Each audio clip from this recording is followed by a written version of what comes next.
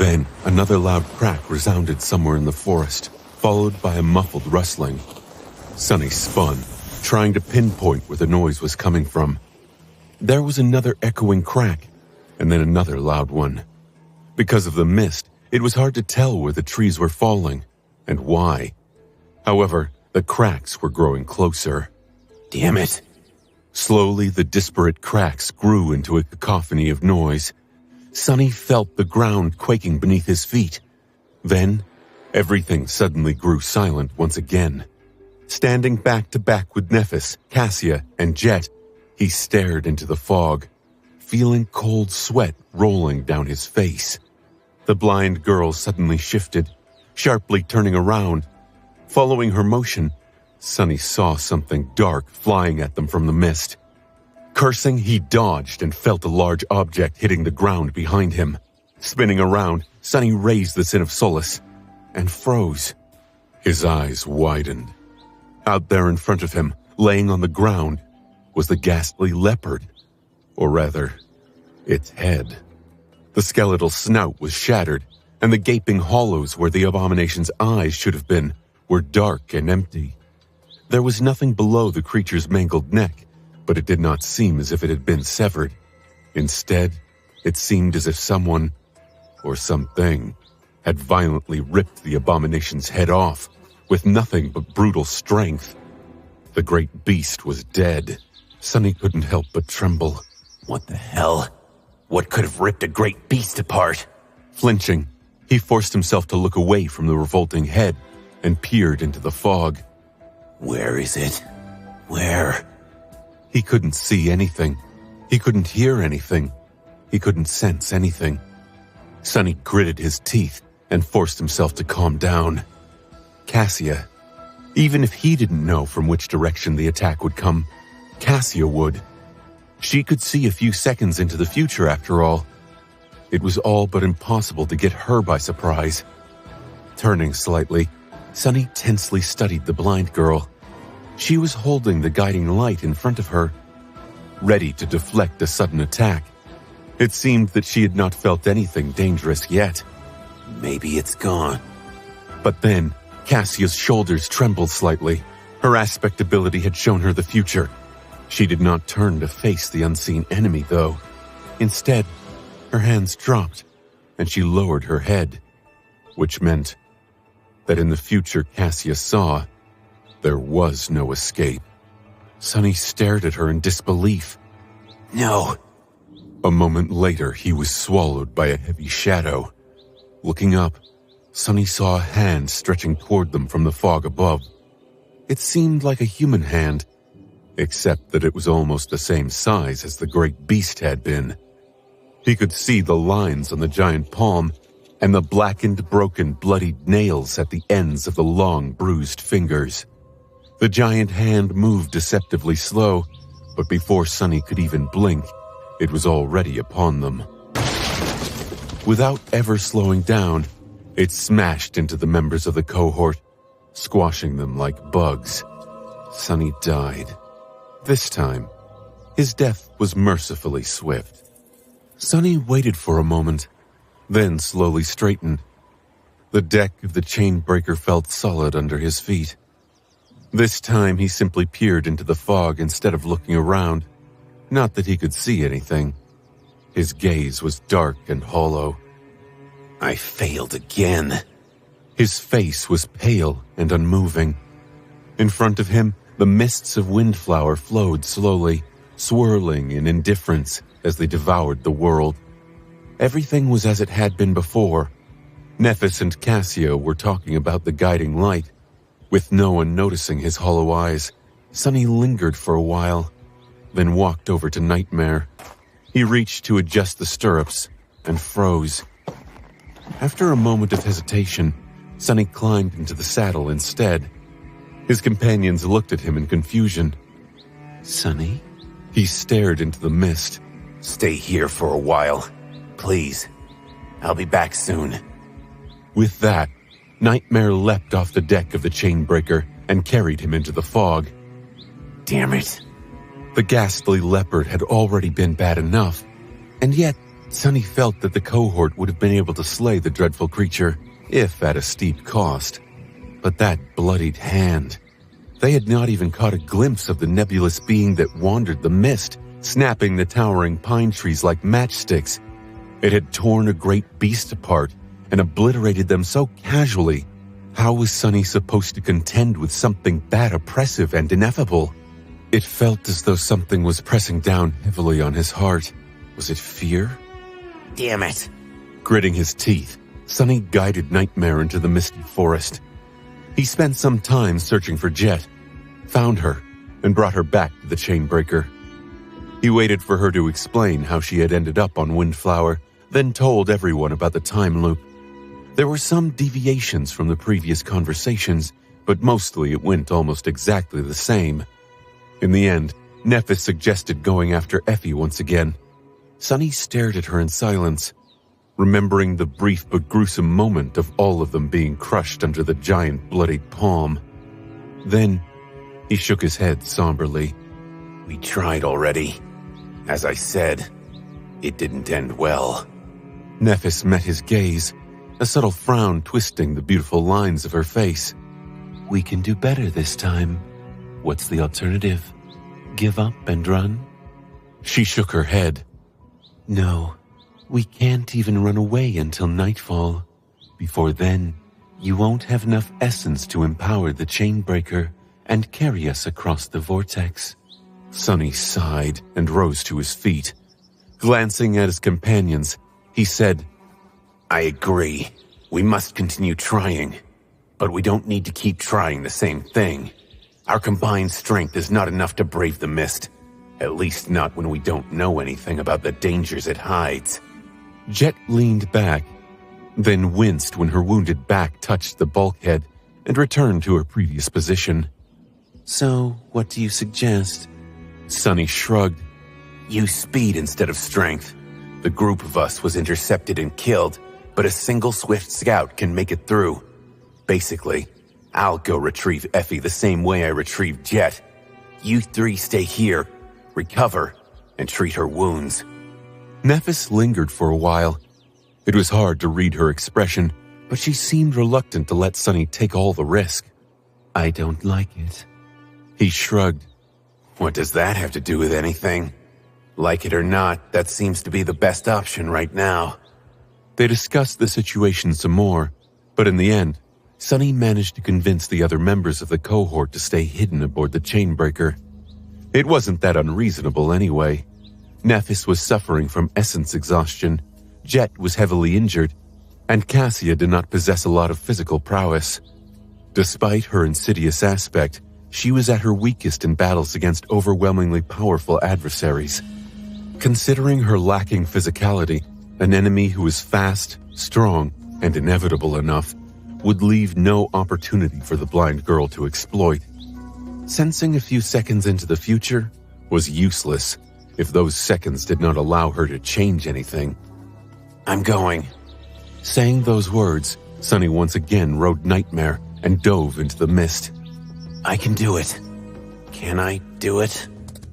This time he was holding the guiding light in his hand.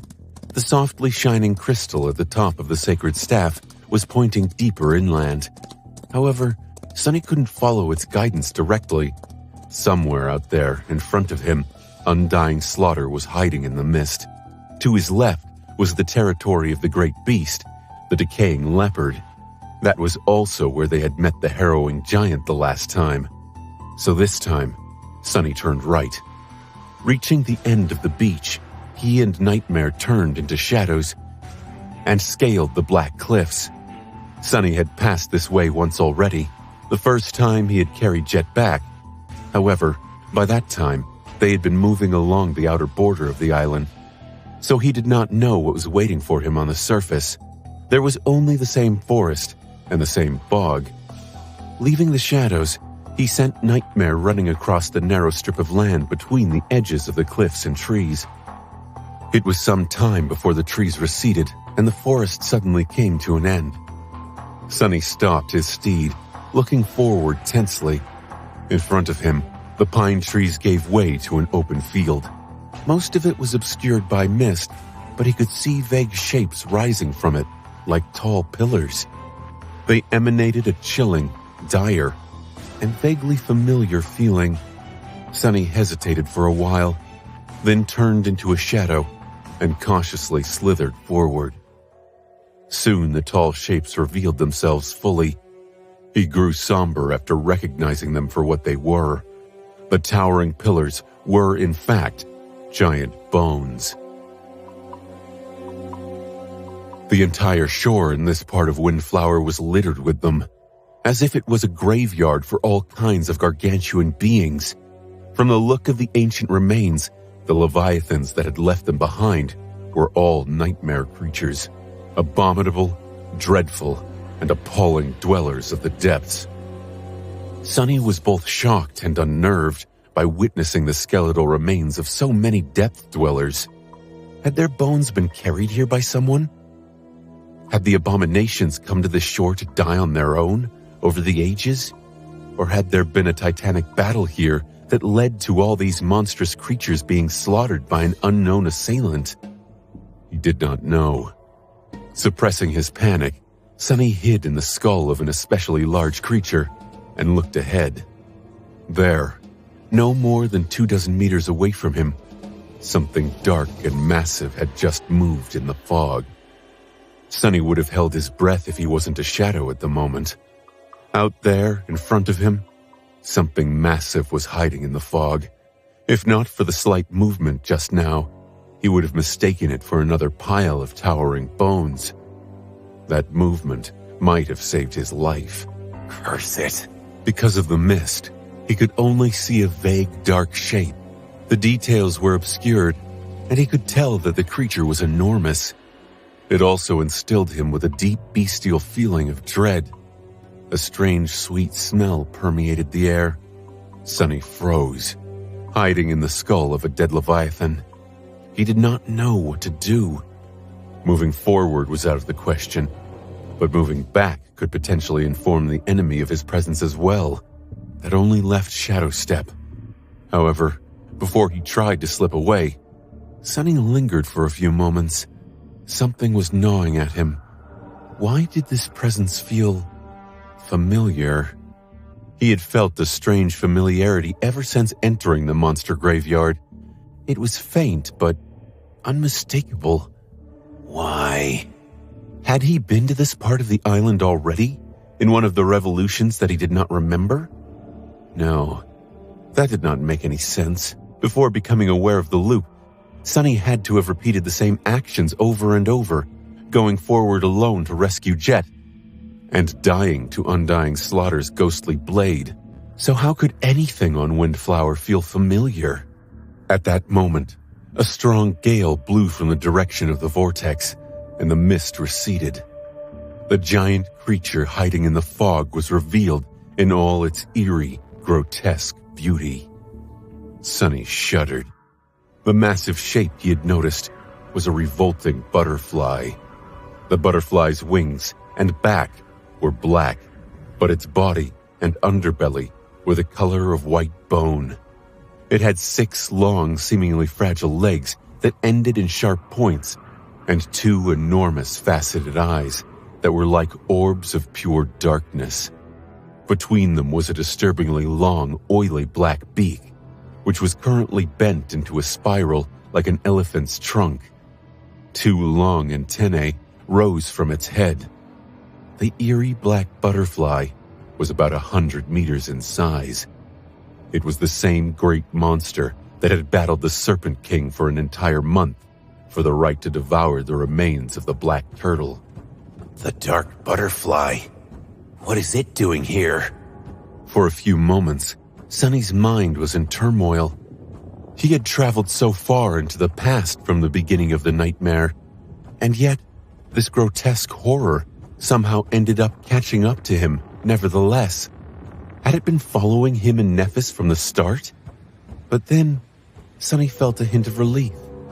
Although this abomination was almost exactly like the great monster he was familiar with, it was also subtly different. The pattern of bone-white scales on its belly was not the same. The jagged edges of its wings were not the same. The length of its antennae was not the same either. Sonny had been staring at the original dark butterfly for an entire month, so he remembered its ethereally alien appearance in perfect detail. This one might have belonged to the same tribe of nightmare creatures, but was a different abomination altogether, which was not to say that it wasn't equally harrowing. Damn it. First, a great beast, and now, a great monster.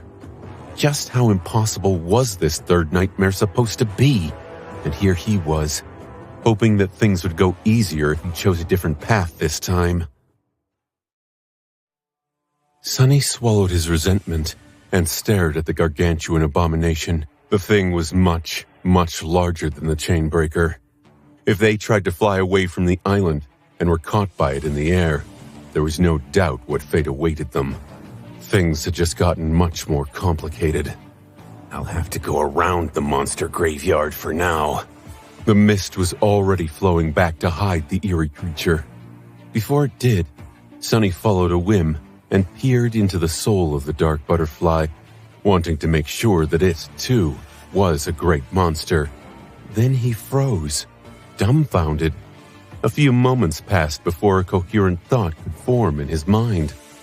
What? Beneath the surface of the aerial giant's carapace, where the tendrils of the revolting darkness were supposed to be, there was nothing. There were no nodes spreading corruption, and neither were there radiant suns of shining soul cores. Instead, the creature's soul was empty.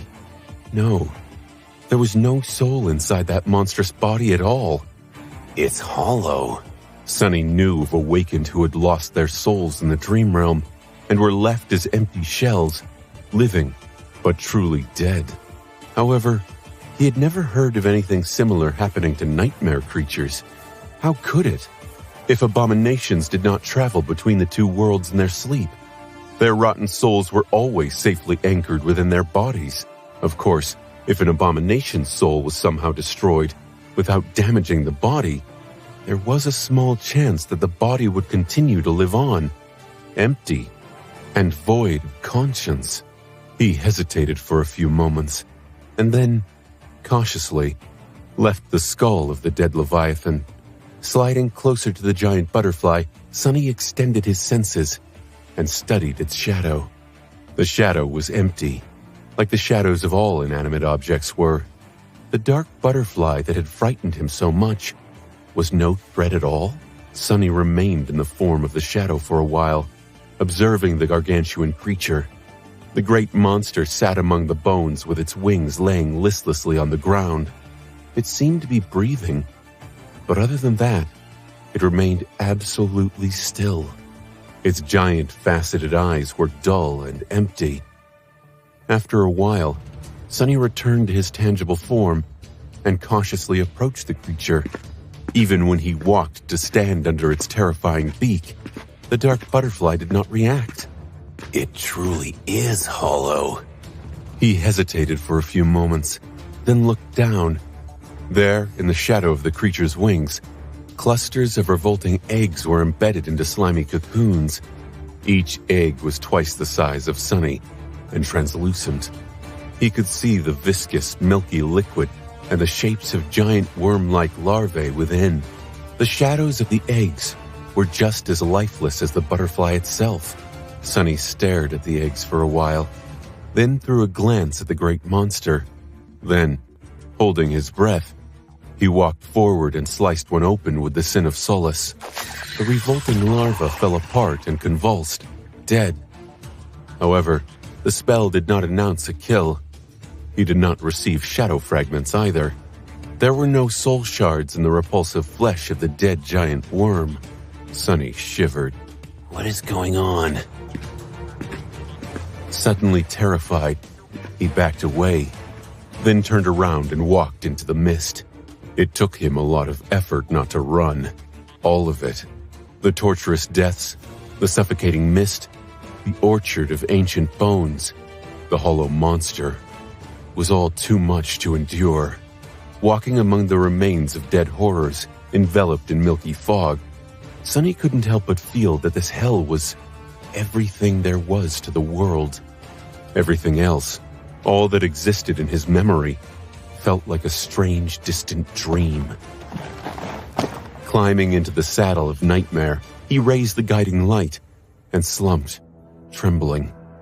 After a while, he said hoarsely, "Let's go." Soon, the towering bones disappeared into the mist. As Nightmare carried him away from the graveyard of horrors, Sonny managed to regain some of his composure. By then, they were moving deeper inland, following the light of the sacred staff. Effie was supposed to be at the end of that light. As time passed, he couldn't help but think back to the hollow butterfly. The great monster must have landed on the hidden island a long time ago, but also only a few hours ago, to lay eggs. Then, it was caught in the time loop and somehow ended up with its soul destroyed. Sonny had never heard about a nightmare creature becoming hollow, but it was not impossible. The question was, how had it happened? The obvious answer was that the gargantuan creature had been attacked by someone who could destroy souls. When a soul was destroyed, the body usually died with it, but on rare occasions, it survived. That was how hollow humans appeared, so the same thing could have happened to this great monster.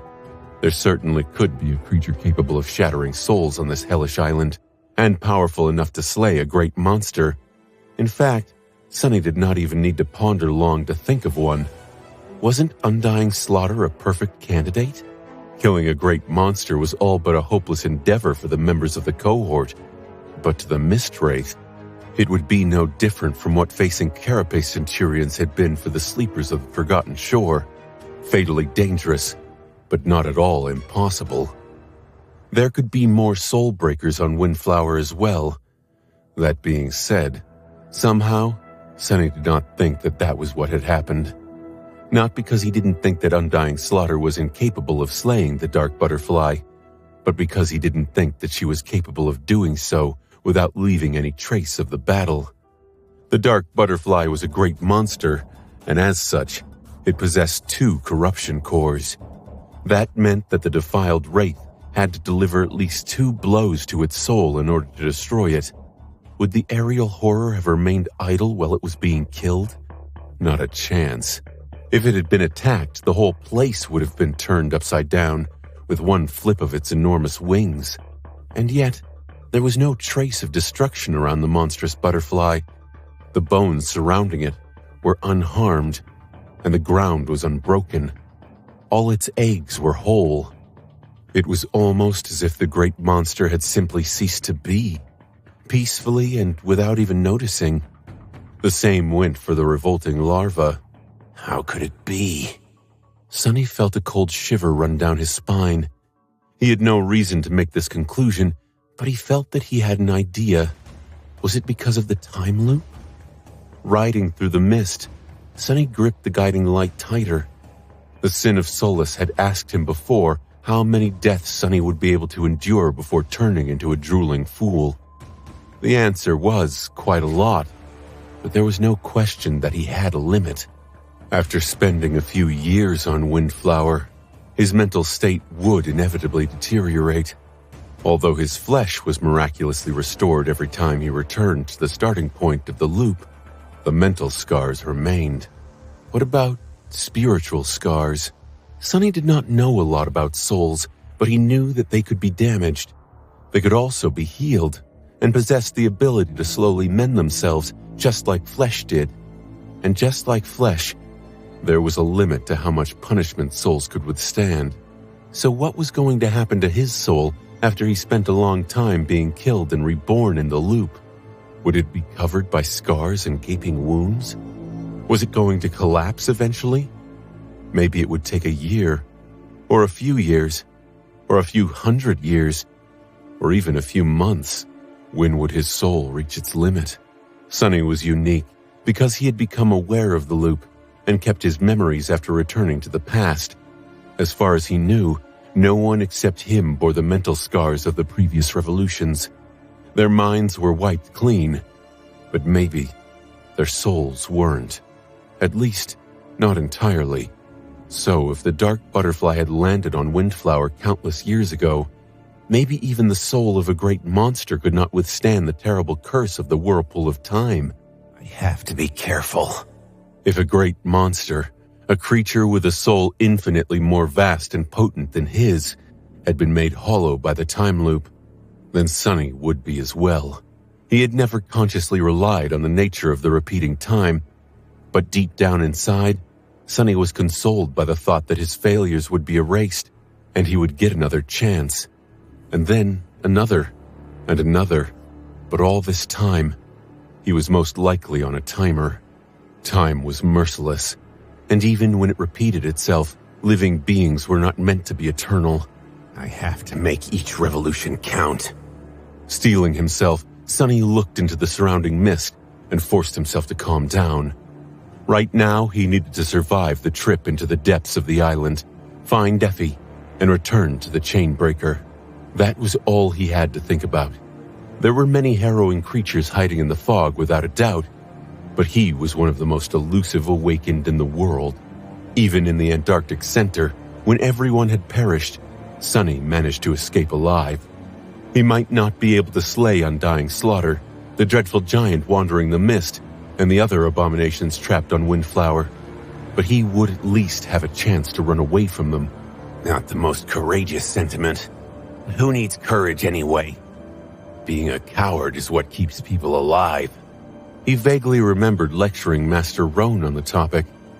That past seemed so distant. Sonny wondered how the White Feather Clan was doing. By now, Antarctica must have been completely decimated. Had St. Tyrus and her people been able to evacuate in time? Or were they gone too? Shaking his head, he threw all unnecessary thoughts away and concentrated on his surroundings. Nightmare had carried him far inland by now. They were once again in the pine forest. But did it only seem that way? Or was the mist less thick here? Somewhat surprised, Sonny realized that he could see much further into the fog than he had before. The ground was also inclined, as if they were climbing a hill. The higher they climbed and the closer to the center of Windflower they traveled, the less oppressive the mist became. And then, when they finally crested the hill, Sonny stopped Nightmare and looked up, feeling a cold shadow fall upon him. In front of him, some distance away, a tall tower rose into the sky. Its windows were dark, except for one. At the very top of the tower, a single window shone with a bright, warm, welcoming light. Sonny remained motionless for a while, looking at the landscape in front of him. The tower stood on a tall black cliff, perched on top of it like a gray obelisk.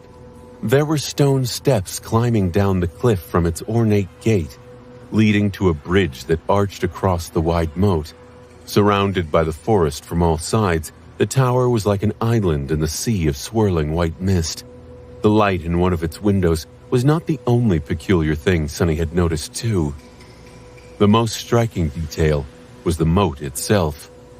The water in it was churning and flowing, moving endlessly in a circle. The current was powerful enough to dissuade Sonny from trying to cross it. Not that he would consider doing such a thing on an island surrounded by a mysterious whirlpool of time. That made the bridge the only feasible way of getting to the tower apart from flying. The bridge, however, Sonny's expression dimmed. The bridge was littered with inhuman bones.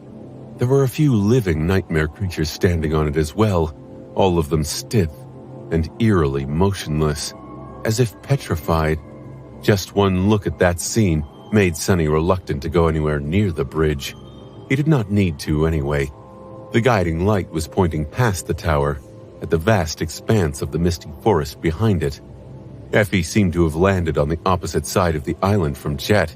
Still, it was not going to hurt him to observe the tower some more. It was the former citadel of the powerful Seeker who had once lived on Windflower after all. Even though investigating it was not the reason why Sonny and his companions had arrived at the island, he had a sneaking suspicion that they would end up having to somehow. After staring at the tower for a while longer, Sonny noticed that there were runes carved into the base of the black cliff. They were hard to notice from a distance due to the color of the weathered rock, but he had no doubt that there was a massive enchantment of some sort surrounding the Seeker Citadel. Perhaps the bones littering the bridge ended up there because of the enchantment. Finally, Sonny looked up and focused on the single illuminated window at the top of the tower. I do wonder what is hidden there. But it was not his business. Not in this revolution, at least. Rather, Sonny was concerned that the nightmare creatures standing motionlessly on the bridge would regain their senses and catch his scent. Looking at them, he grimaced. Corrupted tyrant? Great beast? A terror? The last one did not even look like something that should have been able to exist on land. How had that thing reached so far inland? Sonny shook his head, reluctant to find out. He was ready to send Nightmare away when the ground quaked subtly under them. Instantly, Sonny paled. Then the familiar sound of snapping trees reached his ears, making the blood in his veins turn to ice. A split second later, both the rider and his steed disappeared, turning into shadows.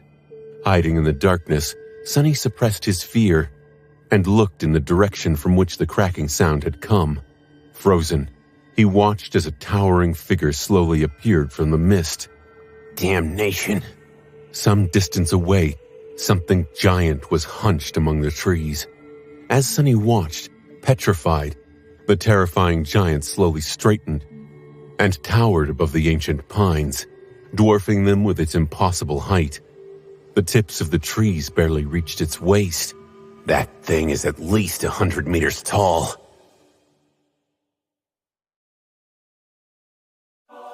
The giant was vaguely human-like in appearance. At first, Sonny had mistaken it for a beast, but then realized that the ragged fur covering its body was merely a crude cloak, sewn from the hide of an unknown abomination. The giant seemed to be female. Her gaunt, gargantuan body was brimming with terrifying primal power. There were many bruises, deep cuts, and gaping lacerations marring her dirty skin, most seeping with rotten pus. Her long hair was matted and wild, hanging down messily to obscure her face. Rugged and wrapped in furs, the giantess seemed more bestial than human, and yet she was one, or had been once at least. Sonny felt unable to move. While he remained in place, the giantess raised one of her enormous, bruised, painfully familiar hands. In it, a grotesque creature that resembled a massive black octopus was struggling desperately, its long tentacles whipping around with enough force to turn the ancient pines into clouds of dust. A vicious, corrosive liquid streamed from them, dissolving everything it touched. However, the giantess did not seem bothered at all. The black acid rolled from her skin like water, not dealing any damage to it. A few moments later, she brought the struggling horror to her mouth and bit into it viciously, tearing away an enormous chunk of revolting flesh. The matted hair parted, revealing her bloody, twisted face. The giantess was missing one eye, while the other burned with madness and indescribable hunger. Watching the enormous octopus being greedily devoured, Sonny finally realized how the decaying leopard had perished, and whom the hand that had killed the members of the cohort in the last revolution belonged to. His thoughts turned cold. Devouring beast. Indeed, the nebulous being that wandered the mist was none other than the devouring beast, one of the 6 plagues of the Great River. Just like Undying Slaughter, she was also here on Windflower. She was the future defiled version of Effie. 2 of them. It made sense, really. Sonny had theorized that the Mist Wraith had been sent here to satiate her flaw. Why would the devouring beast be any different? Her hunger was just like Jet's need to kill living beings. Without the cities full of humans to devour, it could only lead to disaster. How could a creature that always needed to kill and a creature that always needed to consume remain in verge? If these 2 abominable slayers were not sent somewhere where their flaws could be contained, they would have brought the city of the defiled to extinction as well. Had they come here voluntarily? Or had the Dreadlord lured and imprisoned them here once the Sybils were defeated? In any case, the situation of the cohort did not change. Sonny stared at the harrowing giantess for a few more moments, then rushed away as fast as he could. He and Nightmare had to escape before she noticed them. I guess I did find Effie. However, that abomination was not the Effie he wanted to find. Luckily, Sonny managed to slide down the hill and escape into the mist before Devouring Beast noticed him. Still, he didn't dare to leave the embrace of shadows for a while. Effie's aspect had always been uniquely powerful, which was no surprise considering its transcendent rank.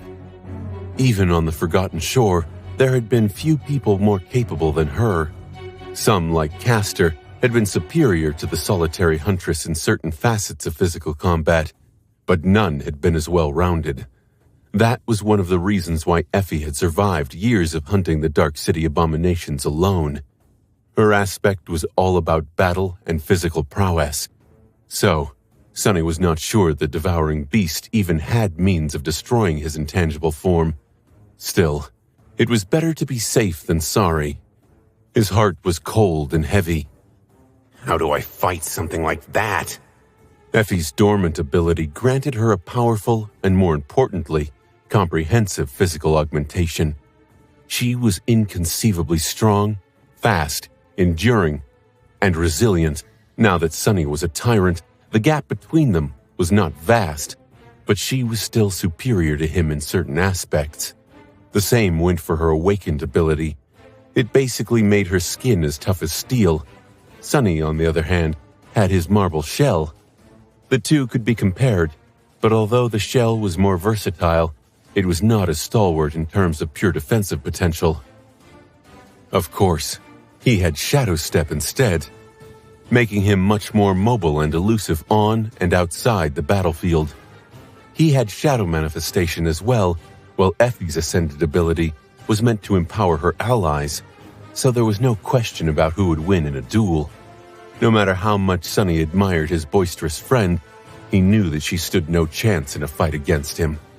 With Shadow Dance, it would not even be close, much more so if his shadows were involved. But that was Effie. Devouring Beast, on the other hand, was a defiled saint. Her transformation was to become a towering giant, and that giant inherited the benefits of her other aspect abilities as well, all of them elevated to a higher rank. The strength of a dozen men, the skin of steel. Her gargantuan figure would also be much more visible on a battlefield, making it so that entire armies would be able to see her and benefit from her Ascended ability. What a monster. Sonny was already terrified at the thought of having to face the Mistwraith in battle.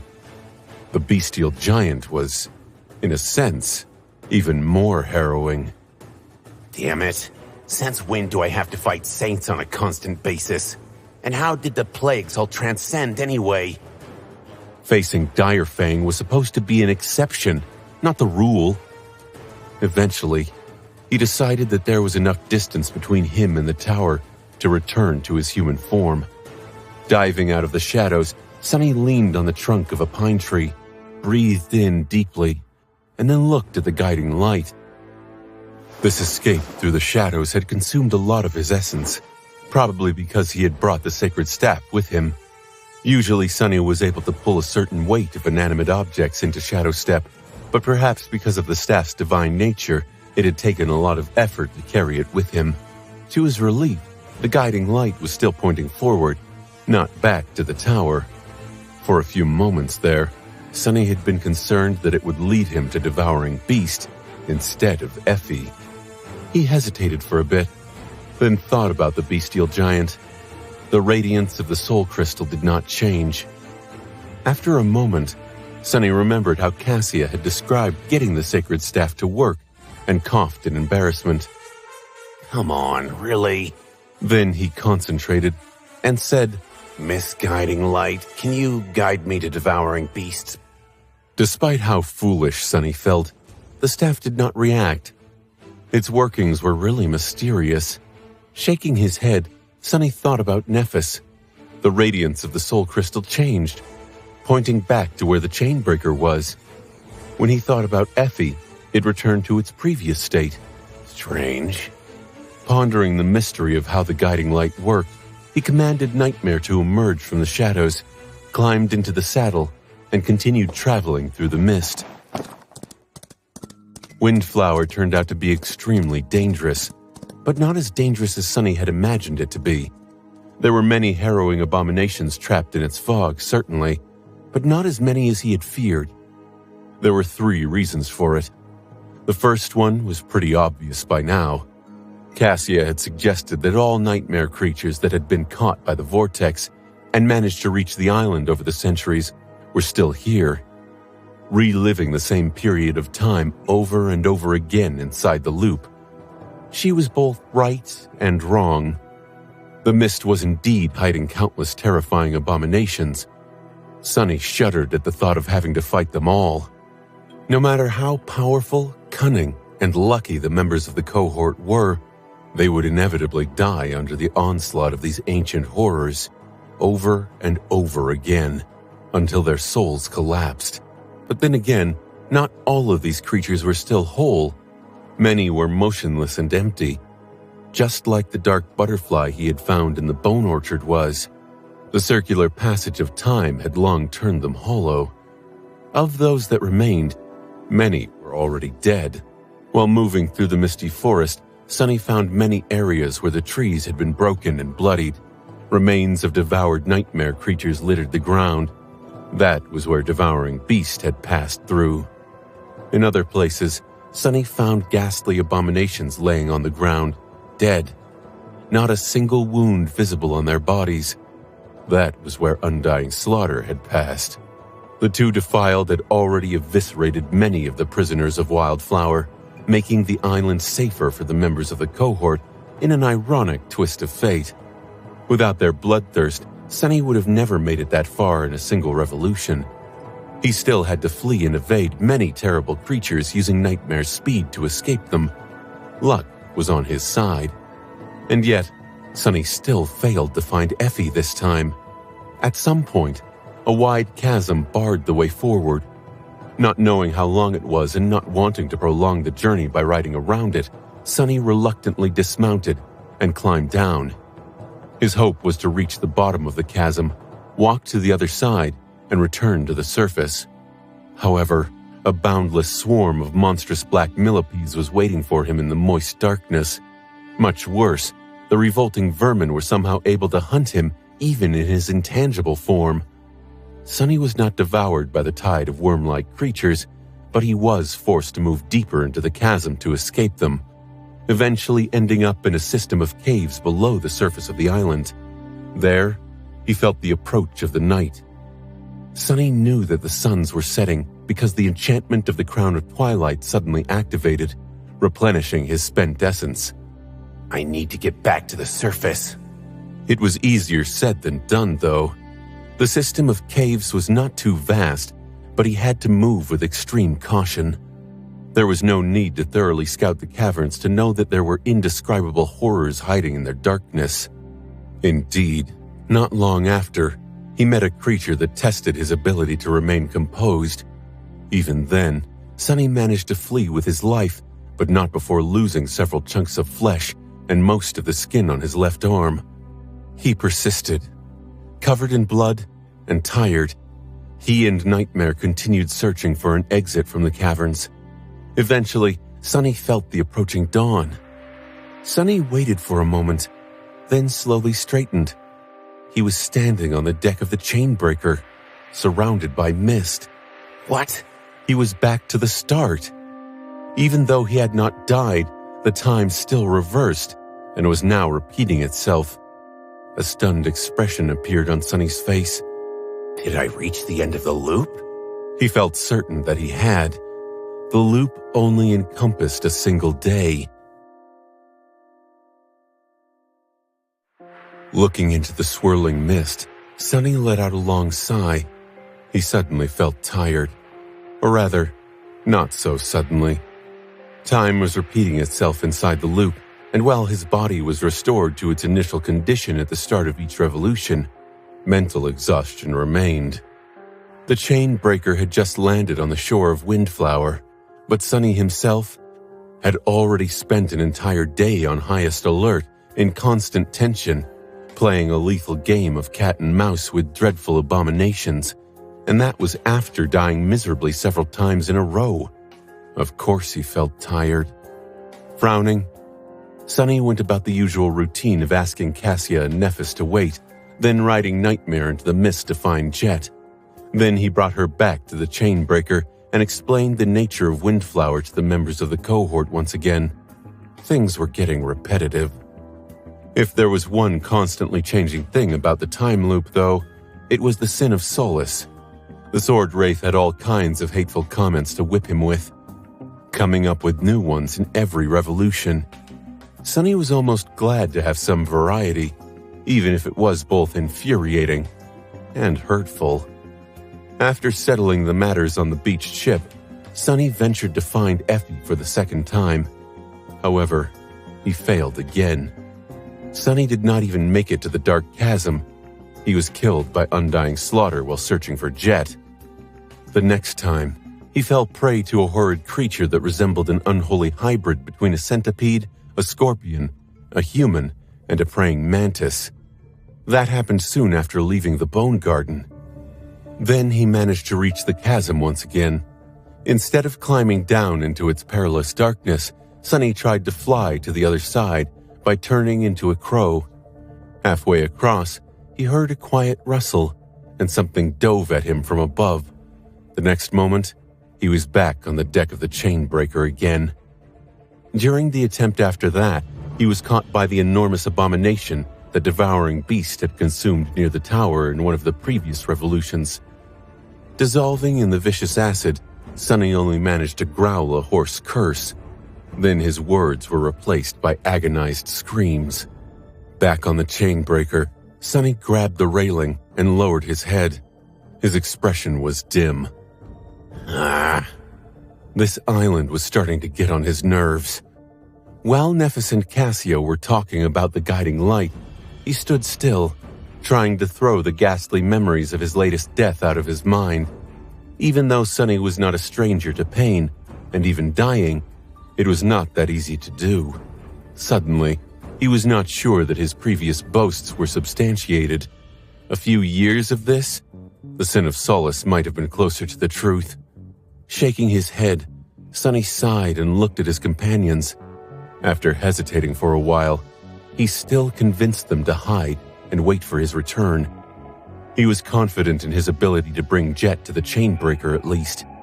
Sonny knew where exactly she would be at what time by now. He also knew where approximately Undying Slaughter would be. It was not too hard to time his actions correctly. I only have one day. Timing was not an issue just yet, but he would need to find the fastest and most efficient way of going through the motions of escaping Windflower eventually. For now, Sonny still needed to observe, discover, and memorize more details. But he was getting tired. If we don't manage to flee this hell soon, I'll have to start seriously considering my mental wellness. It was funny to even think about mental wellness, considering where he was and what was happening to him. But it was a serious issue. Sonny had to care for his mind.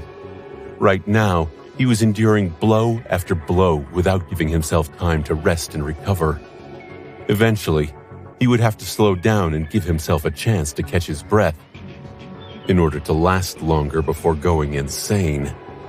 Not yet, though. Sonny found Jet and whisked her away before Undying Slaughter had a chance to catch up to her past self. Returning to the chain breaker, he gave his usual speech and departed once again in search of Effie. He reached the Bone Garden and turned inland. He avoided the horrid mantis. He gave the slip to the giant octopus-like monstrosity, and even escaped from devouring beast without being noticed. Riding past the loathsome tower, he dove back into the misty forest and successfully avoided being killed by the nightmare creatures waiting for him there. Eventually, Sonny reached the chasm again. Hiding beneath a tree, he looked somberly at the mist above. He still had no idea what kind of flying horror killed him the last time he tried to cross the chasm. The creature had never attacked him in the forest, but since there was nothing to hide him while traversing the chasm by air, the risk was too great. Climbing down again was also a bad idea. The legion of black millipedes hiding at the bottom of the deep canyon was too dreadful of a foe. Knowing what to expect, Sonny might be able to escape from them, but then again, he might also be either eaten or chased into the caves. Well, they can all go to hell. Summoning Morgan's warbow, he wrapped one of his shadows around the arrow and sent it flying across the chasm. The arrow pierced the mist as fast as lightning and sank into the trunk of a tall pine tree on the other side. Actually, it cut a few of those trees down and only stopped after piercing the fourth or fifth one.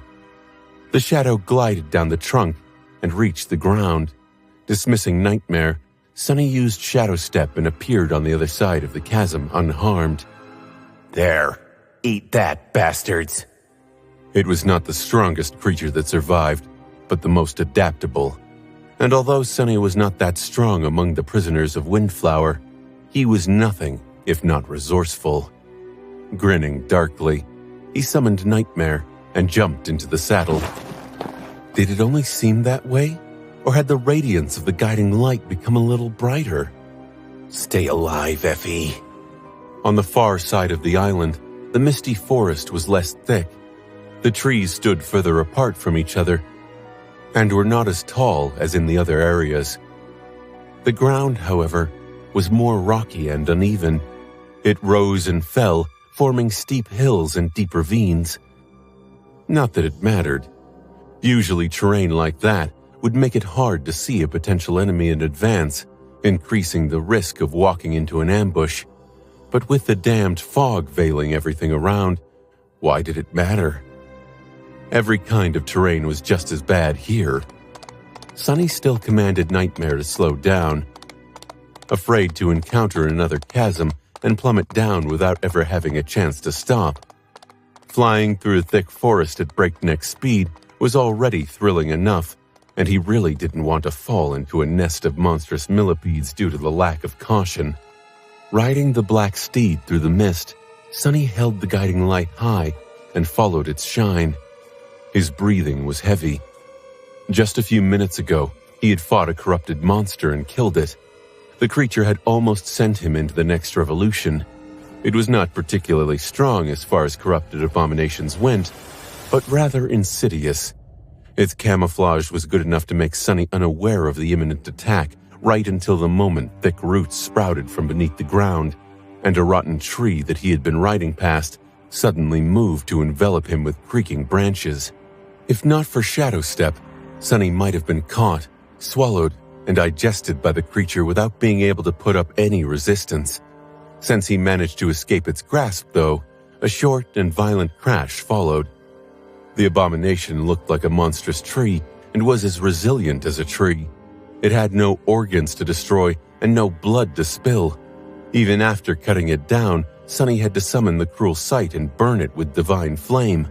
Only when all the branches, the rotten trunk, and the roots of the monster had turned to ash did the spell announce a kill. Slaying that thing had been a lot of work, but Sonny was still satisfied with the result. At least he learned that there were normal nightmare creatures on Windflower. If he had to face another great abomination, his patience would have run thin. I feel like I'm not far from the edge of the island now. If so, Effie couldn't be too far away, unless she was not on Windflower. Frowning, Sonny jumped to the ground, allowed Nightmare to turn into a shadow, and continued forward on foot. Now that he was so close, his heart was heavy. Dark thoughts crept into his mind.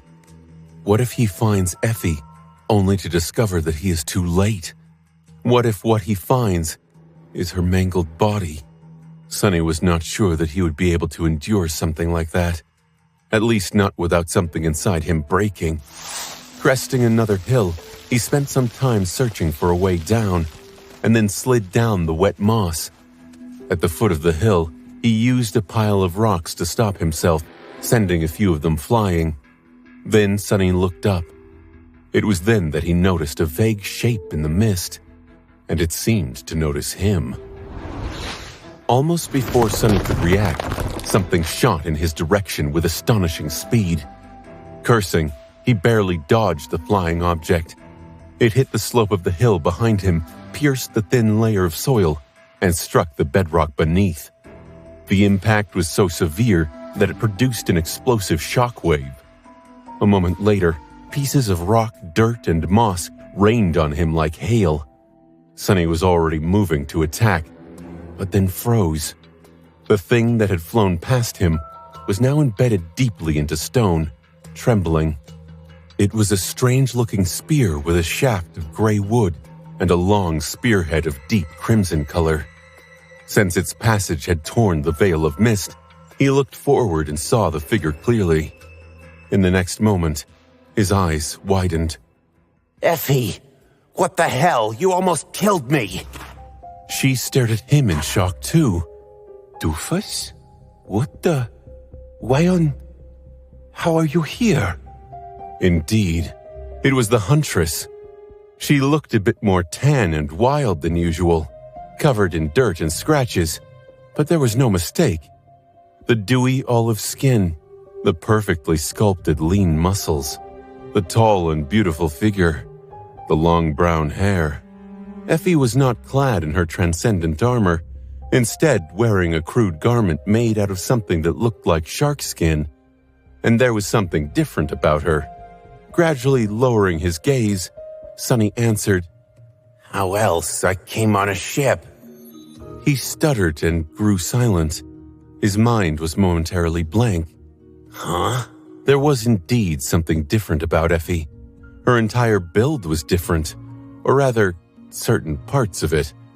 Her already generous figure had become even more outstanding. But much more glaringly than that, her belly was round and protruding forward, so much so that she was supporting it with a hand. Just how much did she eat? Gods, that woman. Sonny's mind was refusing to work properly. No, the reason for why Effie's belly looked so large had nothing to do with eating too much food. But it couldn't be. Suddenly he remembered a small remark that Jet had made while describing their lives as river nomads. Oh, we fought plenty of nightmare creatures. Well, I did at least. He had not paid it attention before, but now it seemed strange. Why would Jet say that she was the only one who had fought a lot of abominations? Staring at Effie's round belly, Sonny finally realized why. By then, his eyes were as wide as saucers. Effie, why are you pregnant? She stared at him in bewilderment, then glanced down and suddenly flinched. What? When did this happen? Effie's voice sounded frightened and shocked. Then she gave him a mischievous glance and suddenly burst with laughter. When her bright laughter died down, Effie coughed and looked at Sonny with a sheepish smile. Sorry, it was a joke. Why am I pregnant? Well, how do I explain? You see, Sonny, when a man and a woman love each other very much.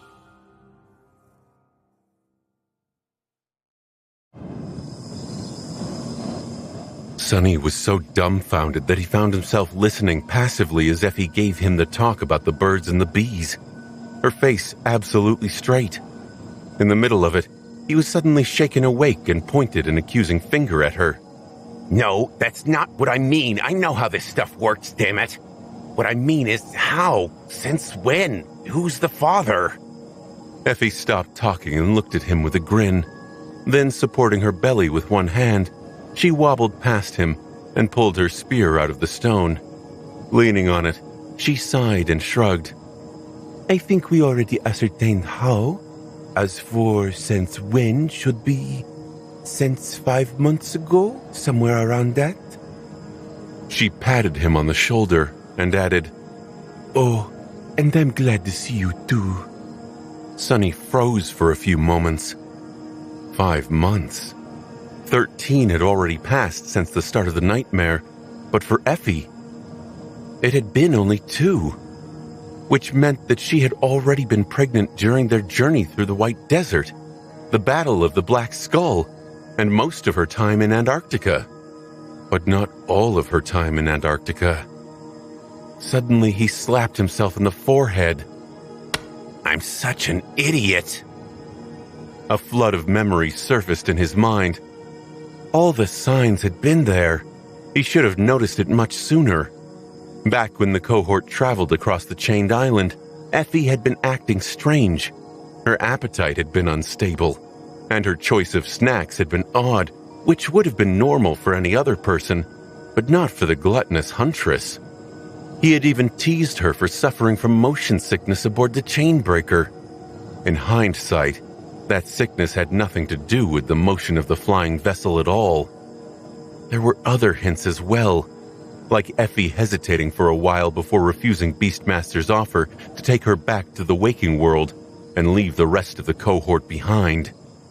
If Sonny had been more attentive, he would have realized that the Effie he knew would not have needed any time to think. She had lingered with the answer because she had been considering not just her fate, but also that of her unborn child. A child? Just thinking. This world is weird. He covered his face with a hand for a moment, then forced out a few words. Yeah, I'm glad to see you as well, of course. His mind was still in turmoil. Sonny remained silent for a few moments, then added weakly, So, am I going to be Uncle Sonny soon? Hearing him say that, Effie grinned. Her voice was warm. I think you mean Uncle Doofus. But her words were not. Sonny stared at her in outrage. What? Uncle Doofus, don't you dare corrupt my precious nephew or niece with your nonsense. There was so much they needed to discuss, like how Jet was already safe and how to get back to the Chainbreaker, the dangers of Windflower, the time loop. But Sonny was still stuck on Effie, the famous huntress raised by wolves, being with child. How had it even happened? I mean, I know how, and she's a perfectly healthy young woman. Stupidly attractive, too. But still... He stared at her, then suddenly frowned. Wait, which bastard knocked you up? Do I need to beat him up? His eyes widened again. Wait, do I need to beat Kai up? Effie remained silent for a few moments, then laughed. God, Sonny, relax. Kai is not the father. Sonny did indeed relax a little. He felt a strange mix of relief and disappointment, both emotions glaringly irrational. What the hell? Did I want Kai to be the father? Shaking his head in bewilderment, Sonny lingered for a bit, then asked with exhaustion, So, who is? She smiled. If you must know, he's just someone I got to know in Antarctica. A very nice guy from the evacuation army. We met by accident and, well, one thing led to another. You know, war, adrenaline, the exhilaration of having survived another day, the fear of impending death, all these things make one want to feel alive.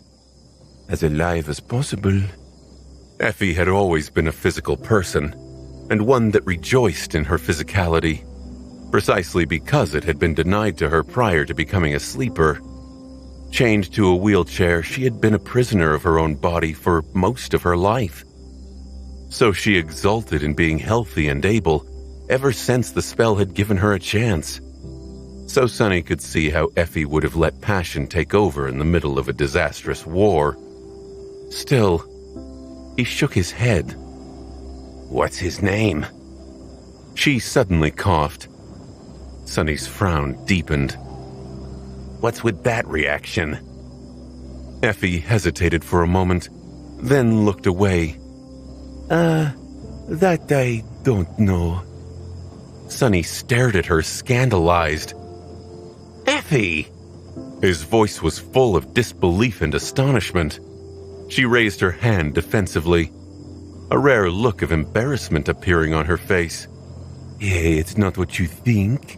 I know this guy very well. He's a really nice and upstanding guy. He's a local of Antarctica, but went through the campaign in the Antarctic Center with the 1st Evacuation Army. He was wounded in Falcon Scott and shipped east with the other injured soldiers during the last round of evacuations. That's how we met, actually.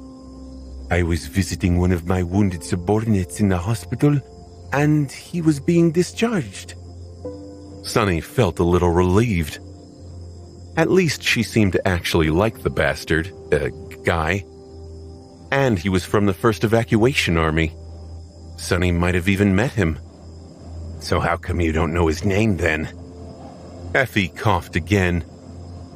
That's his flaw, actually. He was a sleeper back then. By now he must have already awakened.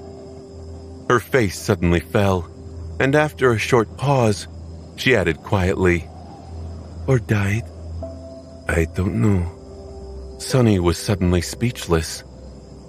A sleeper from the Antarctic Center whose flaw is that his name can't be remembered? So the bastard who was the father of Effie's child was the young soldier who had been infected with the nightmare spell in Sunny's refugee convoy. So he had delivered the scoundrel to her doorstep with his own 2 hands. Sunny was happy to hear that the nameless sleeper had been evacuated from Falcon Scott and survived, actually. But at the same time, I'm definitely beating him up once I'm back.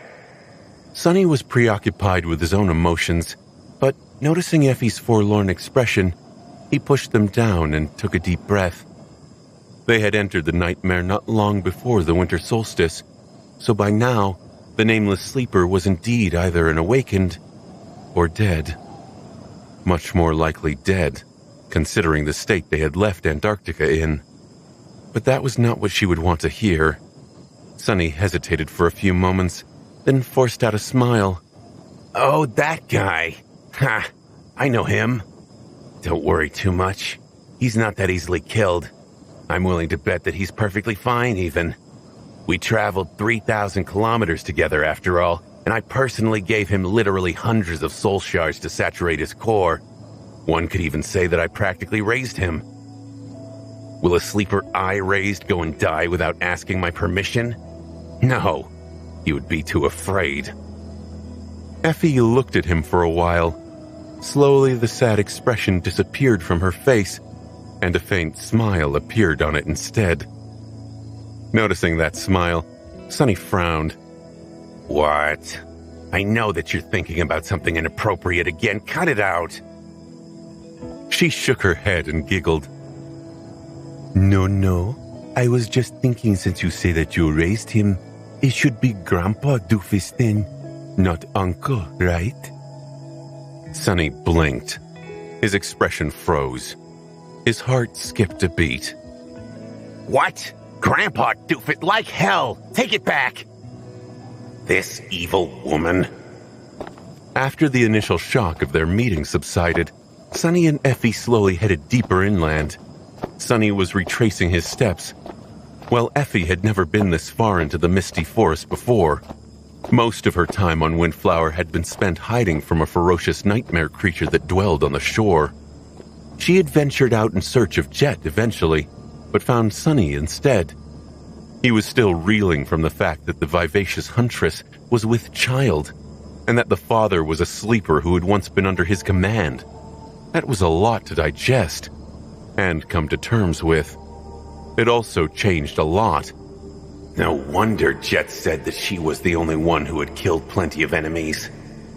Effie still possessed her strength and resilience, and Sunny was still benefiting from being augmented by her ascended ability. But the huntress was in no state to fight. Her condition not only made her slower and less agile, but it was also too delicate for the kind of physical strain a battle entailed. What battle?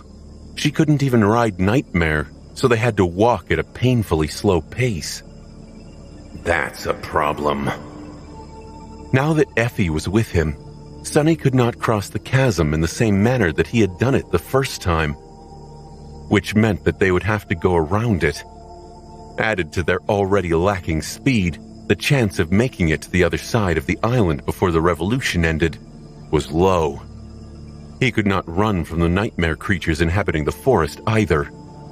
It had been possible when Sonny was free to use Shadow Step, but the only person who could accompany him into the embrace of shadows was Nephis.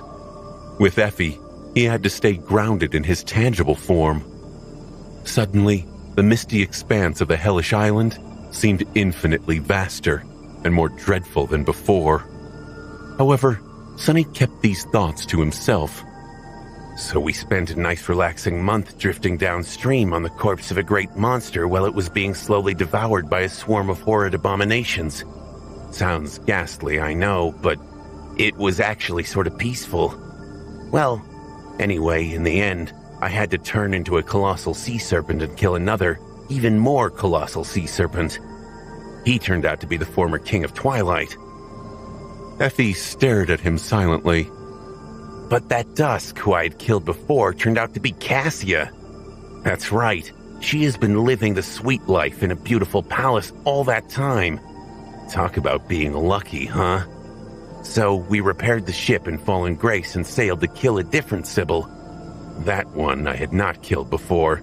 She was a corrupted tyrant too, but Cassio went and finished her off in one strike. What the hell? I felt so embarrassed, it would have probably taken me at least 1.5 strikes, you know? The huntress took a deep breath. So congratulations, now you know that you have an evil twin from the future and your transformation ability is to become really tall. As if you aren't tall enough already. Right, Jet's evil twin is also here, and she's even less pleasant. If it wasn't for the time loop, I would have been dead because of her. Sonny paused for a few moments, then nodded. Yeah, I think that covers everything. Right. About everything. Looking at Effie, he noticed that her expression was blank. He raised an eyebrow. Did I not explain about the time loop well enough? I know it's weird. The huntress slowly shook her head. No, I get it. But, Sonny, do you mean to say... Her eyes were suddenly flashed with annoyance. That I've been pregnant for more than a year?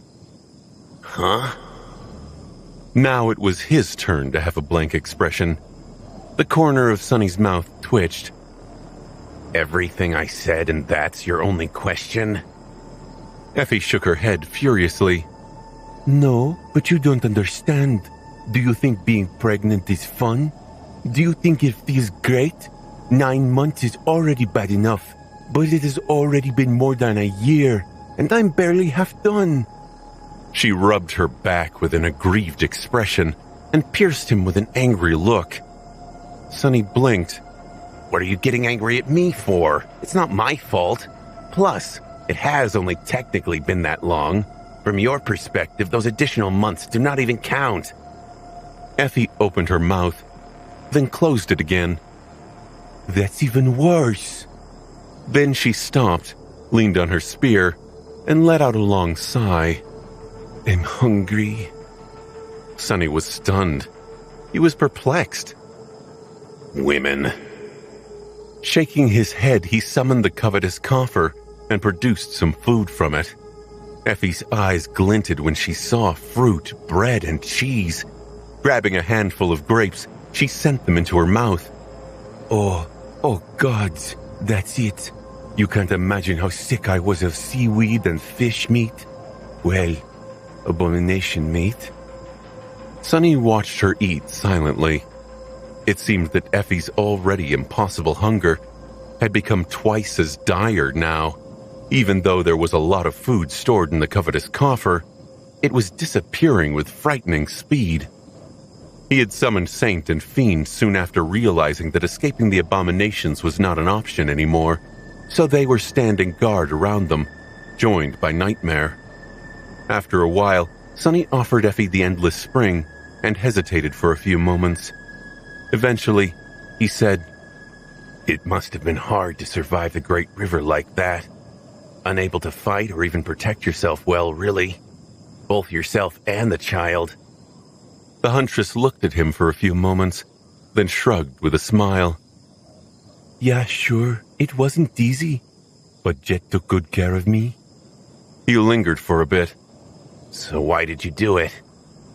Effie raised an eyebrow. Do what? Sunny's voice was somber and serious. Why did you come to the nightmare with us instead of escaping with Beastmaster? Her expression froze. Oh. Effie did not answer for a while. Then she looked down and caressed her protruding belly with a distant smile.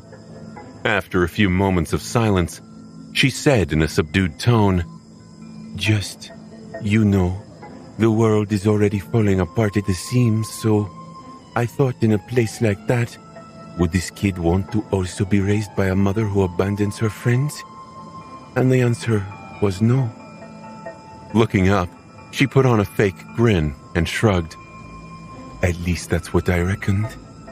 Sunny studied her face for a few moments, then looked away and nodded. Then he smiled crookedly. I see. So, you challenged the third nightmare to set an example for your child. Okay, all right. Are you crazy? What kind of example is that? Effie laughed. When she answered, her voice was soft. A stupid one? In the end, they did not make it to the Chainbreaker in time. Sunny managed to keep Effie safe, but the revolution ended before they even reached the tower. Coming to his senses on the familiar deck, Sunny looked into the mist and exhaled slowly. A stupid example, huh? Professor Obel might have been right. Humanity needed a little stupidity to survive. Tiredly closing his eyes, he lowered his head and sighed. This is going to be a very, very long day.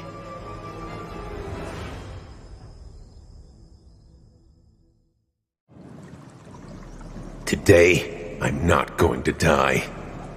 Sitting on the white sand, Sunny was staring at the crude map drawn in front of him. On it was Windflower, everything he had learned about the Misty Island at least. The hidden bay where the Chainbreaker had crashed served as the southernmost point. To its east were the Bone Orchard and the Hollow Butterfly. To its west were the hunting grounds of the Rotting Leopard. Undying Slaughter was straight ahead to the north, and behind her was the Seeker's Tower. There were many more marks in the sand, of course. Sunny had marked the location of every nightmare creature he knew of, and there were plenty, many of whom had killed him at least once, as well as all the landmarks he had discovered. The Millipede Chasm separating the far side of the island, the abandoned port where the harrowing Vine Terror dwelled, the overgrown shrine that was like a nightmare within a nightmare, the inescapable lake which had turned red because of the gargantuan carcass floating in it, the deathly ring of black obelisks. There were all kinds of ways to die on Windflower. He briefly wondered if there had ever been a map that cost its creator so much suffering. The worst part is that it's nearly useless. One map was not enough to help him navigate the island. The nightmare creatures populating the fog did not stay in place, making his attempts to mark their locations pointless. Devouring Beast especially had a way of appearing in the most unexpected places due to her speed. The indescribable being that hid in the mist above the island was unpredictable as well. So, what he had to do was to not only map every powerful abomination imprisoned on Windflower, but also map their movements. The drawing in the sand was only the starting point. Sunny had to mentally construct dozens more, each slightly different.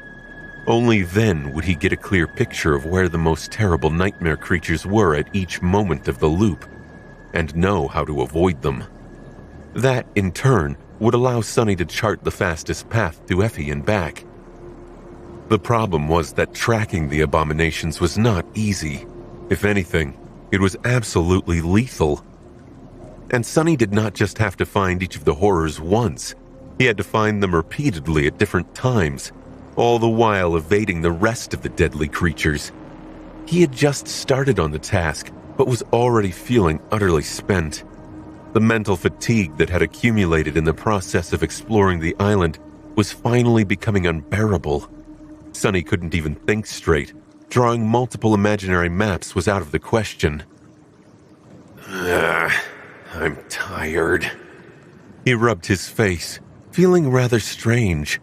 His body was full of vigor and energy, but his feverish mind longed for sleep. Keep this up and you'll really become the Mad Prince. Well, mad at least. Gods know no one in their right mind would call a hideous worm like you a prince. Sonny turned his head slightly and stared at the Sin of Solace. He was too exhausted to even get angry. Who are you calling hideous? We look exactly the same, idiot. Shaking his head, he turned back to the map. At that point, someone's shadow fell on him. Looking up, Sonny saw Nephis, and he was startled a little. I guess I'm really out of it. Not only had Sonny missed the movements of shadows, he had not even noticed the quiet ringing of her silver anklets. This is a map of the island? Cassia and Jet were not far behind her. In the recent few revolutions, Sonny had worked a lot on shortening the time it took to rescue Soul Reaper and bring everyone up to speed. Now, it barely took him 20 minutes. Well, his companions were still full of questions, but he could tackle them gradually. Sonny had also discarded the habit of moving alone, at least for now, and was currently trying to involve the members of the cohort in challenging the loop. He nodded. Yeah. Picking up a stick, Sonny pointed to the southernmost mark on the map. This is where we are. Then he pointed to a mark almost all the way north. This is where Effie is. Finally, he pointed to a mark near the chain breaker and another one slightly above it. And this is where we need to go. Nephis studied the map for a few moments, deep in thought. Although she remained silent, Jet asked in a hesitant tone, "Why don't we just beeline it to that glutton?" Sonny shook his head. I've tried many times, but it's too difficult. There are many great abominations between here and there. Even worse, undying slaughter and devouring beast are also wandering the forest. Those two are the most dangerous creatures on this island by far. Then he looked at the map. But there is a cave system running below most of Windflower. If we can move underground, we might get to Effie in time. So, we're going to the nearest entrance to the caverns. There are nightmare creatures below ground too, though, so we'll make a short stop first. Jet stared at the map for a few moments, then nodded. With nothing else to discuss, they left the chainbreaker behind and set out east, heading for the Bone Orchard. Sonny walked just behind Nightmare, staring into the distance with an empty expression. He felt half asleep. Nephis studied his face with a hint of concern. She hesitated for a while, then asked, "Are you all right?" Sonny flinched and looked at her in confusion.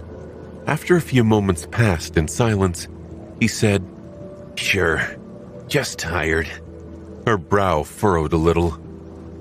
"How many of these revolutions have you been through exactly?" He scratched his head. I don't quite remember at the moment. About 30, I think? Yeah, somewhere around that. Sonny inhaled deeply, then slowly exhaled. I guess we've been inside this nightmare for 5 months now. Well, 14 months, disregarding the time storm. Time flies. Neff's frown deepened. She stared at him for a while, then looked away. "Technically, it flows." While he was considering if that had been a joke, she lingered and then added in her usual even tone, "Maybe it's time to take a break. Aren't you treating yourself too ruthlessly?" Sonny raised an eyebrow, surprised. Nephis was someone he would have never expected to say something like that. Wasn't she a person who treated herself most ruthlessly of all? A person who didn't mind burning alive endlessly if it meant reaching her goal? Looking ahead, he smiled. All right, if you say so, I'll find an opportunity to rest soon. Sunny didn't add that if he was going to take a break, she would have no choice but to take a break with him. What shall we do? His smile widened, but then slowly grew dim. It didn't matter. She was not going to remember any of it anyway. As soon as the next revolution came, Sunny would be the only one who did. Eventually they arrived at the bone orchard. The skeletal remains of the dead horrors towered above them, and the subtle sweet smell emanated by the hollow butterfly permeated the flowing fog. The members of the cohort looked around tensely, unnerved by the eerie scene. Sunny, however, had been to this sprawling graveyard many times.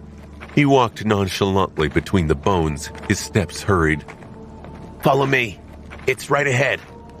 Soon the great monster revealed itself from the mist. Even though Sunny had explained that it was not dangerous, his companions still couldn't help but grip their weapons tighter. "What the hell is that?" Jet's voice sounded hoarse. Looking back, Sunny gave her a pale smile. Nephis and I call these creatures dark butterflies. We've seen another one in action, much further upstream. Needless to say, it's a blessing that the one in front of us is hollow. The four of them stared up at the gargantuan form of the great monster in apprehension. After a few moments of silence, Nephis finally asked, "So why are we here exactly?" Sunny lingered for a few moments. Since it's hollow, we won't earn anything by killing it. No soul shards, no memories. But its body is perfectly healthy, and it's a body of supreme quality. So we are here to butcher it. White sparks ignited in Neff's eyes. "You want to craft weapons out of its chitin?" He nodded with a tired smile. Yes, a few pikes, I hope. If we succeed, the pikes won't have any enchantments, but they'll still be akin to supreme weapons. That should be of some help on this damned island. Sunny stared at the motionless butterfly silently, then sighed. Let's get to work, shall we? The idea to repurpose the body parts of the helpless great monster was not that deranged, provided that one was capable of rendering its impregnable carapace. Sunny was by no means a master artisan, but knew more about blacksmithing and crafting than an average awakened did, mostly due to the brilliant Emporium. He was almost certain that they would be able to achieve success, even though it was going to take some time. But wasting some time here was also part of his plan. Neff had yet to replenish enough essence to use her dormant ability, which meant that Jet's wounds were still unhealed. Sunny did not want to enter the caverns before both of those things had happened. So they camped in the middle of the bone orchard for a while. Luckily, this place was one of the safest on Windflower, perhaps because the hollow butterfly's scent scared the other nightmare creatures away. Nephis and Jet simply rested and observed, while Sunny, Cassia, Saint, and Fiend were hard at work. Their targets were the 6 legs of the great monster. Severing them was no easy task, but with the help of the 5 shadows and the augmentation of the Crown of Dawn, as well as a scattering of useful utility memories, the work progressed at a steady pace. Saint and Fiend, with their transcendent strength, were of great help as well. By the time Nephis had finally regained enough essence to heal Jet, the lower parts of the hollow butterfly's legs were laid out on the ground in front of them. They were still too large to be used as pikes, each at least 10 meters in length, so Sunny had to splinter and shave them down some more. Now that Neff could use her augmenting ability, everything went much faster. Eventually there were 6 makeshift pikes in front of them, each crafted from chitin of supreme quality. There was also a bundle of crude javelins and a pile of long splinters to its side. Looking at the collections of weapons, Sunny couldn't help but remember the siege souvenir, a javelin he had crafted from the remains of a corrupted abomination, then enchanted and used to kill a fallen titan. Sadly, there was no time for him to enchant these ones in a similar manner. One day was too short to create any kind of meaningful spell weave. Remembering the siege souvenir also reminded him of a battle with the ravenous fiend. The vengeful creature had used a crude sword fashioned from the tusk of an unknown nightmare creature back then. After thinking for a few moments, Sonny picked up a slightly curved splinter of the hollow butterfly's chitin. Its edge was sharp enough to serve as a sword, so he tossed it to Fiend. He also handed another piece of black chitin, this one flat and roughly circular, to Saint. Sonny had personally made it into a shield before. I think we're ready. As ready as they would be, at least in this revolution. Each member of the cohort, as well as Saint and Fiend, picked up one of the pikes. The javelins were divided between Sonny, Nephis, and Jet. Armed to the teeth, they threw one last glance at the monstrous butterfly, which was now laying messily on the ground, serene despite being mutilated and deeply disturbing for that reason, and backed away. Sonny led the group through the labyrinth of bones, stopping from time to time to ascertain their location. Eventually, they had to climb over the spine of an especially large horror and found a small space hidden behind it.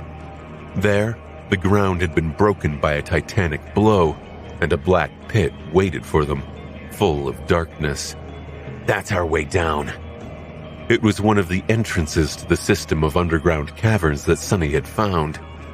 Using Neff's golden rope, the Evertwine, which had once been earned by Cassia in her first nightmare, they cautiously descended into the pit. Soon the members of the cohort found themselves standing on the rough rock floor of a natural cave, surrounded by darkness. Almost no light reached this deep down, swallowed by the mist above. However, none of them felt too concerned about it. In fact, they even felt relieved for finally having escaped the ever-present fog. There was none of it underground. Sonny had not mapped all of the caves yet, but he knew the general location of where they had to go. Carrying the long pike, he took a step into the darkness and sighed. I hope we won't die here again today. No, I know we won't. The caverns were a corrupted terror's territory, a corrupted terror. It had not been that long ago that Sonny would have shuddered from a mere thought of fighting a creature like that. He was still apprehensive, of course, but not nearly as much as a wise person would have been.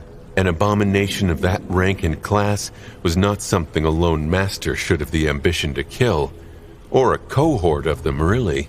Sybil of the Fallen Grace, for example, had not only wiped out the entirety of LO-49 and the enormous battleship sent to rescue its personnel, but also almost ended the lives of Sonny, Neve, and Saint Bloodwave at Falcon Scott.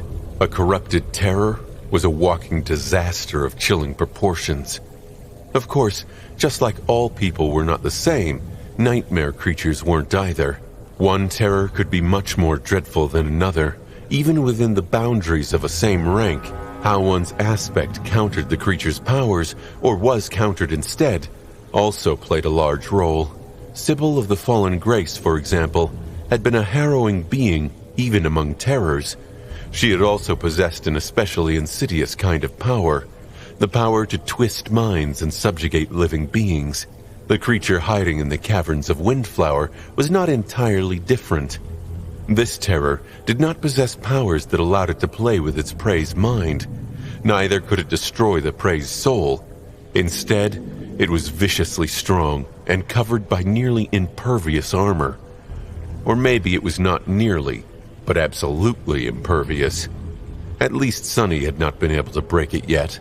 As for powers, he wasn't sure, but it seemed like the incredible toughness of the creature's hide was a part of them. Sonny also suspected that the very existence of the underground caverns had something to do with the terror.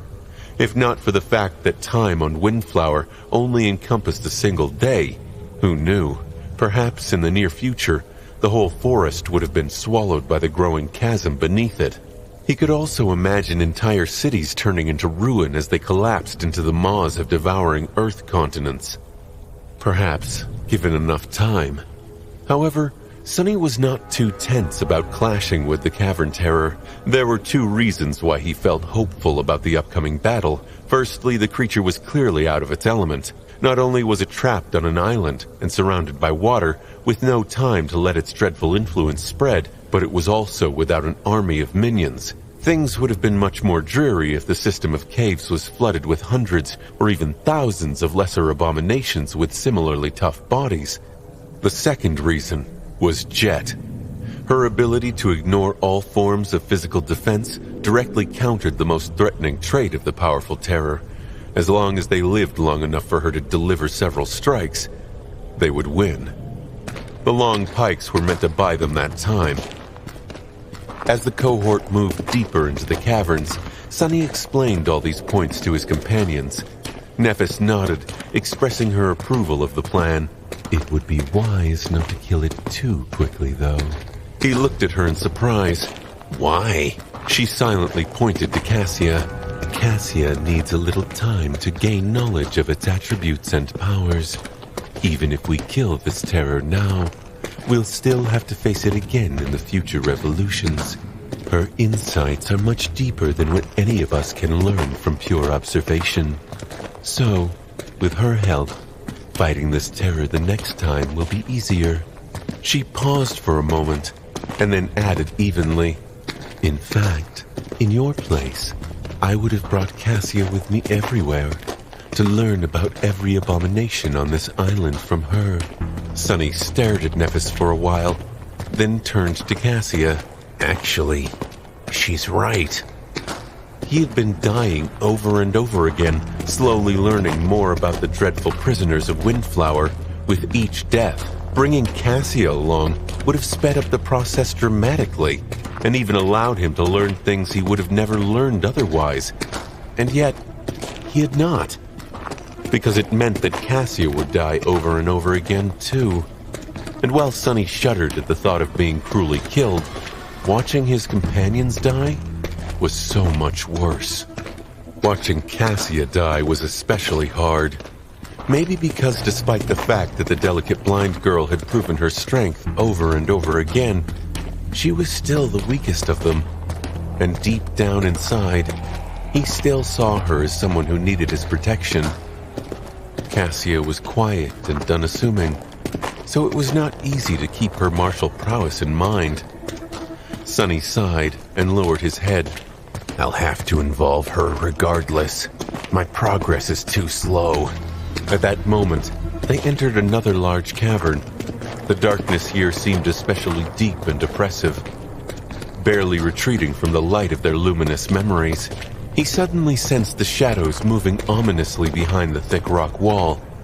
Looking up sharply, Sunny lowered his pike and shouted, "Right side! Prepare!" In the next moment, the wall of the cavern to their right suddenly exploded, several tons of broken stone flying at them like artillery shells. Sunny barely had time to dodge a slab of black rock when a massive shape revealed itself from the cloud of dust, already descending upon them. The terror resembled a giant, monstrous termite. Sunny could only see its massive head and an open maw, with saw-like mandibles protruding repulsively from its edges. Its head alone was almost as wide as the entire cavern, and it was flying at them with dreadful speed. The dark chasm of the creature's maw was like a cave itself. Sunny had perished painfully inside its darkness once or twice, so he knew that there was no escape from it. His eyes glinted furiously. Not this time, damn it! But at the same time, another exhausted part of his mind thought, so what if I die again? I'm so tired. Before the terror could swallow them all, Nephis appeared in its way. Her pike was already pressed against the uneven floor of the cavern. Supported by her foot, the sharp tip pointed at the approaching monstrosity. Her eyes were calm and full of resolve. A moment later, Saint was by her side. Sunny, Cassia, and Fiend were not far behind. Will it work? Before Sunny could even finish the thought, the terror plunged into the row of pikes. There was a deafening sound, and he felt a terrible force wrenching his arms. If not for Boneweave, his bones would have probably snapped and shattered into 1,000 fragments. Ah! Sonny had already increased his weight as much as he could, turning into an immovable monolith. Still, he was thrown back. Cassia had been flung back as well. The blind girl twisted in the air and nimbly landed on her feet. One of the pikes actually broke, despite the supreme material it had been made of, forcing Fiend to stagger back with a dumbfounded expression. However, Nephis and Saint somehow withstood the terrible impact. More importantly, the charge of the terror had been stopped, at least temporarily. The creature had only partially emerged from behind the broken wall, most of its revolting body still hidden from view.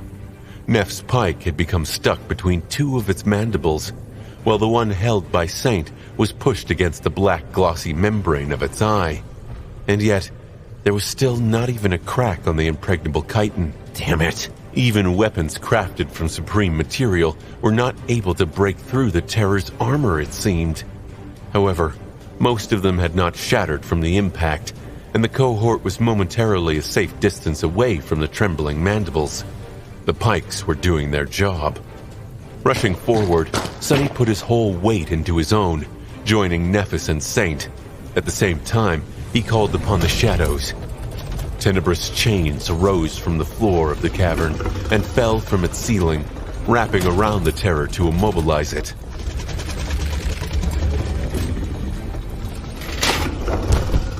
The terror snapped its mandibles, trying to break the pikes. Its massive body moved, making the black chains groan. Jet! Right at that moment, a black steed leapt over their heads, landing on the back of the giant creature. It rushed forward. Its rider had already slid out of the saddle, the long pike held in her hands, disappearing into the depths of the terror's body. The abomination shuddered and let out a terrifying, ear-piercing shriek. The chains holding it down snapped, and the giant insect-like horror tried to throw Jet off its back. But at the same time, Neph's eyes suddenly shone, and the soft radiance of her skin was extinguished. At the same time, her pike suddenly ignited with incandescent light. Noticing it, Sonny sent all the shadow that had been augmenting his body onto the pike as well. The crude weapon finally managed to break through the enemy's armor, cracking it slightly. The damage done to the terror was not too serious, but it momentarily pinned it in place. That moment gave Jet enough time to catch the pike that Cassia had tossed into the air before Nightmare even landed on the creature's back. Soul Reaper did not waste any time, dashing forward and delivering another vicious strike. The creature shuddered once again, visibly weakened and tormented by harrowing pain. It continued trying to resist, but it was already pointless. Staring at the terror, Sonny remembered his first meeting with Undying Slaughter and smiled spitefully. He knew better than anyone what the bastard was feeling right now. Kill it! Before too long, the battle was over. They actually managed to slay a corrupted terror without losing a single member of the cohort. The dreadful creature was dead. What the hell? It's so much easier when I'm not alone. Sonny winced and shook his head, perplexed by his own thoughts. What am I thinking?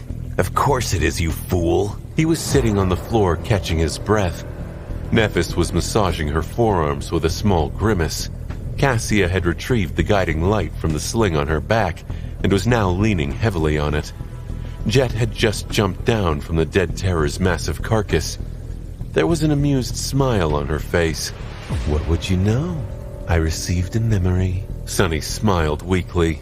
Congratulations. He had earned a few memories himself inside the loop, as well as a fair number of fragments. Sadly, none of them remained. At the start of each revolution, the fragments were erased, and the memories disappeared as if they had never existed. The world was returned to its previous state, with no exceptions. Apart from the Sin of Solace, and the wear and tear accumulating on both his mind and soul. Jet stared at the giant corpse doubtfully, and then asked, "Should we dig out the soul shards?" Sonny shook his head. No point. The carcass was too large. Retrieving the shards would take too long, and their benefits would be gone at the start of the next revolution anyway. He let out a sigh and stood up. We should continue moving.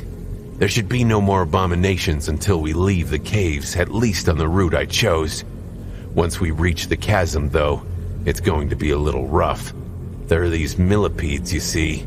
Nephis, Cassia, and Jet listened to his description, their faces slowly turning a little green. Nevertheless, they followed him without voicing any objections. Getting out of the chasm had indeed turned out a little rough. Cassia had to sacrifice one of her echoes to buy them enough time, and even then, everyone ended up thoroughly wounded. The smell of blood attracted a few nightmare creatures in the forest as well. Luckily, Sonny knew which paths to take, so the combined strength of the cohort was enough to fend them off. But they wasted too much time.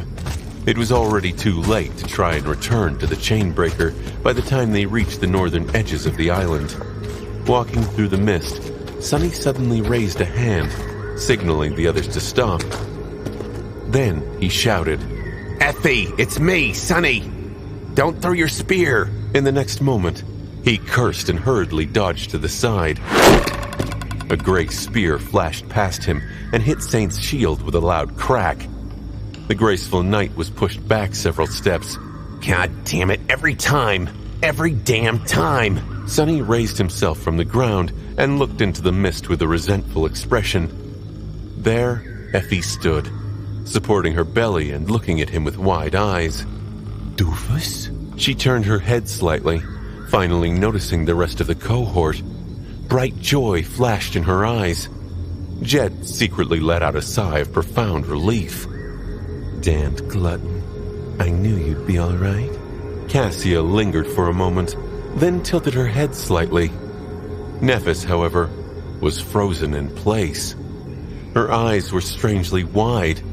Effie, why are you? The huntress looked at her in confusion, then glanced at her belly and grinned.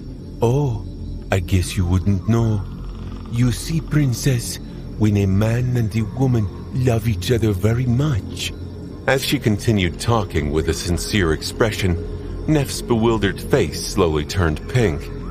Looking at her, Sonny felt delightfully vindicated.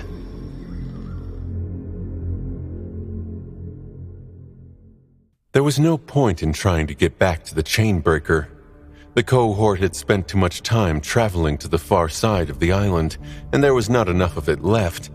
Which was not to say that this revolution was useless.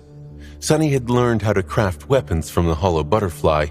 Next time, he would be able to do it faster. He had also learned how to kill the Cavern Terror. Next time, he would be able to kill it better. The same went for the several abominations they had fought in the Misty Forest, especially due to the fact that Cassia had told him more about the nature and powers of those creatures.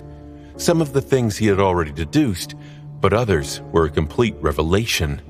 Every revolution brought Sonny closer to the goal. At least, he hoped so. Currently, the members of the cohort were resting not far from the spot where they had found Effie. The huntress was greedily devouring the provisions from the covetous coffer, while Jet was trying to explain the nature of the time loop to her.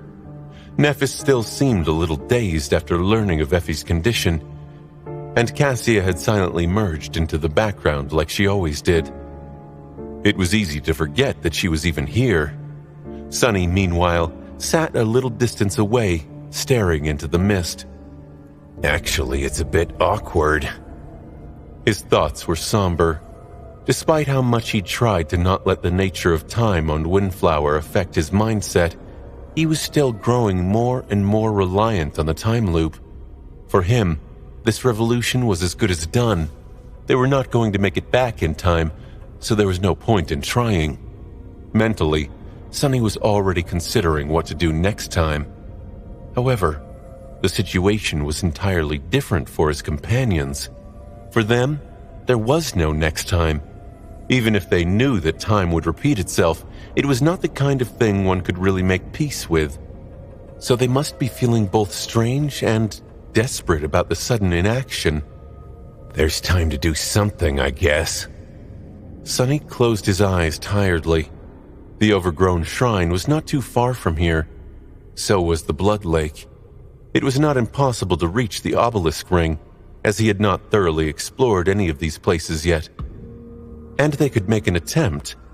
Of course, the reason for why Sonny had not been able to study those areas was because they were too deadly. He would make some progress if he took the cohort there, but only at the cost of their lives. Sonny had started this revolution with a promise to stay alive, so he was in no mood for dying, or watching his companions die. A heavy sigh escaped from his lips. Well, there's a couple safer things I've yet to try. Since Sonny was currently in the information-gathering phase of his vague plan to escape Windflower, there were plenty of options he had yet to explore. He summoned a memory. Soon, an ominous mirror encased in dark silver appeared in his hand. It surfaced like a pool of mercury, the mirror of truth. He had received this ascended memory of the 7th tier after accidentally slaying the fallen titan, defiled seeker of truth. The abomination had practically fallen on his head during the joint battle in East Antarctica, and was killed by him out of pure luck. Its single enchantment allowed Sonny to gain one power of a being caught in the reflection of the mirror of truth for a period of time. The memory would be destroyed after that. It was not hard to realize that this one-use artifact was uniquely suited for Windflower. After all, it could be used repeatedly here, once during each revolution. It was strangely fitting, considering that the island had once belonged to one of the Seekers. Sonny had yet to use it, though. Except for undying slaughter and the devouring beast, he did not know enough about the prisoners of Windflower to do so, and catching a reflection of those two, without being killed by them, was no easy task. So currently, the reflection caught by the Mirror of Truth was that of Nephis. She had picked up the memory once, back on the Black Island, and her visage still remained caught on the mercurial surface. Blindly trying to reflect abominable powers has been a problem before, but if I indeed involve Cassia, it can become feasible. This was a whole layer of opportunities he had to think about and explore. The enchantment of the Mirror of Truth was not limited to nightmare creatures either. Sonny could temporarily gain the aspect abilities of the cohort members, as well as Neph's flames, Cassia's premonition, Jet's ability to destroy souls, Effie's Herculean strength. His tired mind went into a stupor from the sheer amount of intertwined possibilities. After a while, Sonny dismissed the Mirror of Truth and took a deep breath. It was another tool at his disposal that he had not used yet. The fragment of Shadow God's domain that he had received as a reward for mastering the 4th step of Shadow Dance. He had not experimented with it before due to the fear of wasting its powerful legacy relic. But now that Sonny was inside of the loop, was there a better place to learn what the domain fragment could actually do? He had been considering unleashing it for a while now. What stopped Sonny before was the desire to learn more about Windflower first. But he had already explored most of it, at least tentatively. Was there a reason to wait? Only one. He was exhausted. Sonny stared bleakly into the mist. The Mirror of Truth and the fragment of Shadow's domain. I'll try them next. But first, he really needed a break. Assessing these two tools would go much better with a fresh mind. Glancing at the members of the cohort, Sonny hesitated for a few moments, and then asked, "Do you guys want me to do anything specific once the next revolution starts?" When was the last time he had a real day off, free to do anything he wanted, or do nothing at all? Even in the periods of relative calm, Sonny had always been burdened by the need to accomplish so many things. This time, he wasn't going to bother. He was just going to rest. A hint of excitement suddenly bloomed in his ragged heart. Sonny waited for a moment, then waited some more. He was back on the deck of the Chainbreaker, surrounded by flowing mist.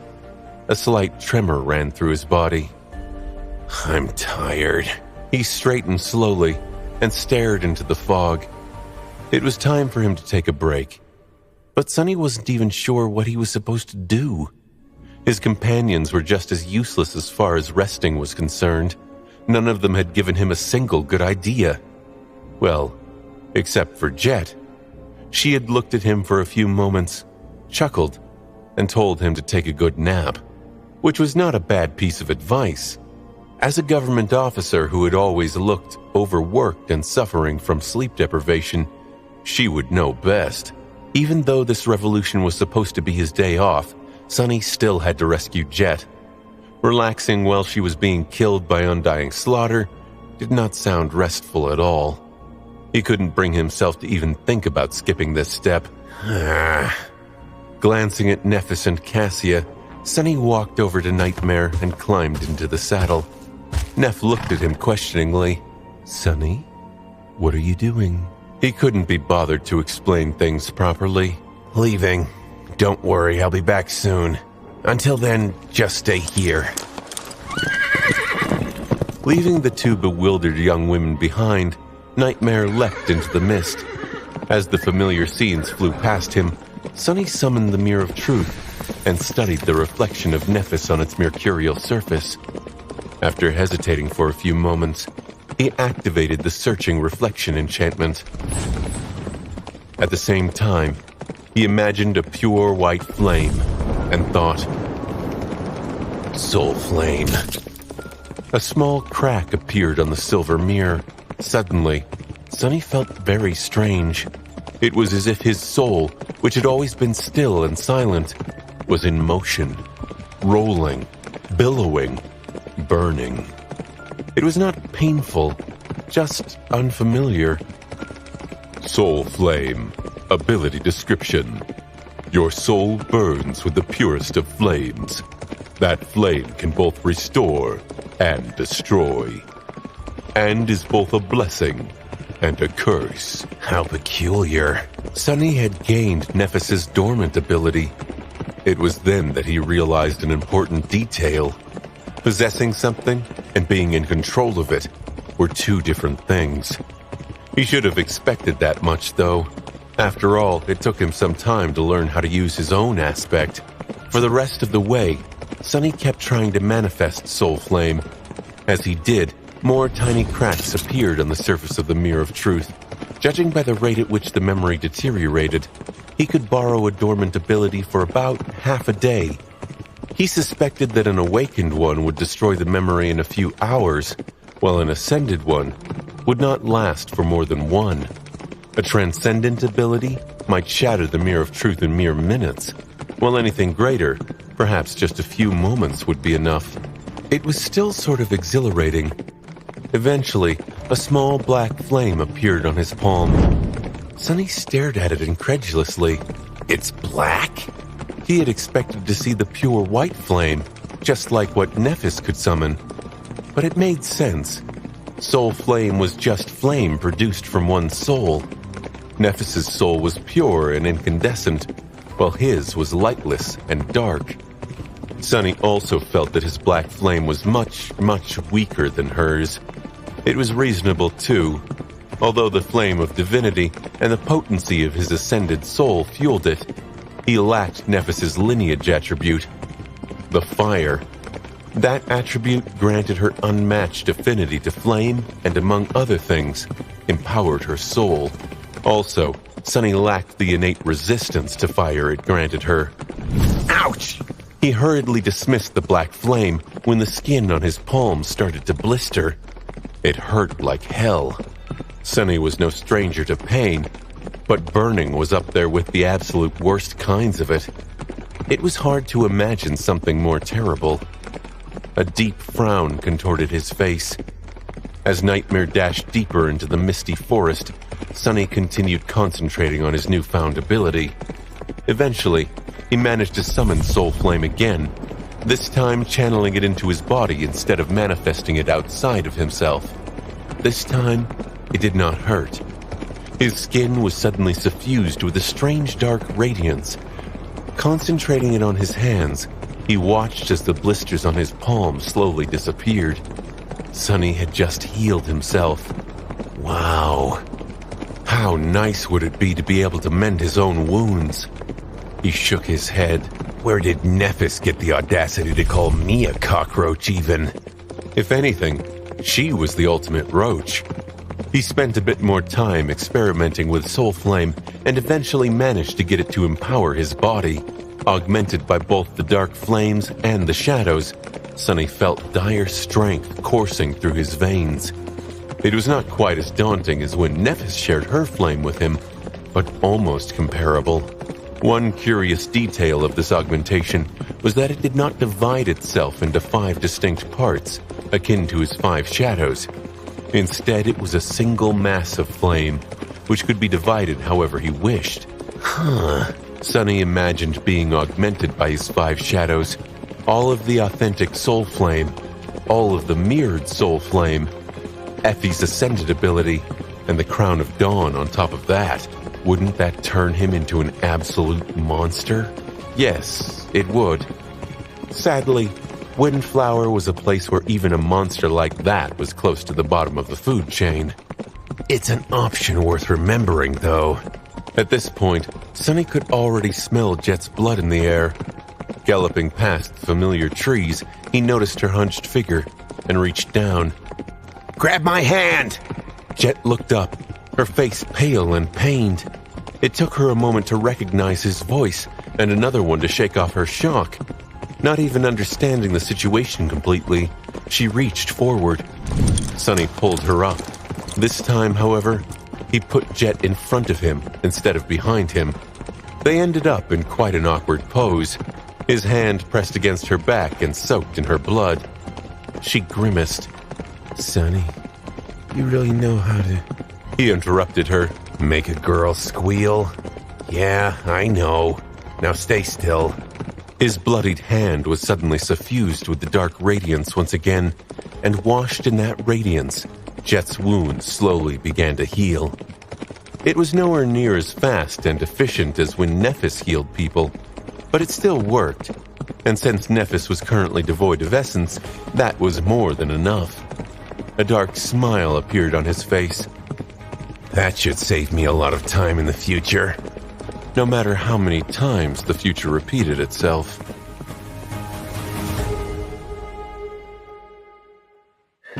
Soon, Nightmare landed on the deck of the Chainbreaker. Sonny had been a bit distracted, so he was surprised to see that Nephis was pointing her sword at him. After a short moment, she let out a sigh and sheathed it again. Right, they didn't see us approaching because of the mist, and then something fast jumped out of it and landed on the ship. After the lackluster explanation Sonny had given them, both Cassia and Nephis must have been tense and uneasy for the past half hour. "You're back." Nephis started to talk, but then grew silent. She had finally noticed the bloodied figure sitting in front of Sonny. Jet used that moment to gingerly jump down and stretch. "Horse riding is just not for me. I miss my PTV." Cassia seemed taken aback. "Soul Reaper Jet?"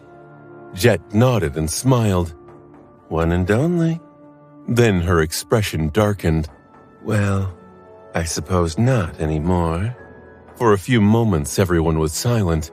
Nephis and Cassia were looking between Sonny and Jet, startled. He had already dismounted and was rubbing his face, a little spaced out. "Sonny, you have already found Jet." He stared at Nephis for a moment, then nodded. "Yes, I also found Effie. She's on the other side of the island, but we can't go there yet. Oh, Undying Slaughter and Devouring Beast are also here, as well as a number of great nightmare creatures. Basically everywhere you go on this island, only death awaits."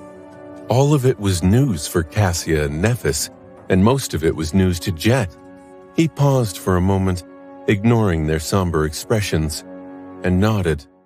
"All right, I'm going to sleep." Don't leave the ship. Sunny headed for the hatch to the interior of the ship, but was stopped by Nephis. Wait, if you don't mind, how do you know all of this? What happened? The corner of his eye twitched. Windflower exists inside a closed loop of repeating time, and I have already lived through this day a few dozen times. I can remember the previous revolutions because of my cursed sword. The last time around you told me to rest, so that's what I'm doing. I'm going to take a nap. Now, if you'll excuse me.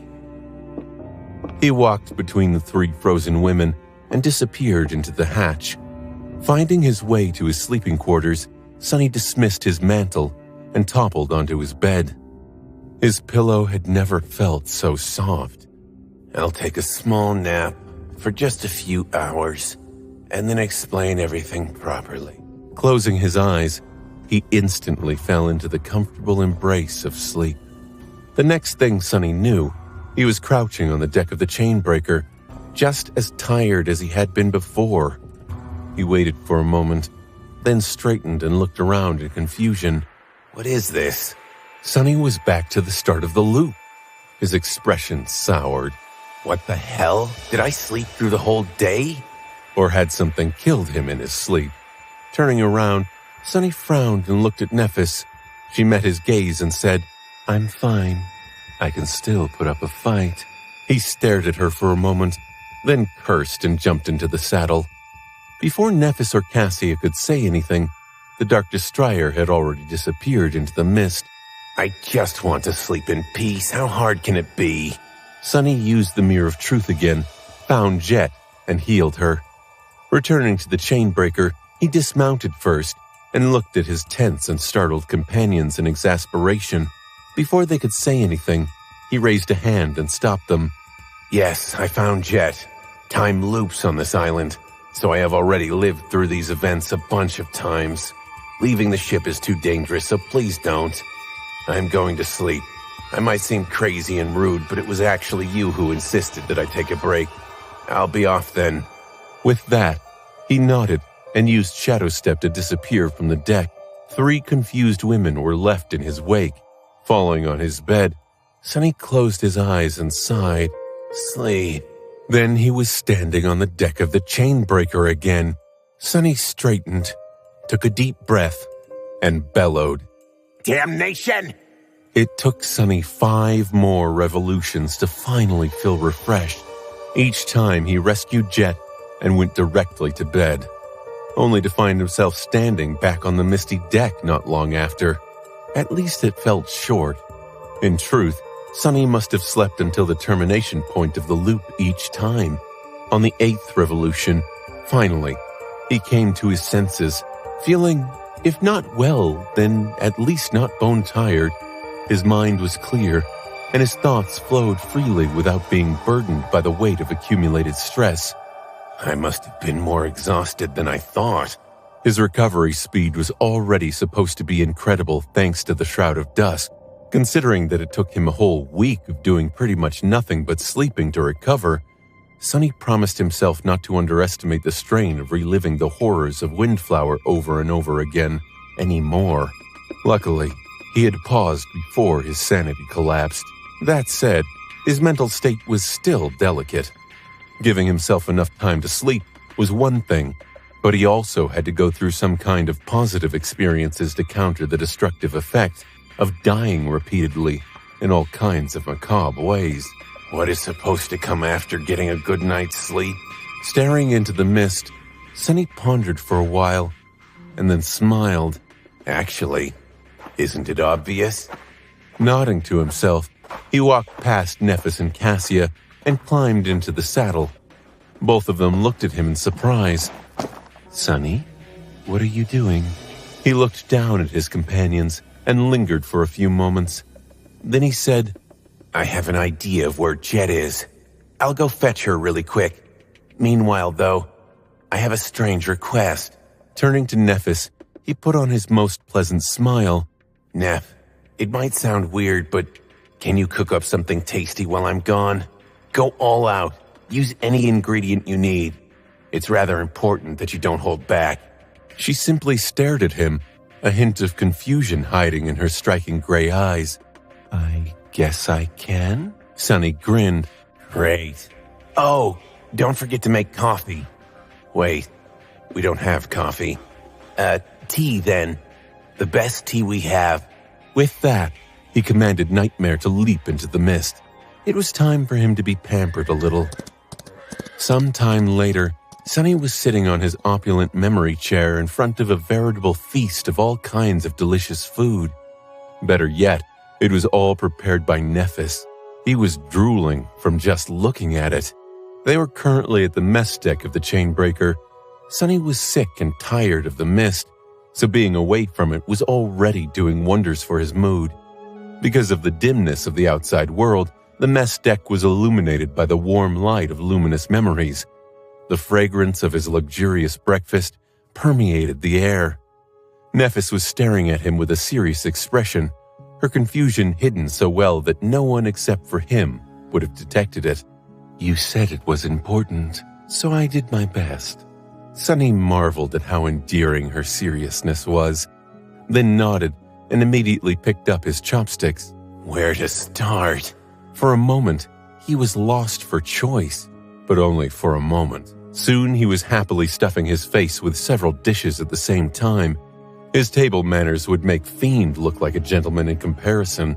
Nephis, Cassia, and Jet stared at him incredulously. After a while, Jet let out a long sigh and asked, Sunny, sorry to interrupt your meal, but aren't you going to explain what's going on? He stopped chewing for a moment and glanced at her briefly. I might. Then he asked sweetly, Oh, can anyone pour me a cup of tea? The teapot was right there in front of him, but what was the point of being pampered if he had to do everything himself? Nephis blinked, confused. Can't you do it yourself? Sunny smiled, considering that his cheeks had ballooned because of all the food in his mouth. His smile looked nothing short of ridiculous. I can. There were a few moments of awkward silence. Then Nephis sighed, and then poured tea into a beautiful porcelain cup. Here you go. Sunny nodded in gratitude and chased down the food with a sip of the bitter tea. It's a shame there's no coffee anywhere in this tomb. He was enjoying his break quite a bit. The other three, however, seemed a little concerned. After a while, Nephis cleared her throat and asked evenly, So, are you going to tell us what is going on? Or not? Sunny swallowed, took another sip of tea, and gave her a contemplative look. Well, you see, how do I put it? I just wanted you to make me breakfast. Neff's usually motionless face seemed to twitch a little, but he was not done talking. His voice turned grave. Because I don't have a lot of time left. I only have a day to live. She was suddenly pale. Jet's eyes widened. Cassia flinched. All three of them knew that Sunny could not lie, which meant that he was really going to die. What? Sunny nodded solemnly. Yes, sadly it's true. I am going to die soon. It's inevitable, and none of you can stop it. So I just wanted to spend a pleasant day with you guys. Gals? Anyway, this breakfast is a good start. There was dead silence in the mess deck. Jet was frozen still. Cassia seemed petrified. Nephis, however, slowly leaned over, raised a hand, and poked his face with a finger. Her voice trembled a little. He's not wearing the mask. Something fell to the floor with a loud noise. Sunny rubbed his cheek, blushed a little, and looked at Neph with reproach. Right. Now that we're past that, let's get back to food. It's getting cold. Saying that, he nonchalantly continued to stuff his face. A satisfied sigh escaped from his lips. After a few moments, he looked up and saw 3 beautiful women staring at him in stunned silence. Their faces were pale. Sunny sighed. What? Cassia did not move. Furious white sparks ignited in the depths of Neff's eyes. But it was Jet who broke the silence first. What do you mean, what? Do you expect to drop that bomb on us and continue eating as if nothing happened? What do you mean you are going to die? Why? Who is going to kill you? How do we prevent it? It was probably the first time Sunny saw the infamous Soul Reaper Jet lose her composure. Well, disregarding the days she was crawling around their raft trying to eat him. But she had been much calmer even then. Nephis opened her mouth, then closed it, then opened it again. Eventually, she simply pointed to Jet. Cassia nodded. What Master Jet said. Sunny blinked a few times and put a confused expression on his face. I mean, yes? Do you expect me to let all this food go to waste? And I mean dying by going to die. A terrible nightmare creature is going to kill me. As for preventing it, there's no point, really. It is what it is. He reached for his tea and shook his head. I don't get it. Why are you guys making a scene? He basked in their comical expressions for a few moments, and then exploded with laughter. Oh, sorry. Damn. I think I'm starting to understand Effie better. This is really fun. Gulping down the tea, Sunny smiled and looked at his companions with mirth in his eyes. By now, they were thoroughly dumbfounded. He sighed. Listen, I did not tell you before, but this whirlpool is actually a whirlpool of time. Time moves in a circle on this island, meaning this day repeats itself over and over. They stared at him silently. What I mean to say is that all of us have been reliving the same day ever since arriving at Windflower. I'm just the only one who remembers the previous ones. I've died a few dozen times already trying to get us out, and I'll definitely die many more times before we finally escape this hellhole.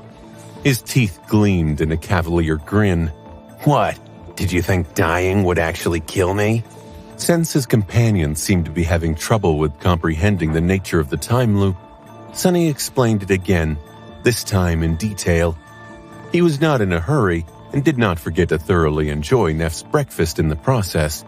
Luckily, Sunny already had a rich experience of having this conversation, so he did it again with ease. His mood was quite good. When he was done, Nephis, Cassia, and Jet glanced at each other. After a few moments of silence, Nephis asked, So, although you are indeed going to die soon, you'll come back to life at the start of the next revolution. Every time? Sunny nodded. Exactly. She looked down and took a deep breath.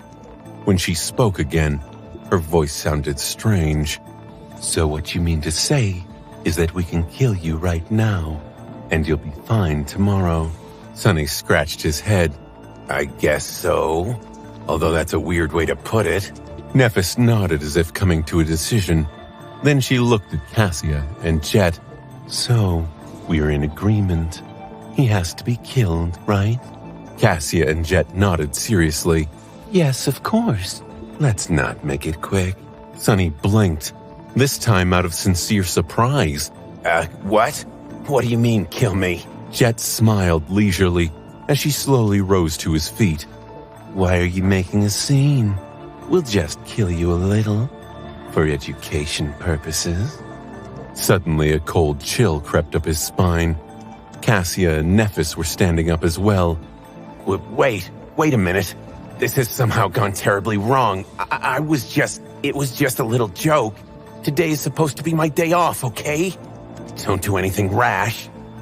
A small smile appeared on Neff's face, with dangerous sparks dancing in her eyes. You don't have to worry. We won't rush. His 5 shadows observed the scene with a mix of disdain and pity. A few of them shook their heads dejectedly. Why are they so angry? After a moment, the shadows winced. Loud sounds of something heavy crashing into the floor resounded from the mess deck of the Chainbreaker for a while after that.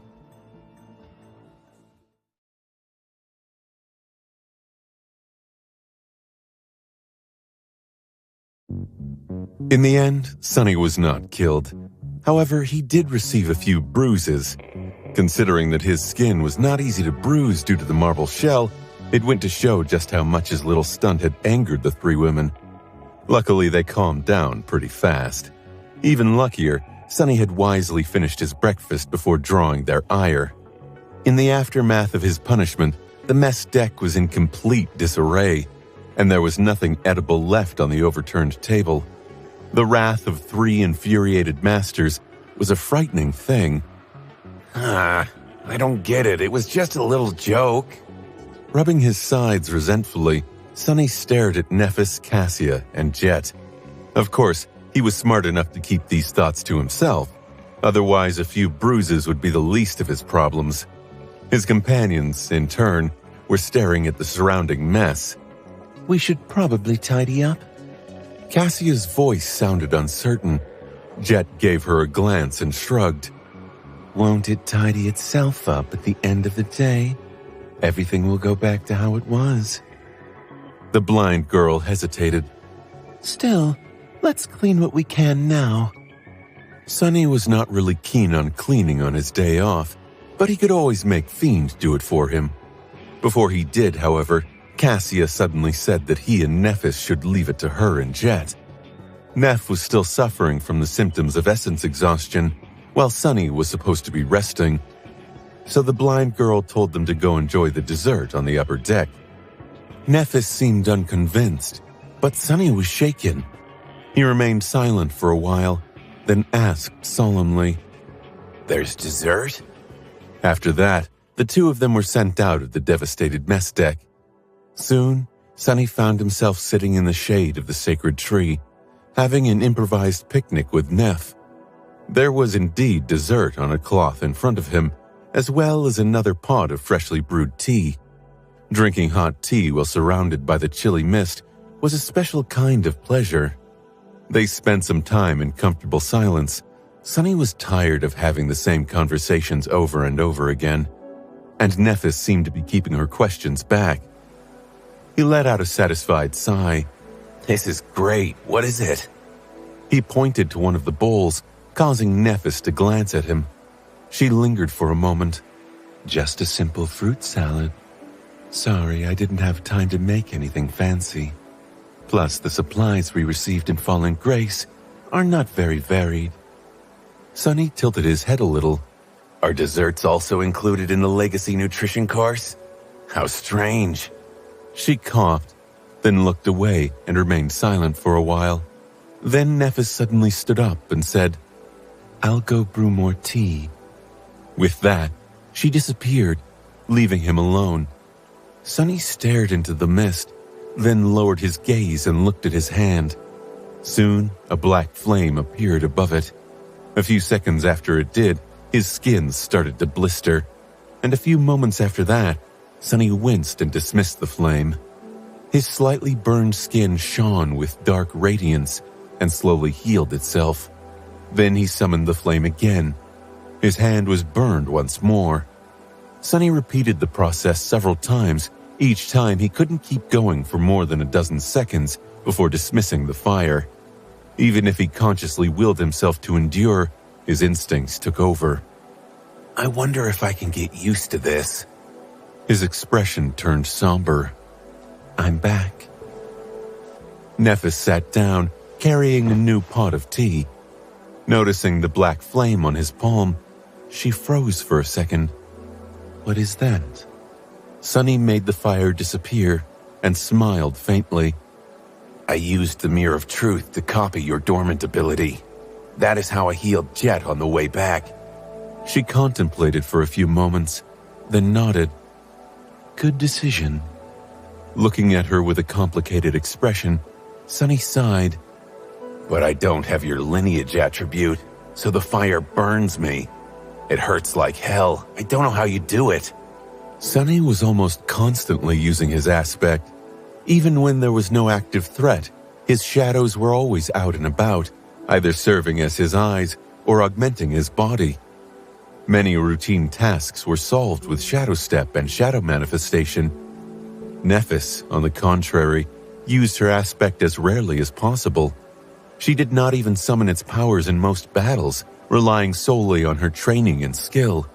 It was only when the enemy was overwhelmingly dangerous that she resorted to using the Soul Flame. But even then, it seemed like too much. The pain of her flaw was unbearable. She shook her head. Says the man who has been killed terribly many times already, but has no intention of slowing down, dying over and over again. reliving the same day. I don't know what I would have done in your situation." Sunny smiled.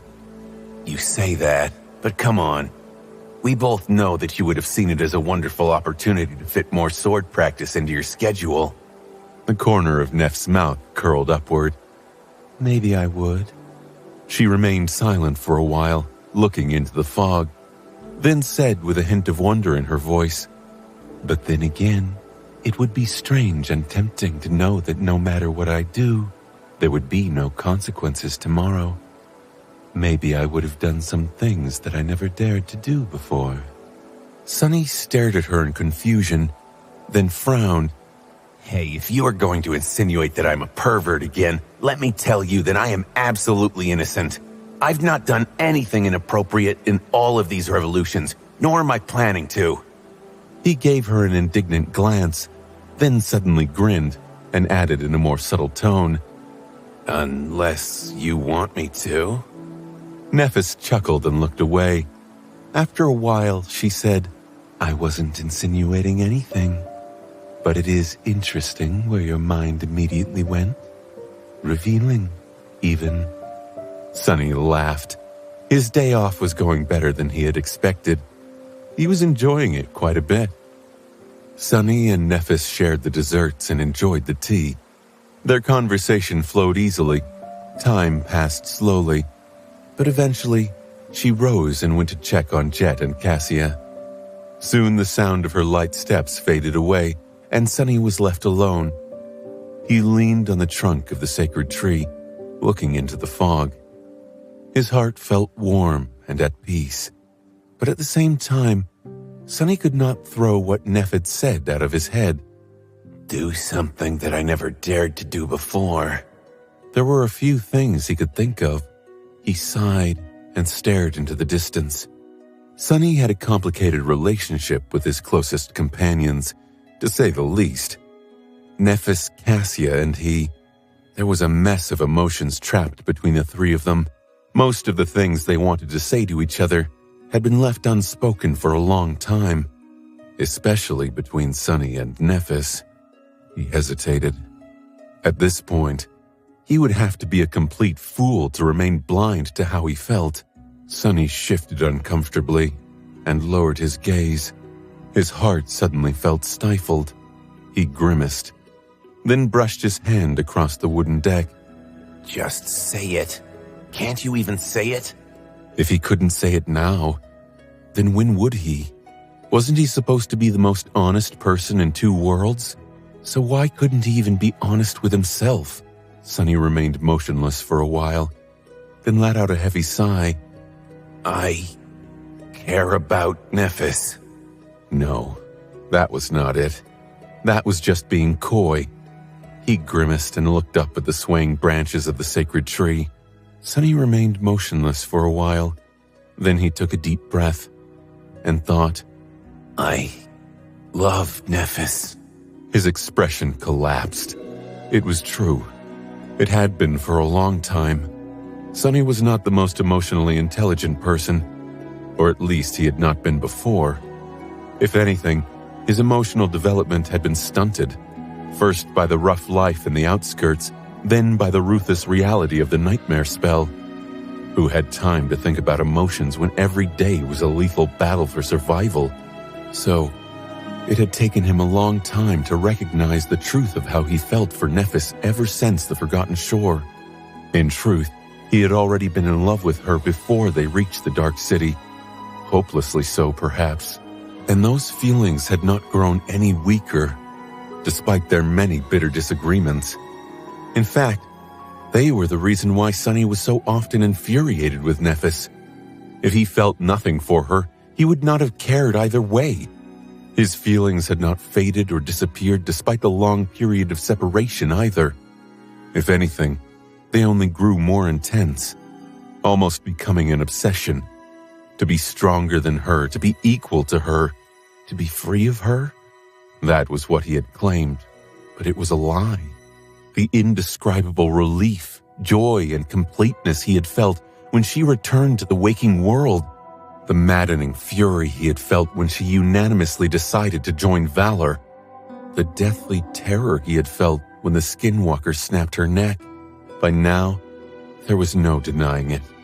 Whether through fate or coincidence, for better or worse, Nephis was his person, the only one there was and would be for him. More than that, Sunny was not blind.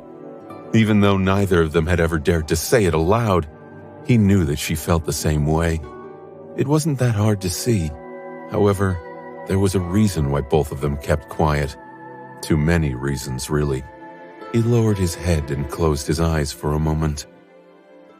It was not because both of them did not really know how to handle their feelings and were shy about such things. Emotions were terribly messy, and that was just on their own. But when there were other obstacles involved, Sunny and Nephis had different goals, and most of those goals were directly opposed to each other. Her pursuit of revenge against the spell left no space for something as frivolous as affection. Or at least, in her heart, affection would always have to take a back seat. As for him, he had his reasons to stay silent as well. But maybe here in the loop, he didn't have to. How sweet. Sunny flinched and opened his eyes. The hateful sword wraith was standing in the mist, staring at him coldly. Ah, young love. Well, you aren't wrong. I've been forced to watch you two circling each other fearfully for so long that it makes me sick to simply remember. At least you finally admitted it, idiot. My, oh my. All it took was dying dozens of times. Sunny looked away. Shut up. There was no energy in his voice. The Sin of Solace grinned. So, what are you going to do now? Gather your courage and confess? Sunny threw a sharp gaze at him. So what if I do? The apparition laughed. Well, well, I wish you luck. Oh, there's just one problem. She's going to forget everything, isn't she? How cowardly of you. Seems rather unfair to the poor girl. Sunny gritted his teeth. The bastard was right. As much as he hated to admit it, the wraith was telling the truth. He hesitated, then spat. And I'll do it after we escape the loop. Why? You think I won't? The Sin of Solace stared at him for a while, then sighed, shaking his head. The sword wraith crouched and looked him in the eyes. Aren't you forgetting something else, though? Sunny frowned, unwilling to answer. However, the apparition did it in his stead. You're her slave, Sunless. She owns you. What kind of relationship do you think is possible between the two of you, as long as your bonds remain? Sunny's expression grew ugly. Angered, he looked away and uttered through gritted teeth. She would never use it. The Sin of Solace smiled. Oh, won't she? How do you know? If there's one thing that this nightmare proves, it's that no one knows what the future holds. I mean, all your precious friends are right here, changed into corrupted monsters, going around slaughtering people. Even you are no different. Have you ever expected that Jet would brutally murder you one day? Or that Effie would satiate her hunger with your flesh? Funny that you are expecting Nephis to never abuse her power over you in the same way. The wraith leaned closer. After all, she already did. Sunny's mouth twitched. That was to save my life, and she swore to never do it again. The apparition laughed. But she already broke that oath. Sunny frowned, staring at him angrily. What are you talking about? That time when she begged me not to die? That hardly constitutes a command. The Sin of Solace was smiling. No, it was that time the Drowned attacked the Chainbreaker. What did she say back then? Go, I'll handle things here. And then you instantly went into the water to fight the Leviathan. Sunny looked at him in confusion. What? I was going to anyway. But the apparition's smile only widened. Were you? The mist was swirling around them, cold and suffocating. Sonny tried to remember how their first battle with the Drowned had gone exactly, and scowled. Yes, I was. Even if I wasn't, it was just a slip of the tongue. The Sword Wraith looked at him disdainfully. A slip of the tongue. Certainly, if you say so. Yet, can you imagine having a relationship with someone who can rob you of your free will with a simple slip of the tongue? How do you imagine such a relationship working? What kind of perverse partnership would it be? Are you really willing to be at her mercy always and absolutely? The Sin of Solace laughed. Gods, you are so odious, so loathsome, so pathetic. Tell me, is there a more pathetic thing than a slave who begins to trust his slaver? Sonny stared at him silently, not knowing what to answer. Eventually, the apparition chuckled, shook his head, then stood up and walked away. His dark figure disappeared into the mist as if it had never been there. If you are, go and surrender. Sonny lowered his head. A dark storm was raging in his mind. Curse it. Curse my flaw, and curse the shadow bond. I wish it had never existed. The cold mist swirled around his face, hiding it. The world was silent. Sonny remained under the sacred tree for a while, staring silently into the mist. The cold wind blew from beyond the island, bringing with it an insidious chill. The silence was only broken by the muffled rustling of leaves. His thoughts were dark. He did not know how much time had passed exactly. When something seemed to change about the world, Sonny let out a quiet sigh and rose to his feet, hugging himself to preserve what little warmth remained from escaping into the fog. Looking down, he lingered for a few moments, and then said somberly, So, you are finally here. At first, there was no response. Then the fog moved silently, revealing a vague silhouette that had been hidden by its flowing veil. A wraith made of mist was standing on the deck of the Chainbreaker, mere meters away. Her inhumanly cold blue eyes were gazing at him with no emotion. Sonny smiled darkly. No wonder it took me a whole week to catch up on sleep. Every time Sonny slept, he would come to his senses at the start of the loop. There were two possible explanations for why he did. Either Sonny was sleeping for too long, or something killed him while he slept. He had assumed that it was the former, but now he knew it was the latter. His hands trembled and turned into fists. Of course. Why else? For dozens of revolutions, Sonny had been telling his companions to hide inside the Chainbreaker and wait while he risked his life exploring the island. But who said that the ship was safe? Sonny had never seen Undying Slaughter find it, but today was also the first time he had remained on the Chainbreaker for more than a couple of hours awake. A deep darkness shrouded his eyes. It meant that every time Sonny had left, thinking that his companions would be safe, the Mist Wraith discovered them and killed them. Cassia and Jet had been killed terribly over and over again while he was gallivanting around the island. Nephis had been killed too. Or had she been? Would he have felt if his master was no more? Would the spell have announced her passing? If Sonny had checked his runes, would he have seen her name grow dim and disappear? Staring at Undying Slaughter, Sonny gritted his teeth. I'll destroy you. As a bitter smile appeared on his lips, he took a step forward and added calmly, One day. The Mist Wraith moved. Not long after that, Sonny died. Sonny was crouching on the deck of the Chainbreaker once again. Straightening, he looked into the fog. His face remained motionless. After a while, a sigh escaped from his lips. Well, I guess my break is over. He turned his head and silently watched as Nephis and Cassia discussed the guiding light. They had forgotten the events of the previous revolution, the conversations they had had with him, the laughter they shared. Everything was now erased, and his companions did not even know that they had lost something.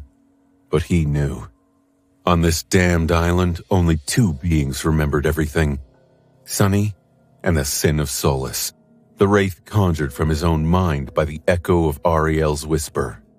Looking down, Sunny pressed down on the wooden railing hard enough to hear it crack, then took a step back. This time, he did not mount Nightmare immediately.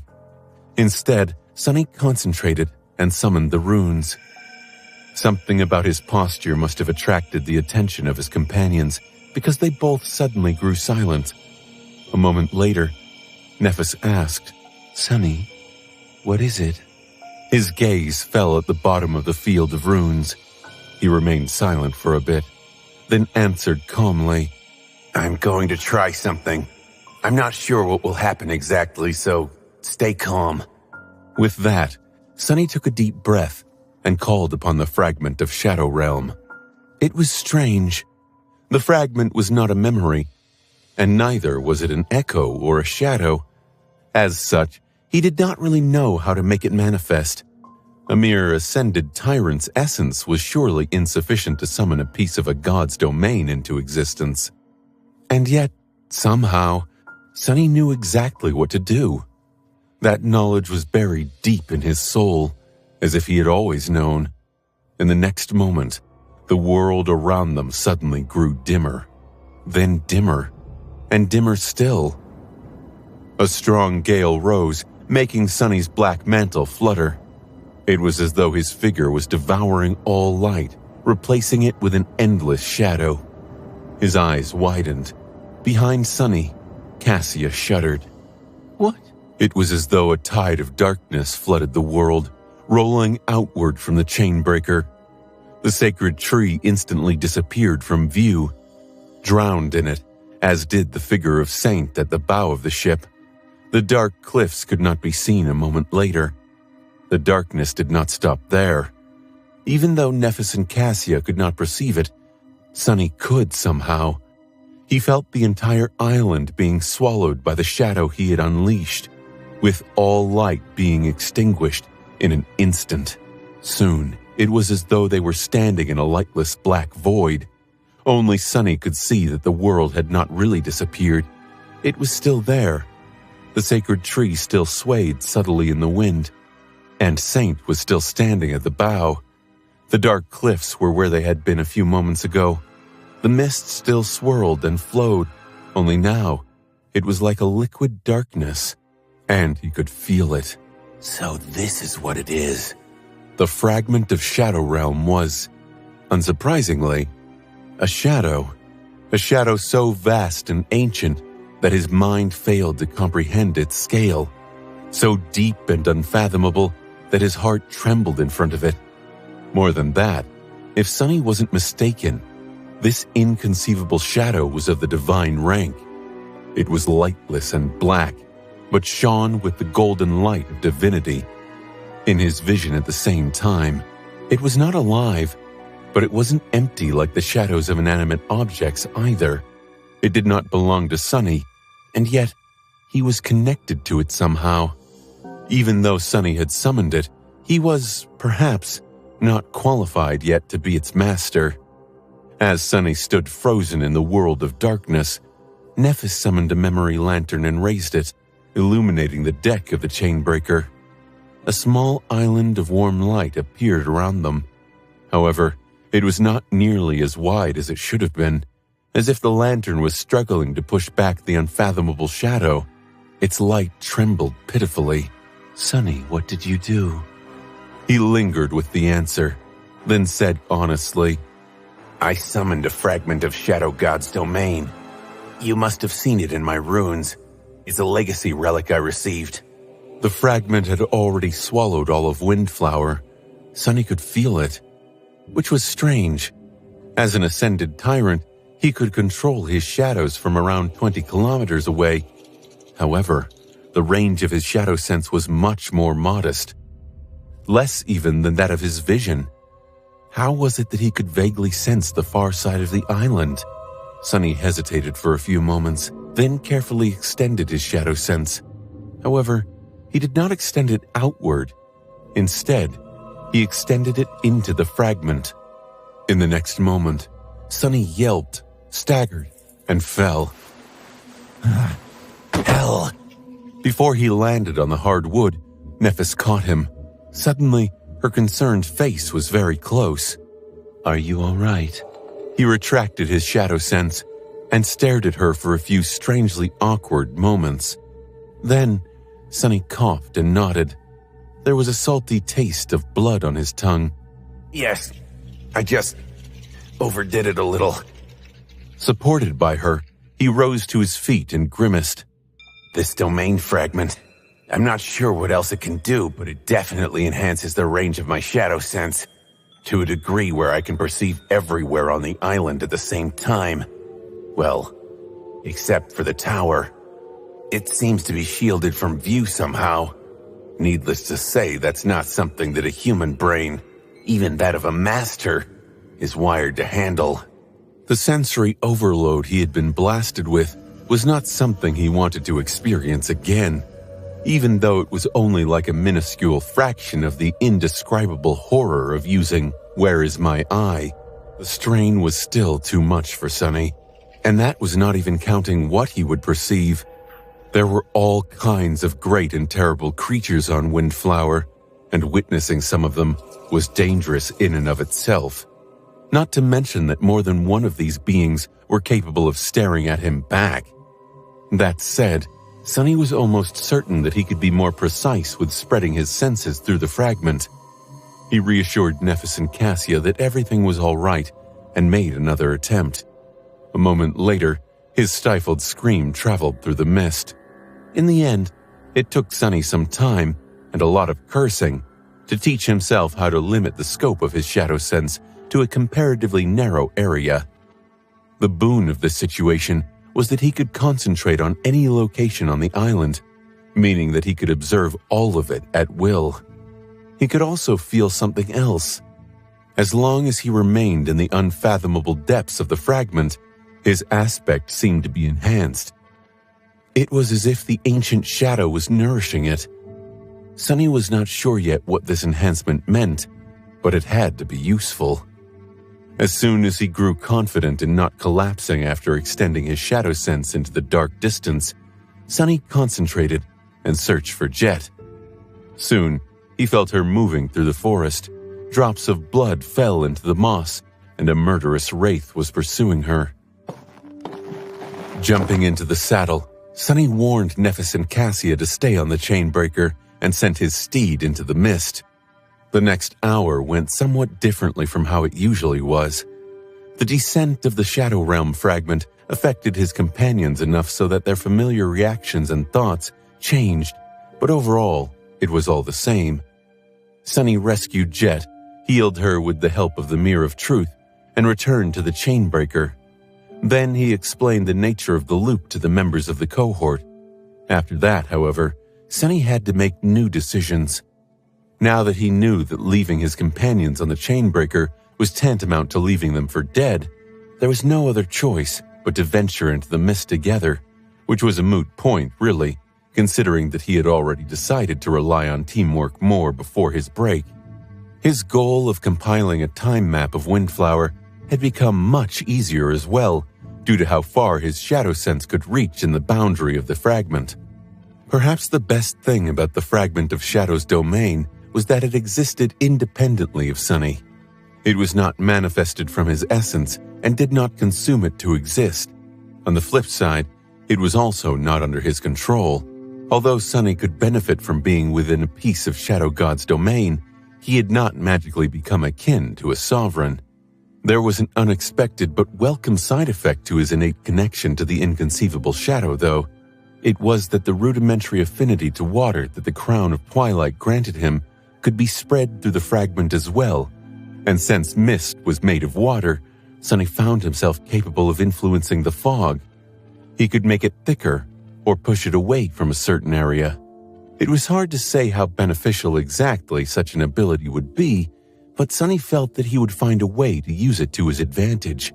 Other than that, the most obvious advantage of the fragment was that Sunny could manifest it into tangible objects.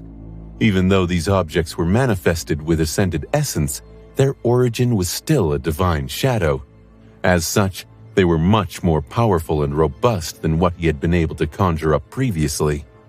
Of course, using them burned a tremendously larger amount of essence in proportion.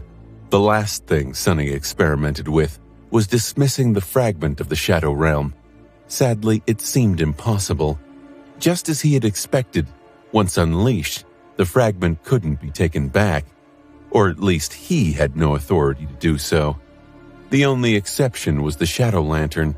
Sunny discovered that he could hide the fragment inside the divine memory, but strangely enough, he couldn't summon it back from it. Once the inconceivable shadow entered the gate of the Black Lantern, it was as though it disappeared forever. He was somewhat disheartened, but at the same time elated. Armed with the fragment and the Mirror of Truth, and supported by the members of the cohort, suddenly Sunny felt that creating a moving map of Windflower was not as impossible of a task anymore. Without wasting any time, he got to work. He was going to find a way to escape this endless hell and take his companions with him.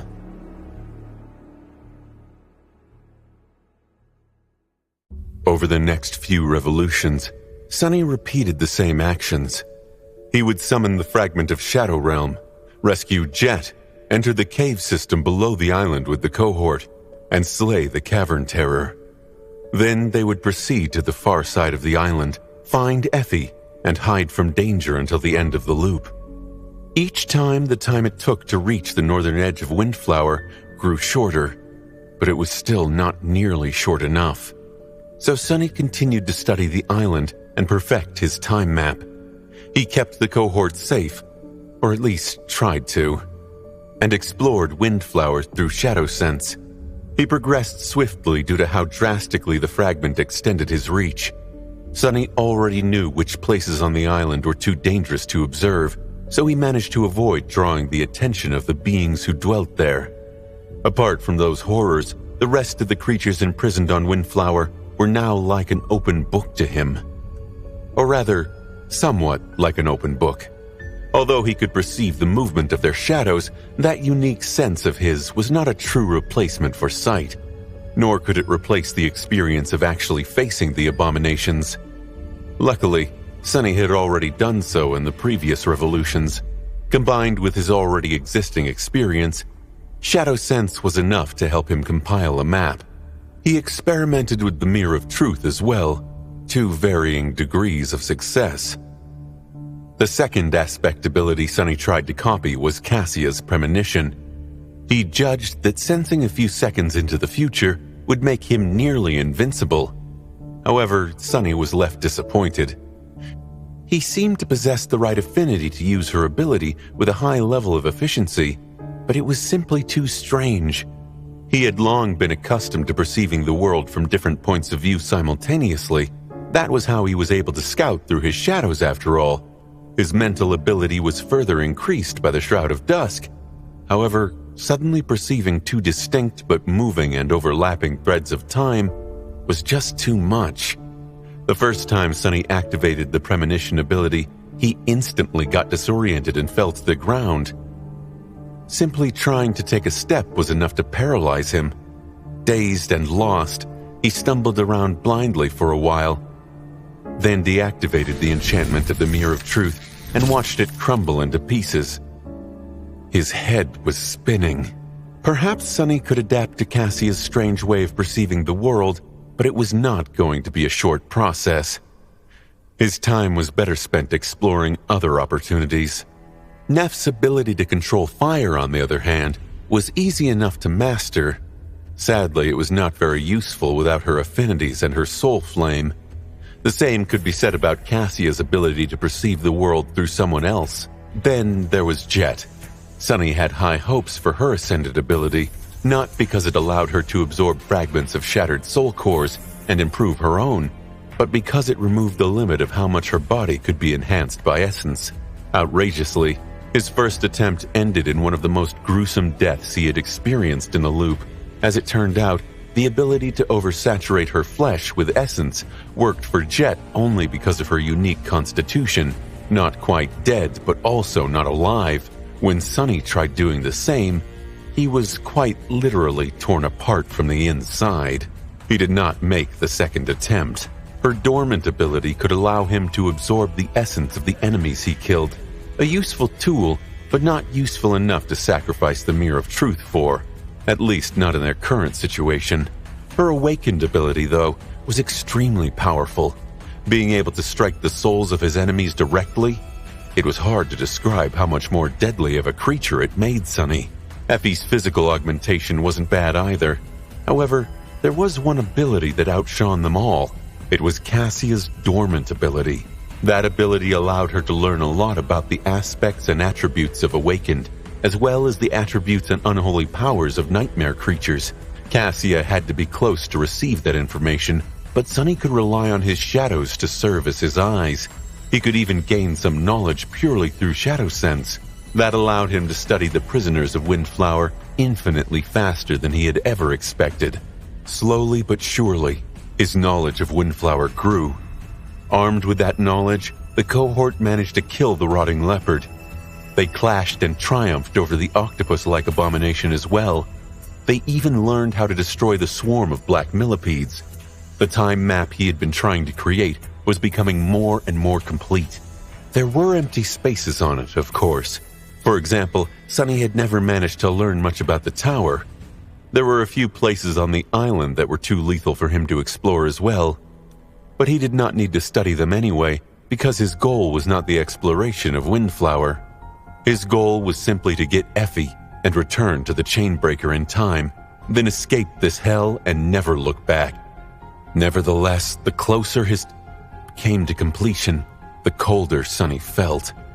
It was because he was growing more and more wary of the truths he learned. The purpose of creating the map was to track the movements of the dangerous nightmare creatures across the island throughout the loop.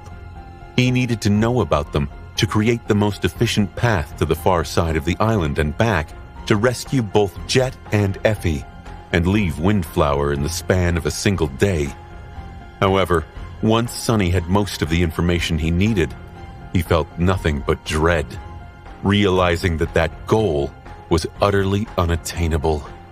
Even the most efficient of the remotely safe routes was not fast enough to get him to where he needed to be.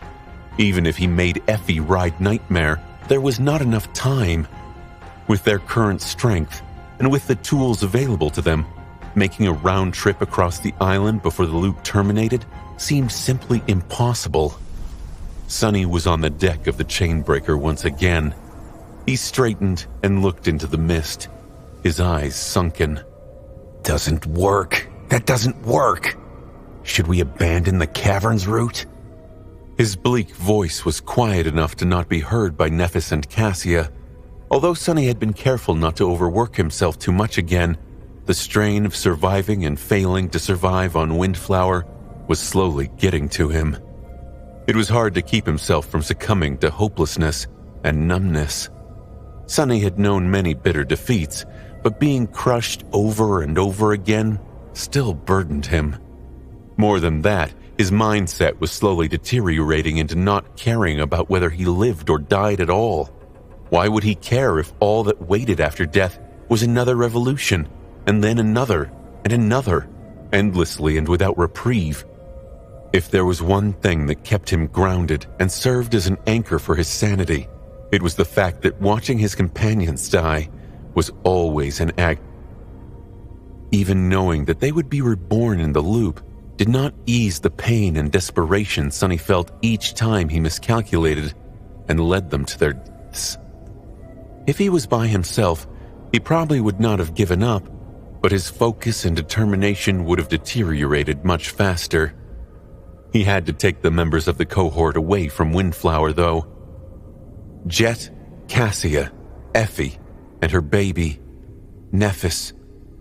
That thought kept him motivated. He was the only one who... Due to a random twist of fate, Sunny possessed a cursed sword which made him able to remember the previous revolutions. That alone placed him ahead of everyone else on the island. In fact, simply knowing that they had to escape was already half the victory. It was just that the other half had turned out to be insurmountable, and it was hard to carry all that burden all by himself. No, the cavern route is the safest, which makes it the fastest. Sunny remained silent for a few moments. It's simple. Since nothing works, I have to explore more possibilities. The Mirror of Truth, that is the answer. I should make it reflect more nightmare creatures. But not beasts, monsters, and demons. Only devils, and those above them will do. Sunny was motionless, going over the collection of horrors stored in his mind. There were not that many beings on Windflower that both fit the criteria and could be caught in the reflection of the Mirror of Truth without getting him killed. The Cavern Terror was one of them, the creature hidden in the port as well, although escaping from it alive was not easy. Of course, there were undying slaughter and devouring beasts as well, but they were even more deadly. Suddenly, a strange harmony entered his thoughts. Sunny frowned and tried to discover its source. What was it? Why did he feel that something was wrong? It took him some time to realize that Cassia and Nephis, who were supposed to be discussing the guiding light behind him, were strangely silent. Looking back, he saw that the blind girl had already used the sacred staff to determine where Effie was located. Nephis was studying the vague shapes of the dark cliffs. His frown deepened. It changed? Why? Sunny was sure that they had not heard him muttering to himself. Had he done something else to affect the usual flow of events? Or failed to do something to keep it stable? I don't think I did, though. Sunny rubbed his face. Perhaps his posture or presence influenced Cassia and Nephis without him noticing. Sunny? He shook off his confusion and looked at Nephis. Yeah, I'm fine. Actually, there's something I need to do. Stay calm. I'll summon the fragment of Shadow Domain in a moment. The world was devoured by the primordial shadow once again. Sunny mounted Nightmare and left the Chainbreaker once again. He found Jet and brought her back once again. This time, he did not use the Mirror of Truth to copy Soulflame and heal her right away, though. Although it was a little cruel to Jet, Sunny could not allow himself to waste the miraculous memory that way. Her wounds would be healed by Nephis in a couple of hours regardless. Everything went as usual. However, when he returned to the Chainbreaker, the strangeness continued. The conversations seemed to be the same, but something felt out of place. It was only when they reached the bone orchard and started rending the hollow butterfly that he finally figured out what was wrong. Jet and Nephis were resting while he and Cassia were busy splitting through tough chitin on the great monster, and the blind girl seemed strangely distracted, moving slower than she was supposed to. Right. It all started when she failed to make her usual remarks about the guiding light. He had only noticed that Cassia was behaving strangely that late because she usually kept quiet while the others talked. Her subtle reactions, however, had been different from the familiar ones all along. What is going on? Sunny stopped what he was doing and stared at Cassia with a slight frown. Eventually, he asked, Cassia, is everything all right with you? She froze, then turned to face him and lingered for a few moments. Yes, I think. I just have this strange feeling. He raised his eyebrow. What feeling? It was an ominous sign that their oracle was having a strange feeling. Cassia's premonitions were never trivial and were usually the harbingers of terrifying events. But what could have triggered this premonition? Nothing was supposed to change on Windflower unless Sunny was the one to change it. He waited tensely to hear her response, all dreadful theories flashing in his mind. However, when Cassia finally answered, all those thoughts disappeared, replaced by stunned silence. She shrugged. It's nothing serious. I just can't get rid of this feeling of déjà vu. Sunny stared at her without saying anything. Déjà vu? Wasn't that how he himself had first come to recognize the twisted nature of time on Windflower? He blinked. Was Cassia becoming aware of the loop too?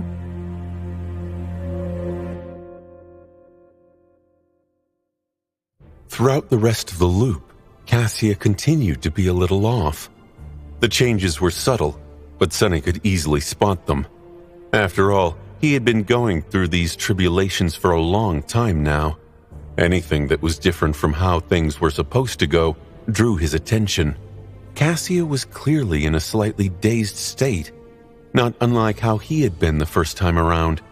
Otherwise, she would have realized that having a persistent sense of déjà vu on an island where time endlessly repeated itself had to mean something. Then again, she might have simply attributed it to the time loop and moved on. It was only Sonny who knew that the blind girl was acting differently from how she had in the previous revolutions. Why is this happening? Cassia was distracted because of her strange mental state, while Sonny was distracted because of Cassia. The cohort had slain the cavern terror, traversed the system of caves, and obliterated the swarm of black millipedes. Finally, they climbed out of the chasm and ventured into the misty forest. Now that it was submerged in darkness, Sonny found it much easier to move forward. He was in his element. He could also track the movements of the nightmare creatures populating this part of the island, not to mention the fact that he already knew what they were capable of. Some abominations had to be avoided at all costs. Some could be challenged. It was easier to avoid the former and not as hard to slay the latter. Armed with knowledge and the element of surprise, the cohort made swift progress. Eventually, there came a moment when Sonny told everyone to slow down and took the lead. Banishing the mist from a small area in front of them, he called, "Effie, do not..." As soon as he spoke, a gray spear flashed toward him with tremendous speed, as if shot from a devastating siege engine. Holding back a sigh, Sonny moved to the side and effortlessly caught the spear with his bare hand. The power of Effie's throw was scary enough to drag him back a few steps, but he easily kept his balance. "Throw that damned spear at me!" Nephis and Jet barely had any time to react. They both stared at the deadly weapon held in his hand with astonishment. Cassia, though, did not seem too surprised. Her soft lips moved, as if she was whispering something to herself. Effie's figure was already revealed standing in the darkness. "Doofus?" Sonny scoffed. "Who else would it be? Come take your spear back, it's heavy." The rest of the revolution went without anything dire happening. Sonny was in no mood to try anything dangerous anyway. He was busy recalculating various possibilities, coming up with new solutions, and observing Cassia. From time to time, he also looked at Effie. The boisterous huntress had been put off a little at the start, noticing that he was not reacting to her teasing. But after Jet explained the nature of the loop to her, she understood why Sonny seemed different from his usual self. Tucking a loose strand of hair behind her ear, Effie looked at him bashfully. "Ah, so you've heard all these jokes already? Dozens of times? Crap. I didn't think I was that predictable." Luckily, Nephis was there to be flustered in his place. Watching the huntress explain what had happened to her, Sonny couldn't help but think about Effie. It was an incredibly stupid thing what she had done. Getting pregnant in the middle of a war was not exactly smart. Even if it had not been intentional, the result was the same. Still, he could understand somewhat.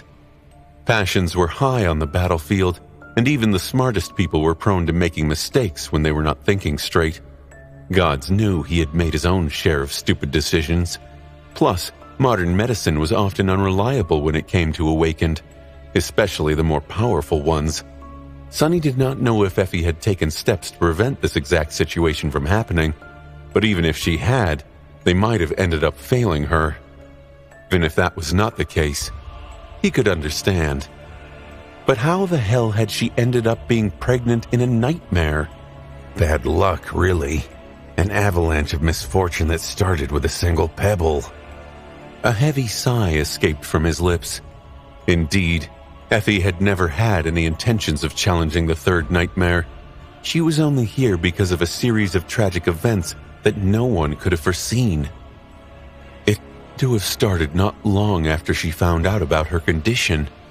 Back then, the government forces escorting Wake of Ruin were never meant to participate in a large-scale battle. They were simply there as observers. And yet, when the Great Gates opened during the Battle of the Black Skull, Effie had no choice but to escape into the Dream Realm, just like the rest of the Masters and Saints there. In the Nightmare Desert, Beastmaster had offered her a way out, but the members of the cohort had no plans of challenging a seed then. Their goal was to reach the Black Pyramid. Effie must have thought that they would either escape or die in a matter of days, or weeks at most. Her pregnancy was not supposed to become an issue. Unlike the rest of them, Effie had already lost one cohort. Her original companions had all perished in the catacombs below the Dark City. The thought of becoming the lone survivor once again must have been unbearable. So she chose to remain with her friends. It was only after Beastmaster, Shan, Morgan, and Sir Galid left that a decision to follow Mordred into a nightmare was made. At that point, the only choice Effie had was to challenge the seed with them, or remain in the desert alone to not become a burden to her companions. But even if she had chosen the latter, the members of the cohort would have definitely not allowed her to commit suicide out of misguided consideration for their well-being. And here they were. Sunny looked away and sighed again. It must have been hard on her. Effie always put up a carefree front, but he knew that behind it, she had known just as much heartbreak and sorrow as the rest of them, if not more. Making the decisions she had made, no matter right or wrong, could not have been easy. In fact, it was the opposite. Every step of the way must have been frightening, heavy, and difficult. I have to get her out of this hellhole alive. They would deal with the rest later. Eventually, the revolution came to an end. And when the next one started, Sunny was startled by an unexpected noise. Looking back, he saw that Cassia had dropped the guiding light, which clattered and rolled across the deck. Her expression was frozen. Taking a step toward the blind girl, Sunny lingered for a moment and asked, "What's the matter?" Cassia slowly turned to face him and took a shallow breath. Her words were exactly what he expected to hear. Sunny, I remember. Sunny did not know how many revolutions it had taken him to become aware of the loop. However, he knew that around 2 months had passed since he did. That was how much longer it had taken for Cassia to join him in knowing the truth. Standing on the deck of the Chainbreaker, Sunny stared at the blind girl intensely. He was feeling a strange mix of emotions. Relief and gratitude to start with. He was incredibly elated at the thought of sharing the burden of escaping Windflower with someone, especially someone as resourceful and steady as Cassia. But at the same time, there was a note of unease in his heart. How exactly had she come to know about the loop? And why? For him, it was because of the Sin of Solace. Sunny remained silent for a few moments, then suddenly took a step forward and asked, his voice grim, "You see him too, don't you? Admit it. I know you do." The blind girl tilted her head a little, an expression of confusion appearing on her face. See who? I don't understand. Sunny hesitated for a moment. Was she telling the truth? Or was she only pretending to be oblivious to the Sin of Solace? If it was the latter, he had to give Cassia and her acting skills credit. She would be a much better liar than he had ever suspected her to be, if that was the truth. But why would she hide it? To spare them both the embarrassment, perhaps? Gods knew Sunny would not want anyone to hear the things his inner demon whispered into his ears every day. So, it would make sense how Cassia had learned about the loop, and why it had taken her longer to become aware of it. She could only perceive the Sin of Solace by using her Ascended ability on Sunny after all, would thus be far less susceptible to the Wraith's influence. However, it was not necessarily the case that she could see and hear the hateful apparition. In fact, it was far more likely that Cassia was telling the truth. The Sin of Solace only existed in Sunny's mind and was therefore unlikely to be seen by her while sharing his senses. She could have simply become aware of the loop because of her unrivaled affinity to fate and revelations. The blind girl had always been able to feel and perceive things that none of them could. It was not outside the realm of possibility that she would slowly learn to sense the twisted time on Windflower by herself. Cassia could have been sincerely confused by his question. Sunny simply did not know. He frowned a little. The Sin of Solace. The sword wraith that follows me around. You can't see him? Cassia looked at him silently for a few moments, then smiled faintly. How could I see him? I'm blind. She pointed to her beautiful blue eyes, making Sunny cough in embarrassment. No, that's not what I meant. What I meant was... forget it. Did it really matter if Cassia could perceive the Sin of Solace or not? Sunny would prefer it if she couldn't, but if she could, and was willing to pretend otherwise, that was fine as well. It was not like Cassia had not been pretending to not know various things ever since becoming an awakened. Her aspect and abilities not only allowed her to learn secrets, but also gave her no choice but to learn them. To spare herself and the people to whom those secrets belonged a lot of embarrassment, she probably kept quiet about such things. At least that was what Sunny thought. He grimaced, remained silent for a while, and then smiled tentatively. Well, anyway, you really remember? That is great news. Indeed it was.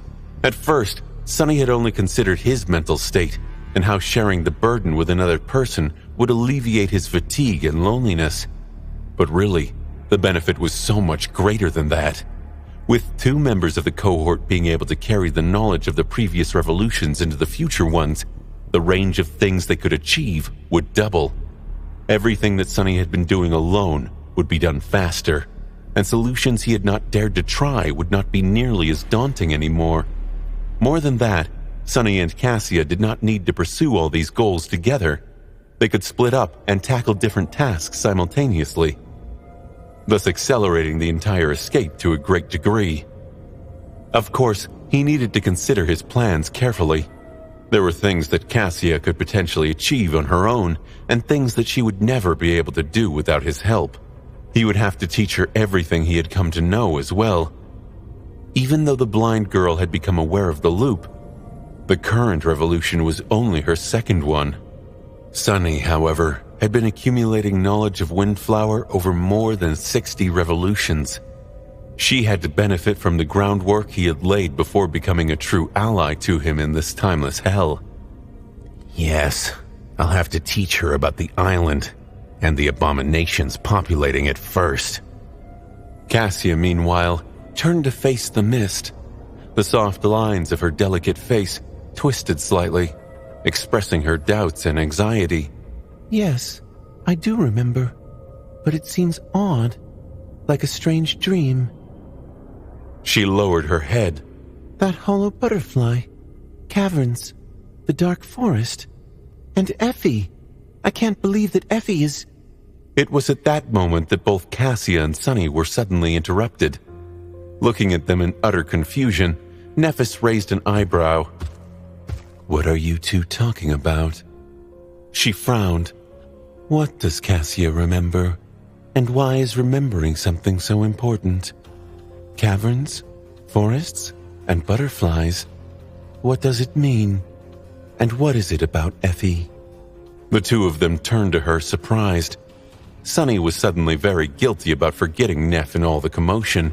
So I'll have to explain everything again, I guess. But then, he suddenly had a thought. The questions were addressed at both of them, so his flaw was not compelling him to answer. Looking down, Sunny patted Cassia on the shoulder and smiled. You take this one, Cass. I'll go rescue Jet. Before the blind girl could even answer, he already mounted Nightmare and disappeared into the mist. Ha! It was good to have an assistant.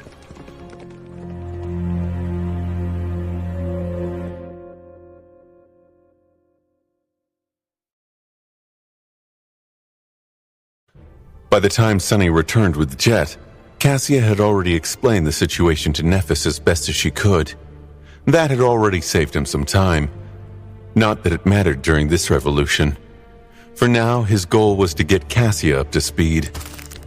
As they left the Chainbreaker and headed toward the Bone Orchard, Sunny started to describe the perils of Windflower to her in detail.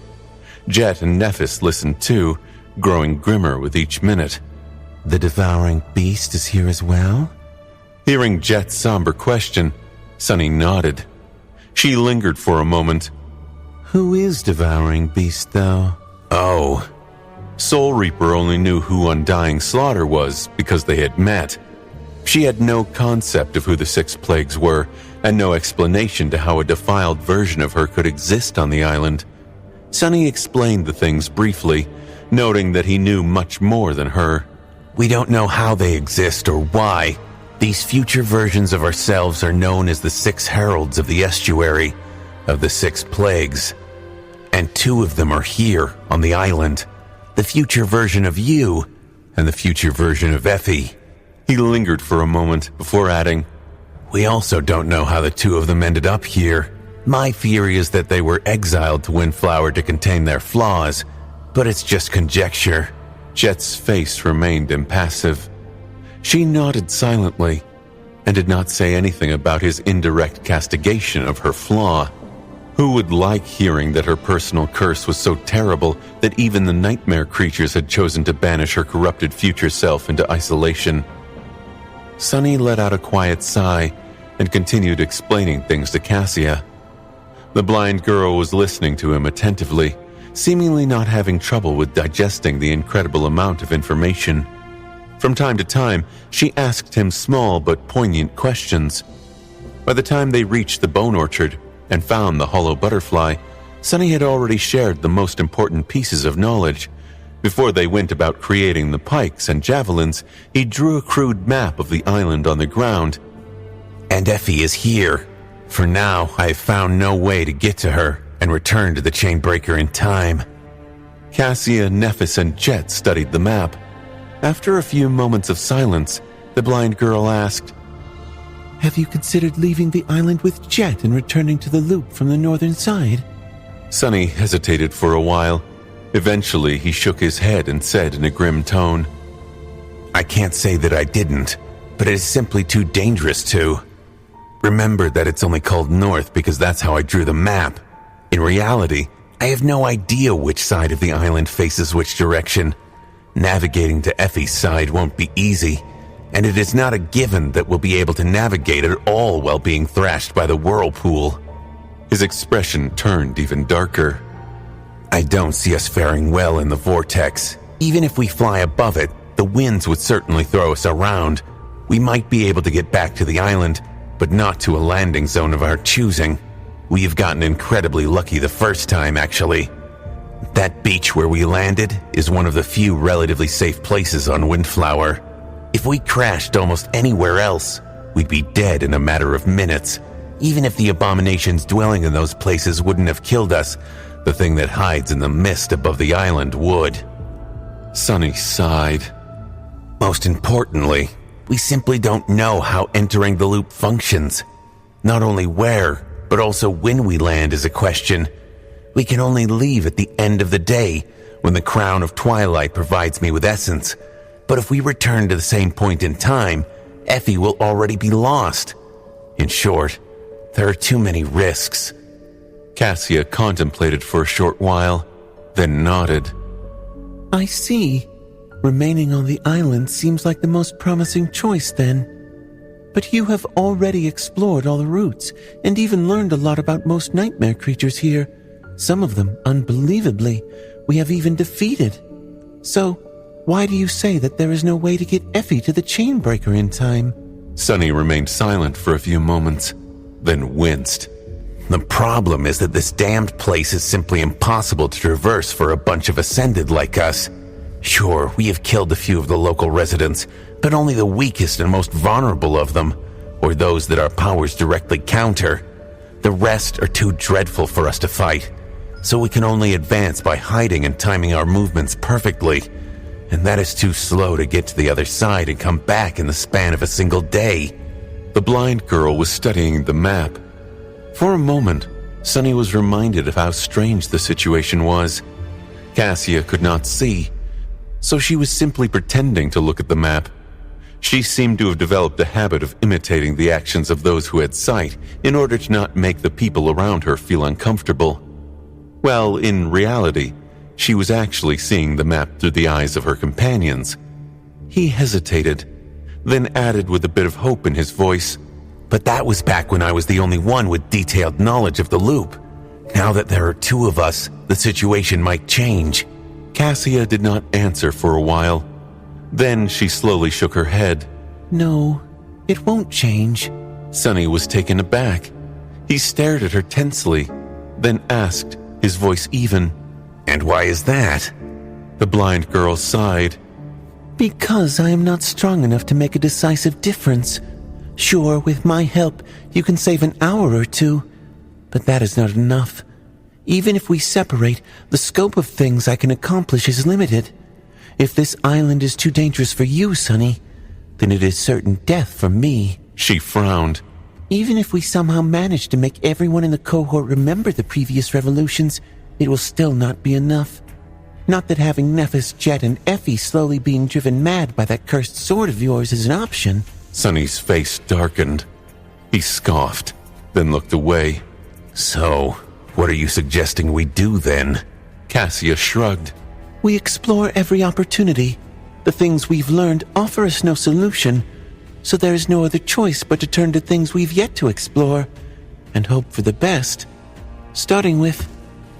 She leaned forward slightly and pointed to the map. Sunny lowered his gaze and looked at where her delicate finger was pointing. His expression changed subtly. Of course it's that place. The place the blind girl was pointing at was at the very center of the map. There, a crude image of a tall tower was drawn, surrounded by a white moat. There were several places on the island that Sunny had not dared to explore yet.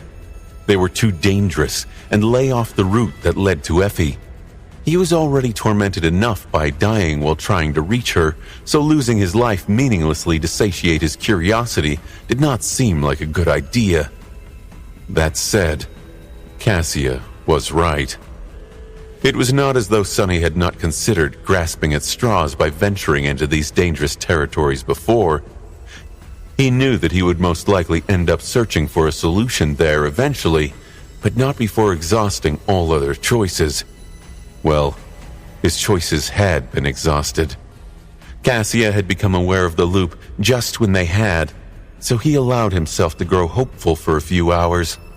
However, she was now reminding him of the harsh reality.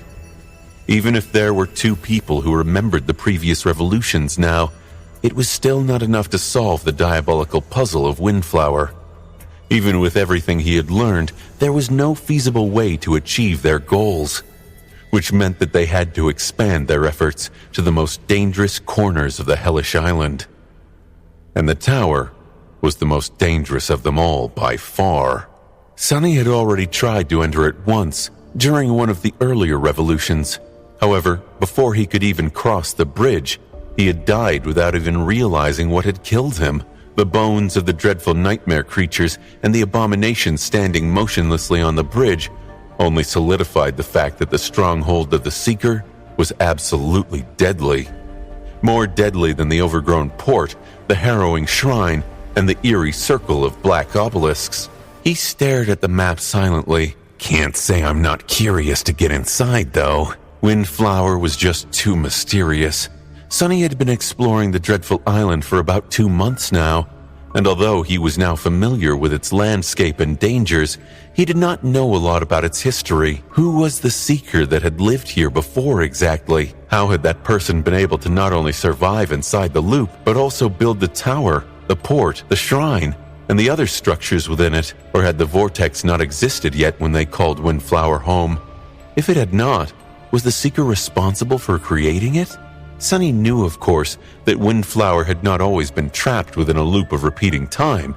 Otherwise, there was no explanation for the existence of the Bone Orchard, the steps cut into the cliffs, and many other landmarks of the nightmarish island.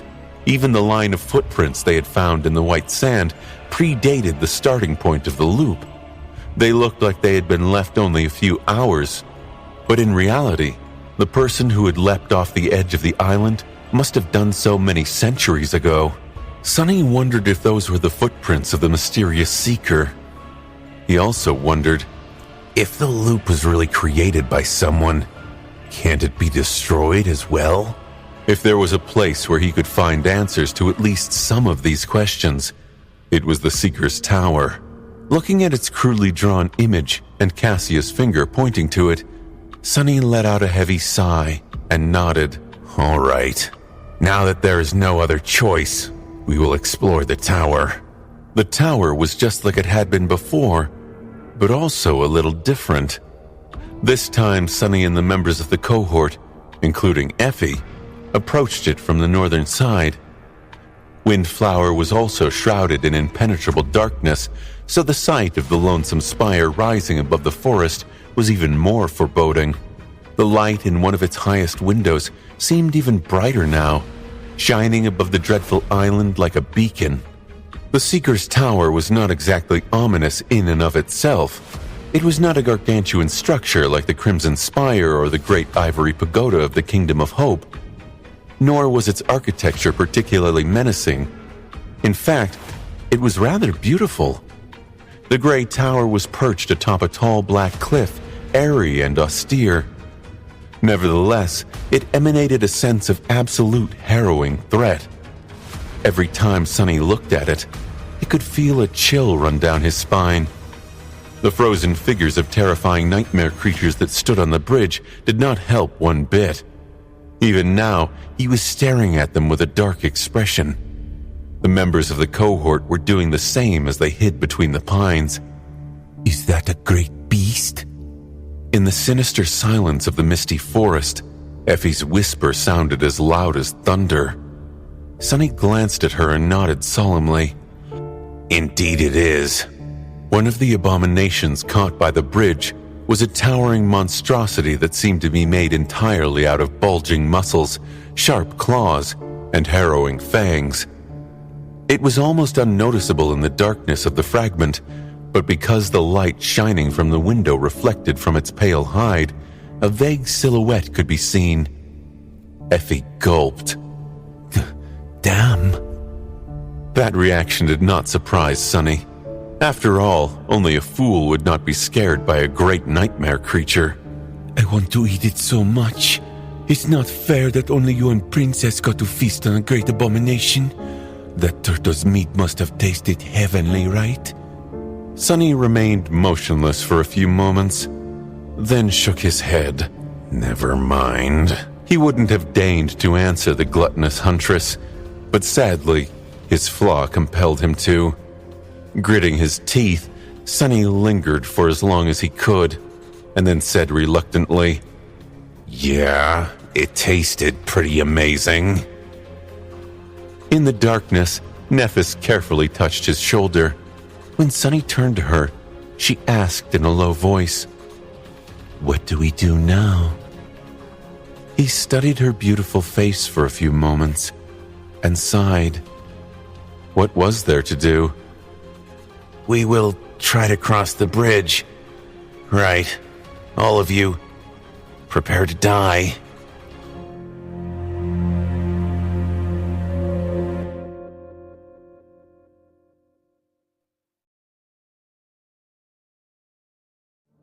Although the Seeker's Tower was right in front of them, Sonny had little hope that they would be able to reach its entrance in time.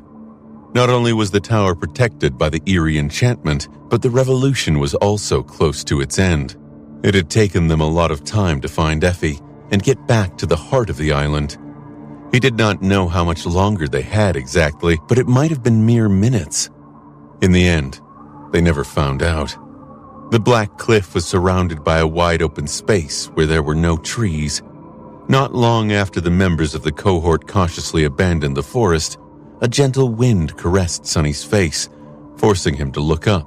Windflower was shrouded in impenetrable darkness, so no one except for Sonny could see, but there was something there, above them.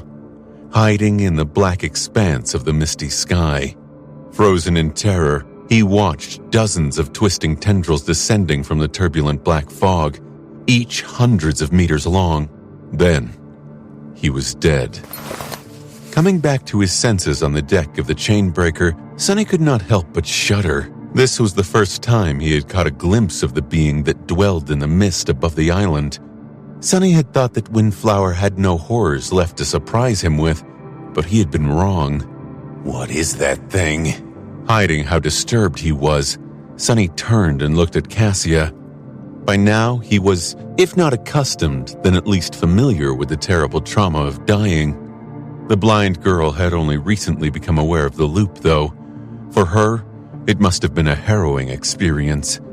But contrary to his expectations, Cassia seemed perfectly fine, nonchalant even. It was as though she had experienced countless deaths already. Sonny lingered for a moment. Right. Considering her aspect, she probably has. Nevertheless, he walked over to her, hesitated for a moment, and tried to make his voice sound soft. Are you all right? A brief, pale smile appeared on Cassia's face. She nodded. Yes, I'm fine. It's just so sobering. Nephis stared at them silently, a hint of confusion appearing in her tired gray eyes. She was once again suffering from the symptoms of essence exhaustion. Sonny sighed and gestured to Cassia, imploring her to take care of the explanations. A moment later, he was off to retrieve Jet. I am definitely not avoiding Neff.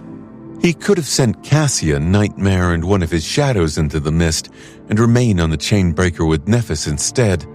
However, Sonny was not quite sure how to act around her now, after what the Sin of Solace had said and what he himself had admitted, especially not if they were left alone. I'll just think about how to get into the terrifying ancient tower. That is much less daunting. He explained the situation to Jet on the way back to the Chainbreaker. At the same time, Cassia explained it to Nephis. So by the time the four of them reunited, everyone was already aware of what was going on. But the usual routine had to change from now on. If they wanted to enter the tower, they couldn't waste time going to the far side of the island and back.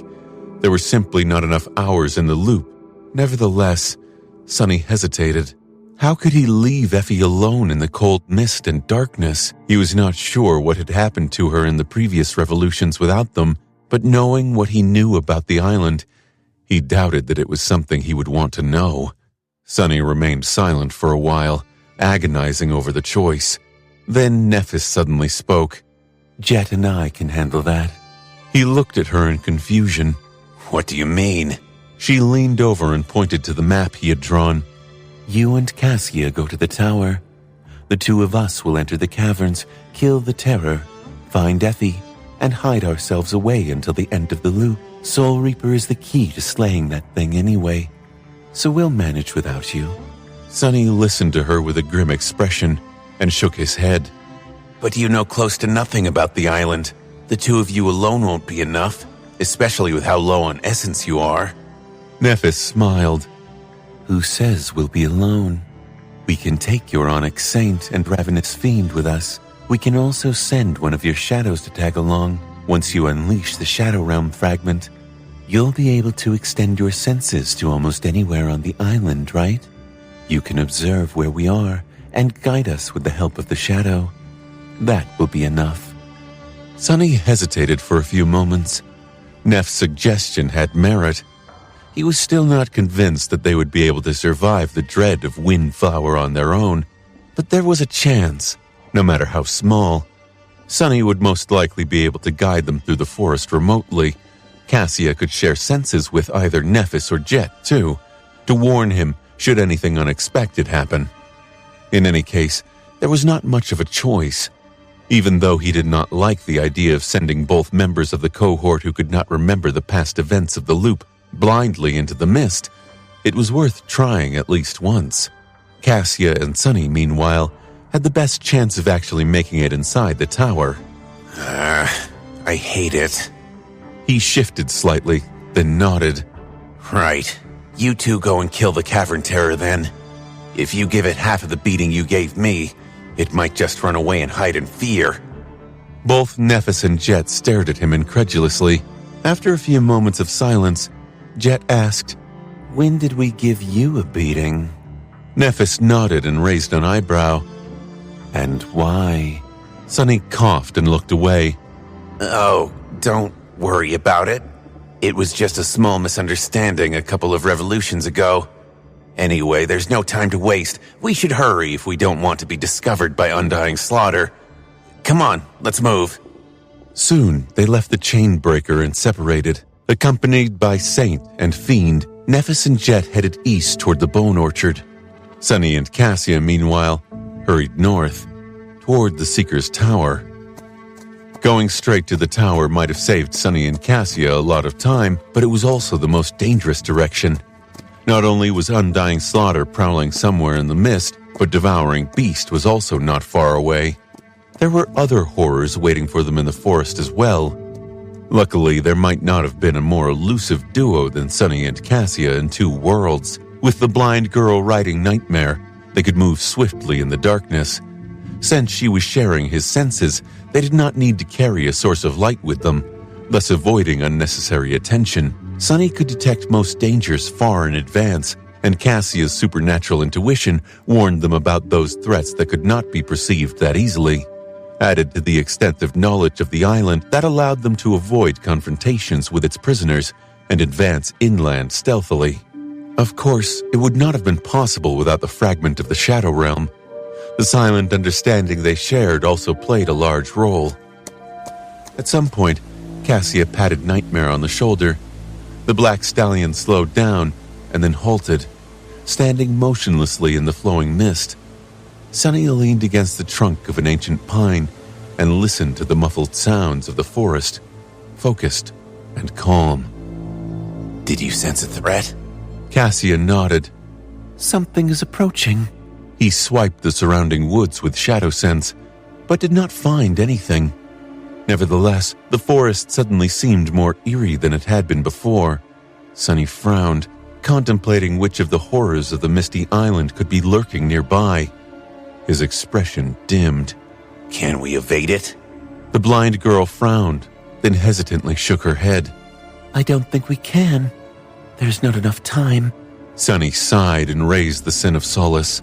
We fight then. It was a shame. He really thought that they would be able to reach the Seeker's Tower alive.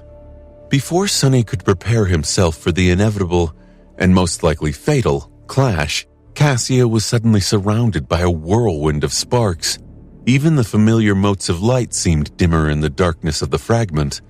The blind girl remained silent for a few moments, focusing on something, then said quietly, We can't evade it, but we can try to lure it away. Soon, the blade mannequin Echo weaved itself from light and hurried into the mist, intentionally producing a lot of noise. Cassia pointed in a different direction. Let's go. They rushed away, wanting to create as much distance between themselves and the unseen danger as possible. Sunny kept tracing the Echo with shadow sense. Less than a minute later, something strange happened to it. He still could not sense any movement in the shadows, but the blade mannequin suddenly halted. Its steel body convulsed, and then slowly rose above the ground, thrashing wildly. One of its arms fell into the moss, shattered and torn. Then another one took a moment more to land. Soon, pieces of torn metal rained from somewhere very high above. Sunny could not sense the shadow of the clockwork swordsman anymore. It was simply gone. A few seconds later, Cassia sighed. The spell just announced that he is destroyed. Sunny was frowning as he ran. Fortunately, the poor Echo had bought them enough time to slip away from whatever it was that had gotten the blade mannequin. They could have taken a safer but longer route. Perhaps he had been hasty in his decision to waste as little time as possible. Despite Sunny's doubts, they did reach the tower alive. Cassia had to sacrifice the Sybil Echo as well, but they made it to the heart of the island in one piece. Standing between the ancient pines at the edge of the killing field that surrounded the black cliff, the two of them remained silent for a while. Both were remembering the harrowing sight of long tendrils descending from the mist to harvest their lives. That harvester. How do we avoid being noticed by it? Sonny had considered flying across the moat before, but now he did not dare to. The bridge seemed to be the only way, but even then, they would be in the open. Or we can swim. Sonny glanced at the rushing water and suddenly felt a chill running down his spine. Something told him that nothing could return from its depths alive. He contemplated for a few moments, then sighed. I can manipulate the mist to hide us from the harvester. We should be able to reach the bridge unseen. Cassia tilted her head a little. But can we cross the bridge? The figures of the frozen nightmare creatures suggested otherwise. Sonny studied the dark silhouettes with a grim expression, then concentrated on the black cliff itself. There are runes carved into the rock. Do you recognize them? If there was indeed an enchantment protecting the tower, then Cassia was the only one who could decipher it. Sonny knew a bit of runic sorcery as well, but his knowledge of it was nowhere near that of the blind seer. She did not answer for a while, thinking. Eventually, Cassia frowned. It's hard to say. We can only see a part of the inscription from here. Does it encircle the entire cliff? Sonny nodded. I've passed the tower from various directions in the past, and every time I saw these large runes carved into the cliff. Cassia lingered for a moment. Then let's not hurry to reach the bridge yet. We should circle the tower and study the runes first. They proceeded with just that. Staying under the cover of the forest, Sonny and Cassia slowly moved around the black cliff. A few times they had to retreat and hide, especially so when the familiar sounds of snapping trees resounded from the mist, informing them that devouring beast was wandering somewhere nearby. In the process, both of them observed the progress of the other party tensely. Miraculously, Nephis and Jet emerged from the caverns alive. The two of them must have managed to slay the corrupted terror after all. Judging by how bloodied their armor was, the battle had been a terrible one. Nevertheless, there were no wounds under all that blood. They had already been healed by Nephis. Saint and Fiend were also in one piece, although the latter seemed worse for wear. Guided by Sonny's shadow, Neph and Jet were now cautiously traversing the misty forest. Around the time they found Effie and were almost impaled on her spear, Sonny and Cassia finally returned to where they had started from. The blind girl dismounted and was now sitting on the ground, tracing unfamiliar runes in the wet soil. There was a frown on her face. Strange. Sonny waited for as long as he could, then finally asked, Well, can you make sense of them? Is it an enchantment? Cassia hesitated for a while. It seems to be. However, it's unlike any enchantment I have ever seen before.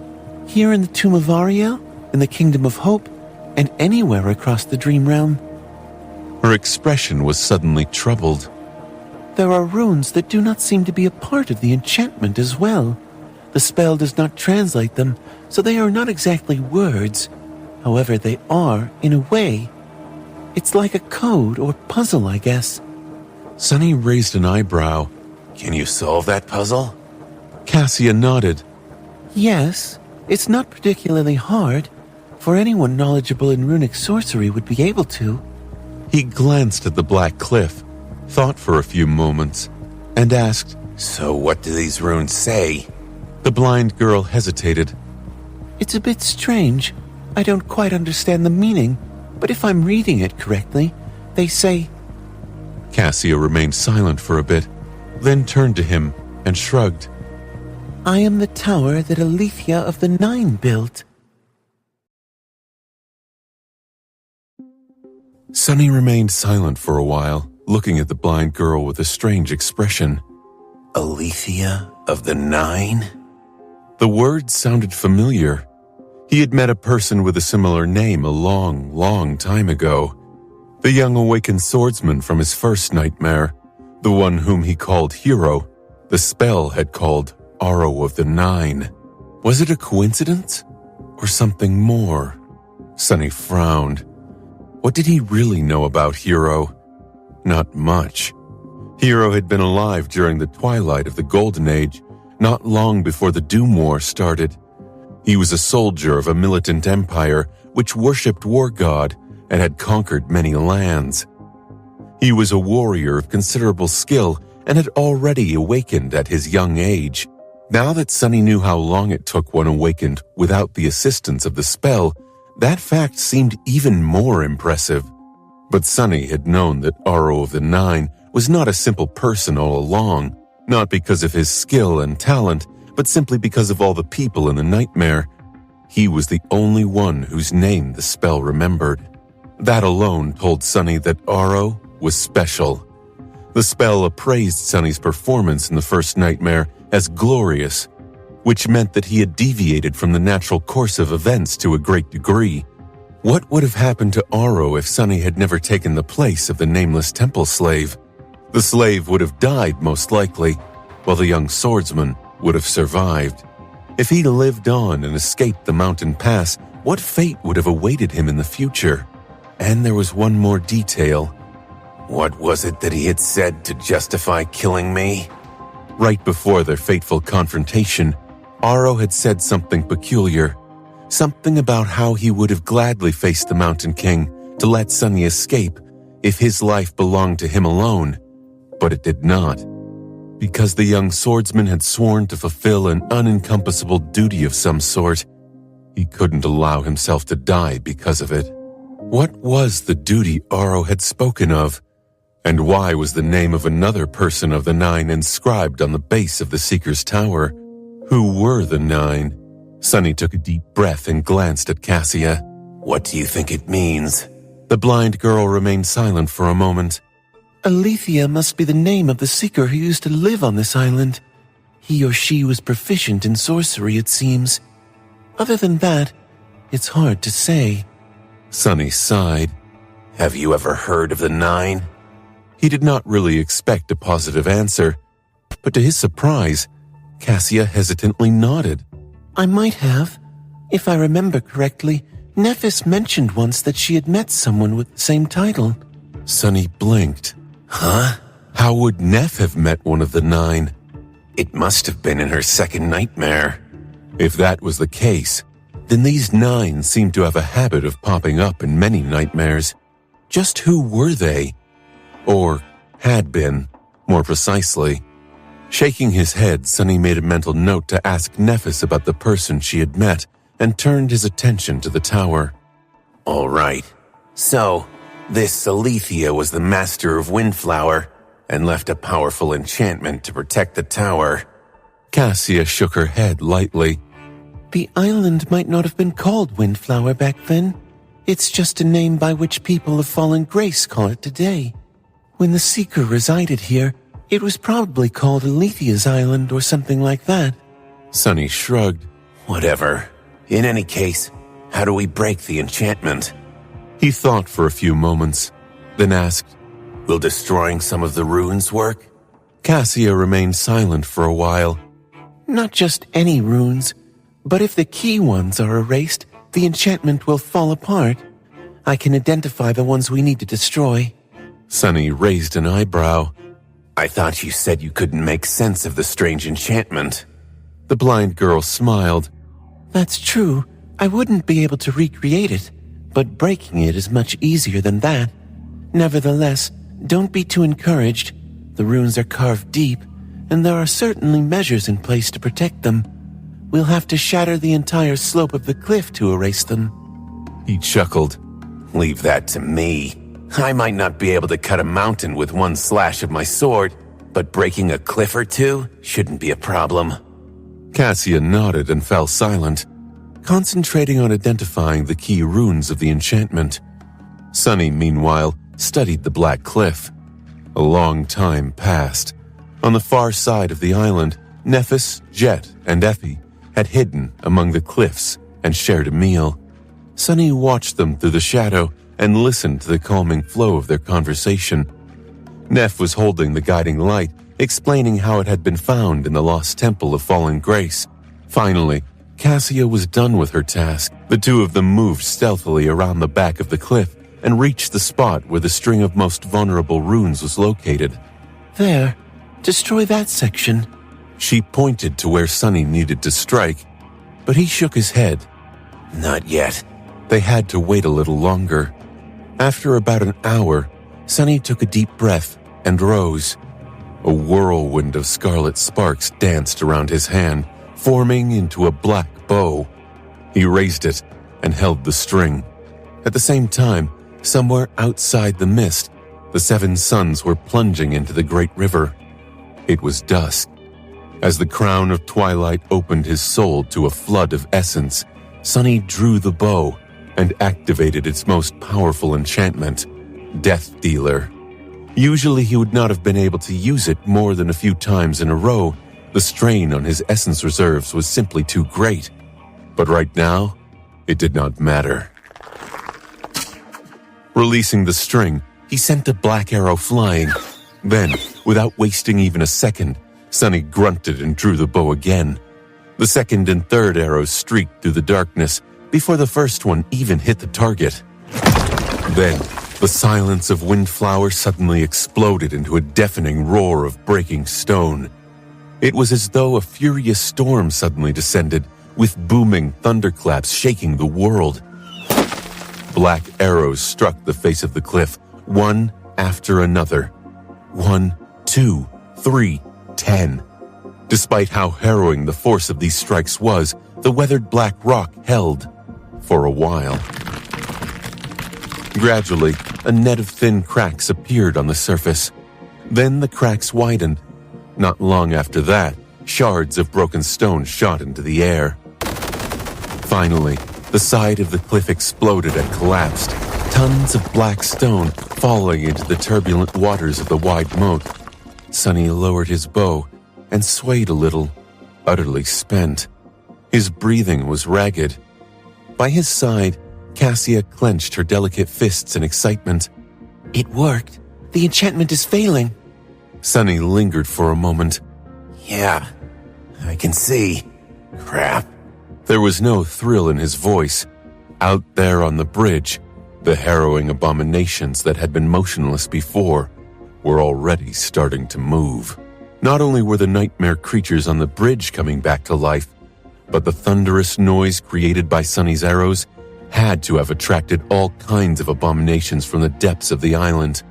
The enchantment surrounding Alethea's tower might have been destroyed, but the situation was dire. He could already hear the pines falling in the forest, which meant that the devouring beast was approaching them. Damnation! Sunny stared at the stirring nightmare creatures for a moment, then dismissed his bow and dashed to Cassia. Sorry. Grabbing the blind girl by her thin waist, he effortlessly lifted her off the ground and jumped into the saddle. A moment later, Nightmare had already left the cover of the trees and was flying toward the bridge. Sunny? What? The mist boiled and surged into the killing field, obscuring the swift silhouette of the black stallion. Sunny hoped that this would protect them from the being that hid in the skies, but he couldn't be sure. Pressing Cassia against himself so that she was not thrown off Nightmare's back, he readied the Sin of Solace. Either we get inside the tower, or die. So hold on tight. The abominations on the bridge had already caught their scent. Sunny had hoped to slip past them before the creatures fully regained their senses, but it seemed that he had been too optimistic. There was only a second or two left before Nightmare reached the moat, and yet there was already a great nightmare creature eyeing them as it blocked the way. Curse it! At the last second, Sunny gave his steed a command to turn left. At the same time, the deep darkness surrounding them stirred and came alive, surging forward like a tide. Just when Nightmare would have plunged into the rushing water, the darkness solidified, turning into a tangible surface. A bridge built of shadow had appeared to the side of the stone bridge, and they were already crossing it. Sunny saw something fly at him from the direction of the great abomination and lashed out with the Sin of Solace. The impact was powerful enough to almost tear his arm off, but he did manage to deflect it.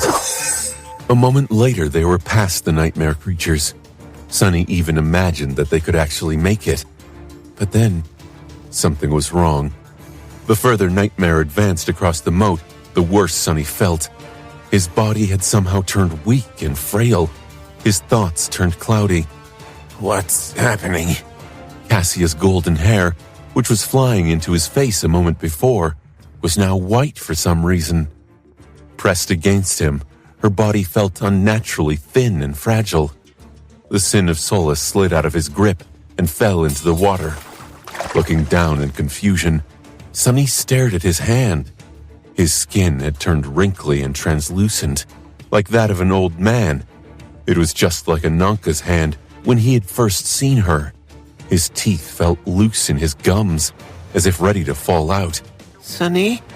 Cassia's faint voice was almost too quiet to hear. The other side of the moat was so close, but before they could reach it, Sunny's vision suddenly turned blurry. Then, he was standing on the deck of the Chainbreaker once again. Turning slowly, Sunny looked at Cassia. The blind girl was standing behind him, shivering. Her beautiful face was deathly pale, but her hair, it was golden once again. He slumped against the railing, let out a shaky breath, and forced out a smile. I guess we really do have to use the bridge. She nodded slowly. Yes, let's try to make it this time. Sunny had always wanted to die of old age, but definitely not in such a cruel manner. It seemed that his previous suspicion that diving into the moat would be lethal was correct. However, as it turned out, passing above it was just as deadly. At least now I know that masters can die of old age too. It was actually an interesting piece of information. It was common knowledge that Awakened had longer lifespans than mundane humans, but no one really knew by how much. The spell had only descended on the waking world around half a century ago, after all, and it took a while for the first Ascended to appear. The first Saints appeared even later, after Sunny had been born. I'll put it in my exploration report, if we ever make it out alive. Not letting the eerie death slow them down, Sunny and Cassia made another attempt to enter Alethea's tower. In the end, it took them a dozen more revolutions to succeed. Getting near the water flowing in the moat was a death sentence, since time around it went utterly insane. Flying was suicidal because of the Harvester, so the only way to reach the Black Cliff was to cross the stone bridge. However, the nightmare creatures trapped on it were too deadly. As soon as the enchantment was destroyed, they were released from its hold and turned their attention to the two humans. Sunny and Cassia tried fighting them and perished. Then they tried to evade them, but were caught and killed. Eventually, it was Sunny who came up with a way to deal with the abominations. With devouring beast on their heels and the nightmare creatures in front of them, he simply made sure that the former and the latter collided with each other before they caught him and Cassia. Then, while the bestial giantess was dismantling the dreadful abominations behind them, Sunny and Cassia stealthily ascended the steps cut into the cliff. There was more deadly magic on those steps, but after dying to it several times, they finally found a way to reach the tower. Finally, they stood in front of its gates. They were shut tightly, and even if Sunny had a key, there was no lock to insert it in. Luckily, he was already familiar with this type of door. Placing his hand on the surface of the gate, he sent his essence flowing into it. The ancient door opened slowly. Hearing a furious roar chase after them from the bottom of the cliff, Sunny did not waste any time. Grabbing Cassia's hand, he entered Alethea's tower and pulled the blind girl inside.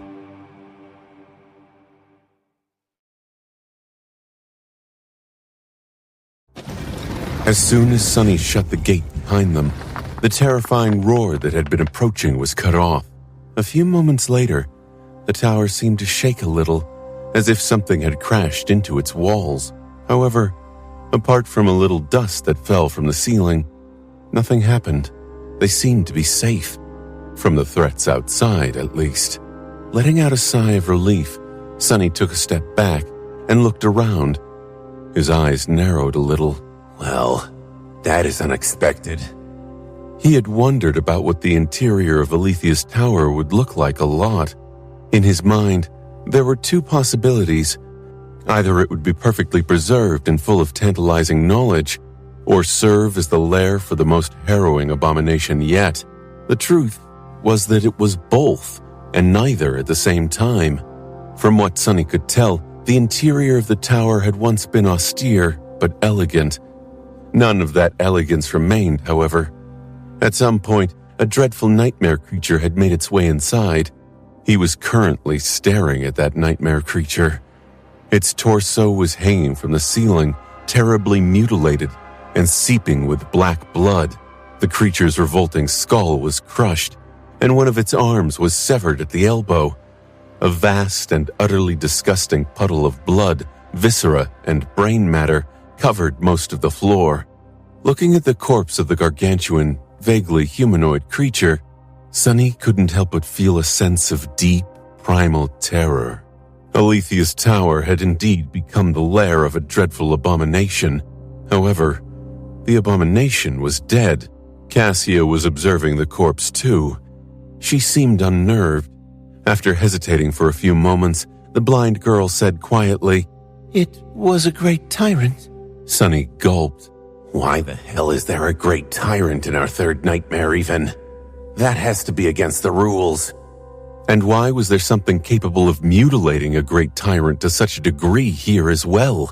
What was that damned spell thinking? Shaking his head, Sunny studied their surroundings. Now that he had some time, he noticed signs of a terrible battle.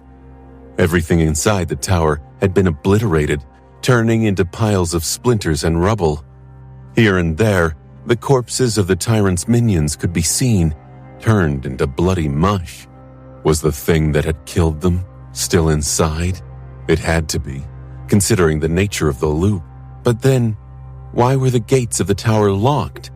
Why was the enchantment intact? How was it even possible? Walking over to the puddle of the tyrant's blood, Sunny knelt and touched it. His expression was troubled. It's cold. The creature had not been killed recently. Had it been dead for as long as the loop existed? He glanced at Cassia. What does your intuition tell you? She frowned. "To flee." Then the blind girl sighed and pointed up. "There is danger somewhere above us."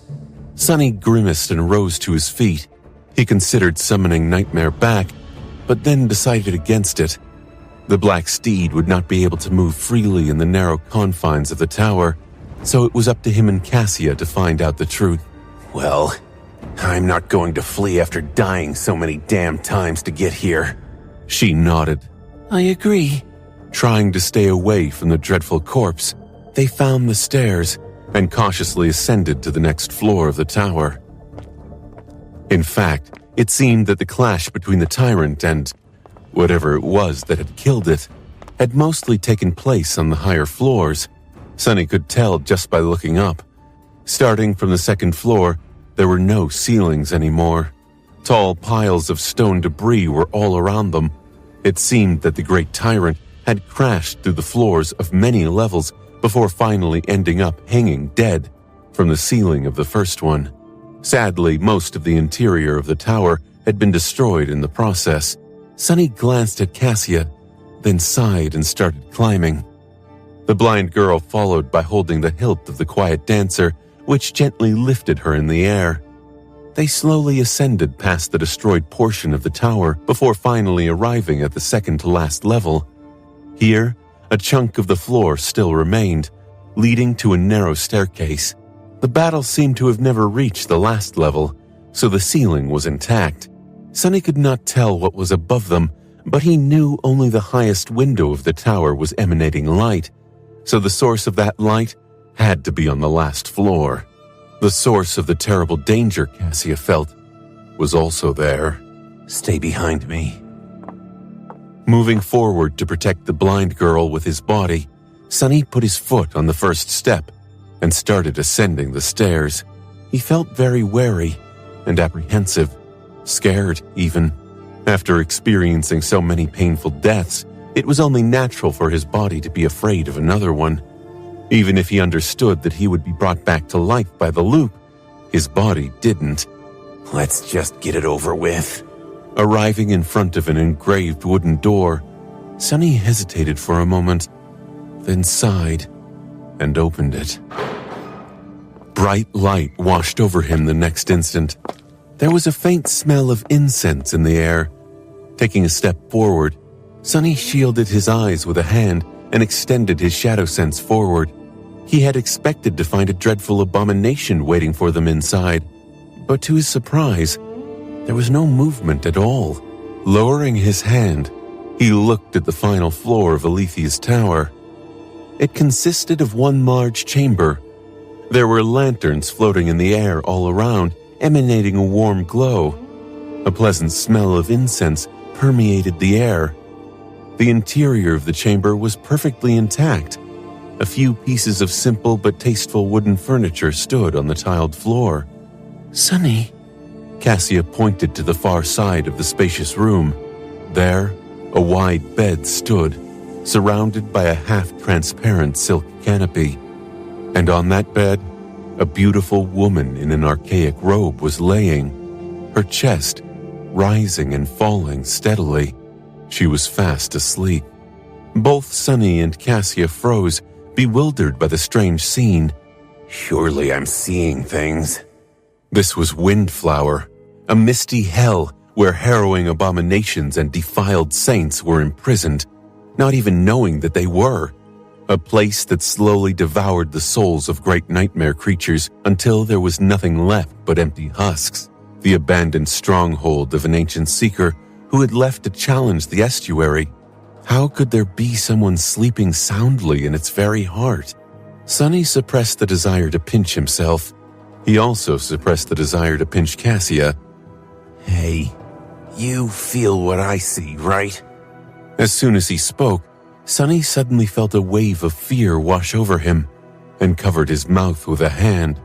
Shaking off his bewilderment, he reminded himself where they were and why they had come here. Cassia had said that there was a source of terrible danger at the top of Alethea's tower, but there was only the sleeping woman, which meant that she was that source. What if his voice woke her up? The blind girl nodded slowly and answered in a whisper. I do. Sunny lingered for a few moments. Is this Alethea? Indeed, that would be the most rational guess. They were standing in the tower built by Alethea of the Nine after all. So who else could it be? Cassia shook her head. It shouldn't be. The seeker who lived on this island is said to have left it a long, long time ago, before the defilement was even born. Of course, the information I received from the people of Fallen Grace might be wrong. She frowned. But it is said that only the Serpent King has been able to come to Windflower and return alive. I honestly don't see how any human could have survived this place, let alone how they would have ended up sleeping peacefully at the top floor of this tower. Sunny studied the figure of the sleeping woman tensely, then rubbed his face tiredly. Then who the hell is she? The blind girl remained silent for a while. Eventually, though, she answered. Actually, I have a theory. Cassia hesitated for a moment, then said, I think she's a windflower.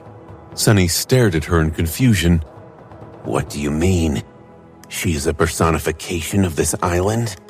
The blind girl shook her head. No. Remember, nobody knows where the name Windflower came from. However, I noticed something strange about the guiding light. It continued pointing to the center of the island even after we landed, right? Sunny nodded. Cassia sighed. I was able to make it point to you, Neff, and Effie, but not Jet. I puzzled over how it worked for a long time, and after a while, I started to suspect that it's because Jet doesn't have a true name. Or at least, I don't know what her true name is. Indeed, Soul Reaper was simply Jet's nickname, not her true name. Actually, even Sunny did not know if she had one. The blind girl, meanwhile, continued. I got that idea, actually, after we saw Devouring Beast. The guiding light only points to Effie, and not her. That is strange, considering that they are the same person. Only, I think that once somebody becomes corrupted, their very nature starts to change, so they lose their true name. Or maybe it changes as well. She studied the walls of the spacious chamber and said, I think that if we had the guiding light and asked it to point us to Windflower, it would have pointed directly at this woman. Sunny frowned, then asked quietly, All right, let's say that you're still correct. The question remains, who the hell is this Windflower? Cassia suddenly coughed and looked away in embarrassment. I don't know. He stared at her in confusion. Then why the hell did she go on and on about the guiding light, true names and all that?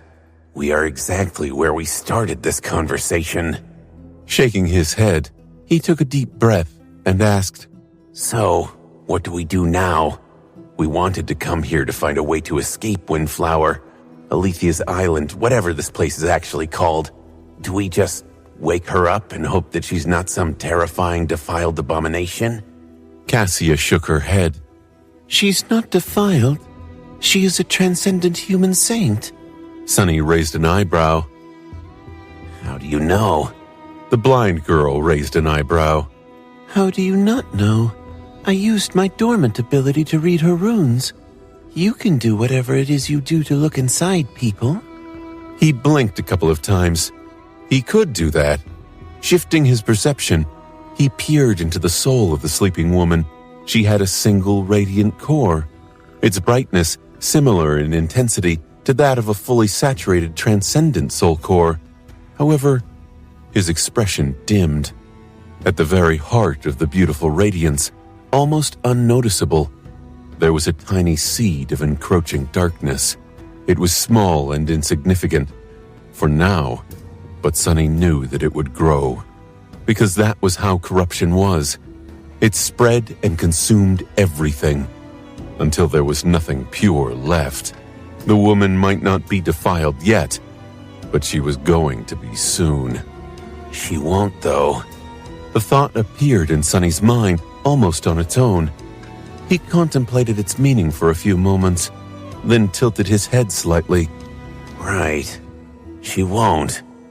For as long as the woman remained on Alethia's island, inside the loop, she was not going to be corrupted.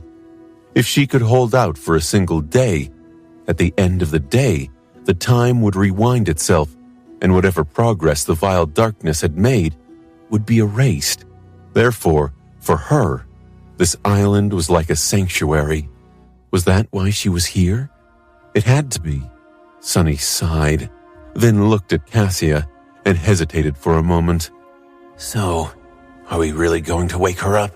The blind girl shrugged. What's the worst that can happen? Sunny stared at her with wide eyes. What? Why on earth would you say that? You of all people should know not to. He suddenly fell silent, afraid that his furious whisper would wake up the sleeping woman. However, he did not have to worry. She remained peacefully asleep. In fact, nothing they did seemed to wake her up. By the time the revolution ended, it had become apparent that the mysterious woman's slumber was not a natural one. Instead, it seemed eternal.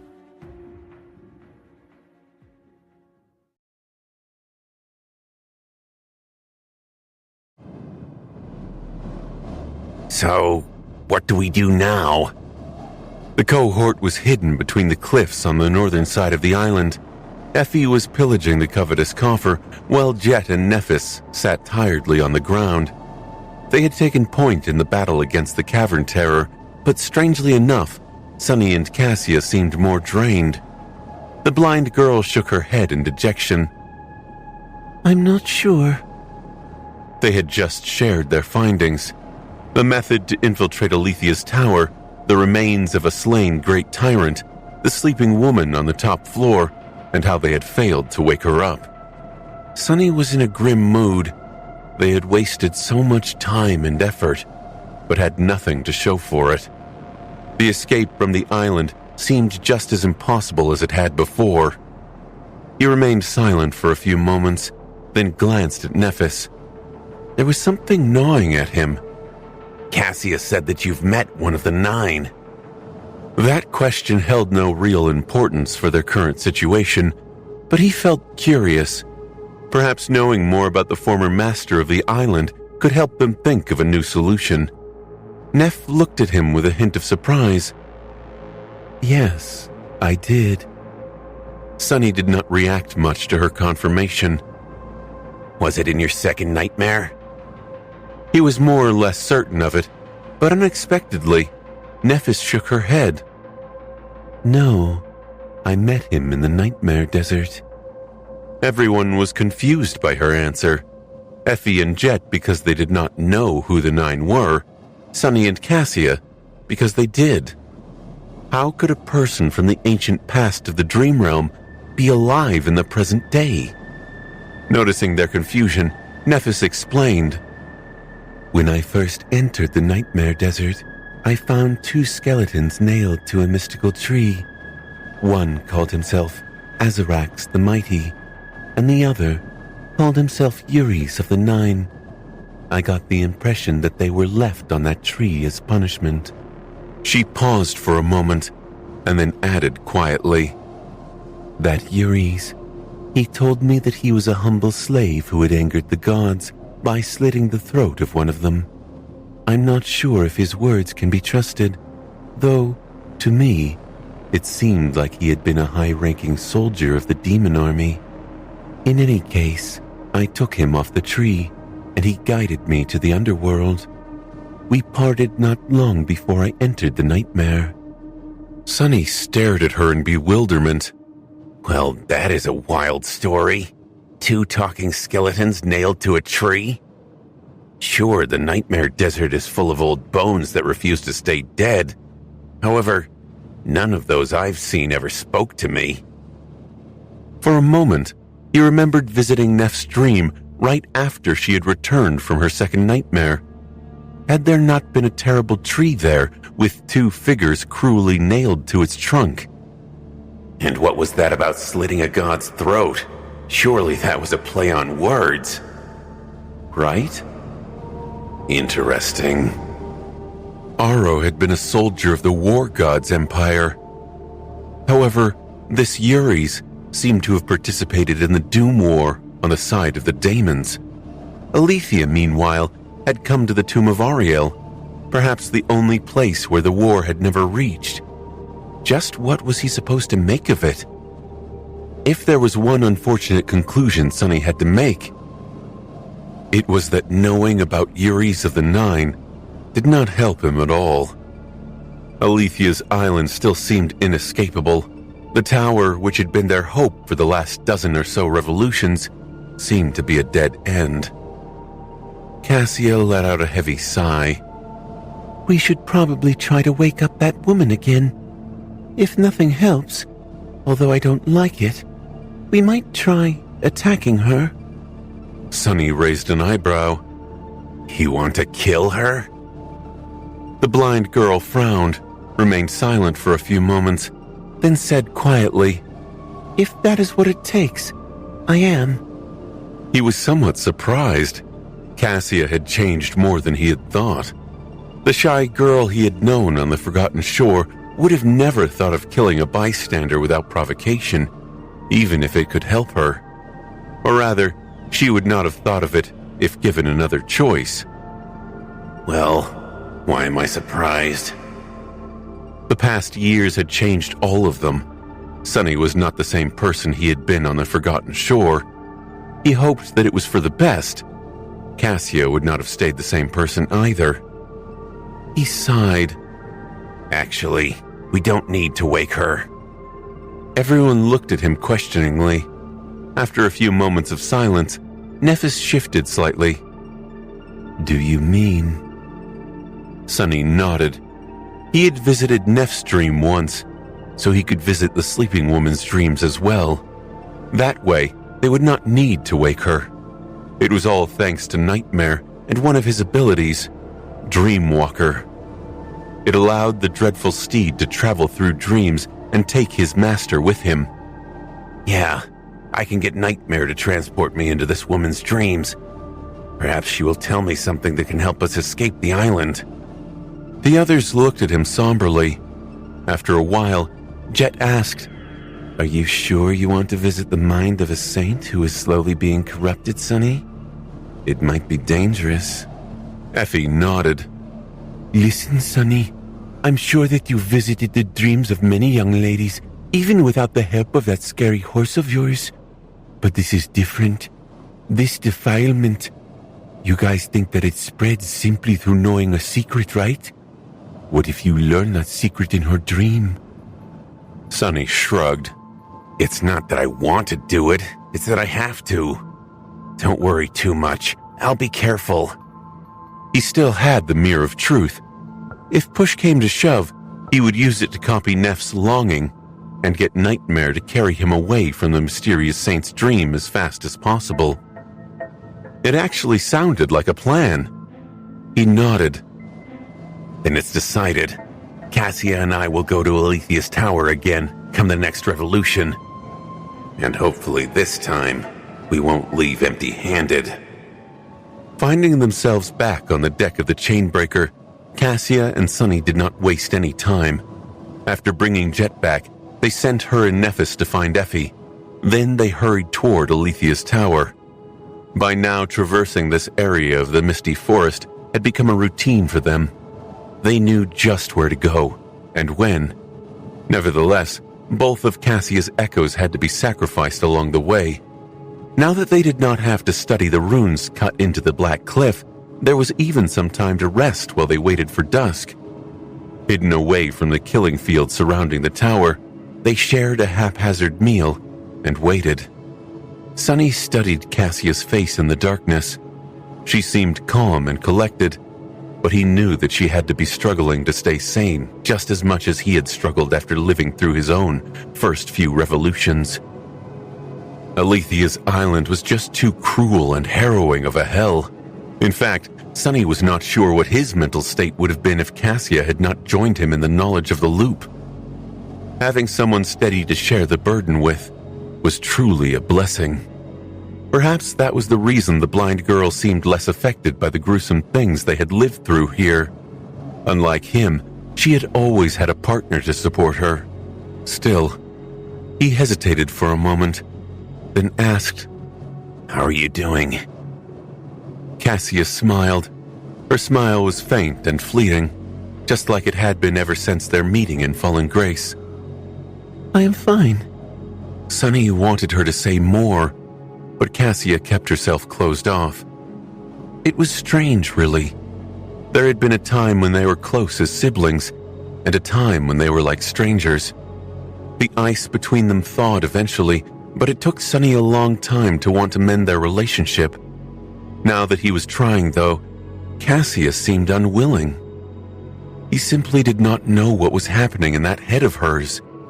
Actually, he suspected that no one knew, even Nephis, who was the closest to the blind girl, could not tell what Cassia was thinking. Perhaps that was the curse of being a seer. Sonny sighed. I am way too oblivious about these things to navigate through such a mess. But he had to try at least. Well, if you want to talk about it, I'm here. Cassia nodded. Thank you. It means a lot. However, it seemed as if she was thinking about something else. Shaking his head slightly, Sonny rose and summoned his bow. It's almost time. They destroyed the enchantment protecting Alethea's tower, led devouring beasts to the released nightmare creatures, and slipped past them. Ascending the stone steps, they opened the gate of the tower and hid inside, then climbed to its top floor. Finally, Sonny and Cassia arrived at Windflower's chamber. Everything here was the same. Calling upon Nightmare, Sonny approached the perfectly preserved bed and looked at the woman sleeping on it through the half-transparent canopy. The mysterious saint was a rare beauty without a doubt. Her dark skin was smooth and dewy, without a single blemish on it. The lines of her exquisite face were soft and lovely. Her wavy hair was like glistening black silk, while her archaic robe was of a rich azure color, with vivid white accents. As she dreamt, her expression was vulnerable and innocent. It was a captivating sight. Sonny found it hard not to let his heart be moved as he looked at the sleeping beauty. The world itself seemed warmer and softer around her, as if caressed by a gentle wind. He sighed. I'm going. Cassia, you stay safe. Please. With that, he took a step back and dissolved into the shadows. Nightmare was already waiting for him in their embrace. His vast form wrapped itself around Sonny, and then they were somewhere else. And yet, they were exactly where they had been. Sonny was still on the top floor of Alethea's tower. However, it looked different. The wide bed was empty. Cassia was nowhere to be seen. The floating lanterns were gone. Instead, the chamber was drowned in bright light that poured through the windows. Nightmare had to hide in the deep shadows in the corner of the spacious room to avoid it. That's not right. Since when was Alethea's island so bright? Wary, Sonny slowly walked to the window and looked outside. His eyes narrowed slightly. Below him was the familiar island. However, it had changed entirely. The suffocating mist was gone, revealing the beautiful green expanse of the pine forest. The trees bathed in warm sunlight, swaying slightly in the wind. Here and there, clear streams flowed. The killing field surrounding the tower was drowning in flowers. The stone bridge was empty, with no nightmare creatures in sight. In fact, without the mist, Sonny was supposed to see the towering figure of devouring beast wandering the forest. However, she was nowhere to be seen. There was no harrowing creature in the clear blue sky either. Alethea's island seemed utterly devoid of danger. Instead, it seemed like a tranquil, beautiful, and peaceful place. A paradise. This is her dream? Sonny knew that he was inside a dream. However, the space around him did not seem like one. It was much more solid, defined, and permanent than the few dreams he had visited in the past. What the hell is going on? It's a wonderful day, isn't it? That voice. Sonny flinched and turned around. A woman had just entered the chamber, carrying a bouquet of fresh flowers. It was her, the beautiful sleeping saint of Alethea's tower. She was awake, or rather, in her dream, she was. Sonny took an involuntary step back. Despite how lovely the woman was, he couldn't help but feel wary of her. His voice was slightly hoarse. Who are you? The beautiful saint raised an eyebrow and smiled. Me? I am Windflower. Then a hint of amusement appeared on her charming face. But why are you asking? And why are you here again?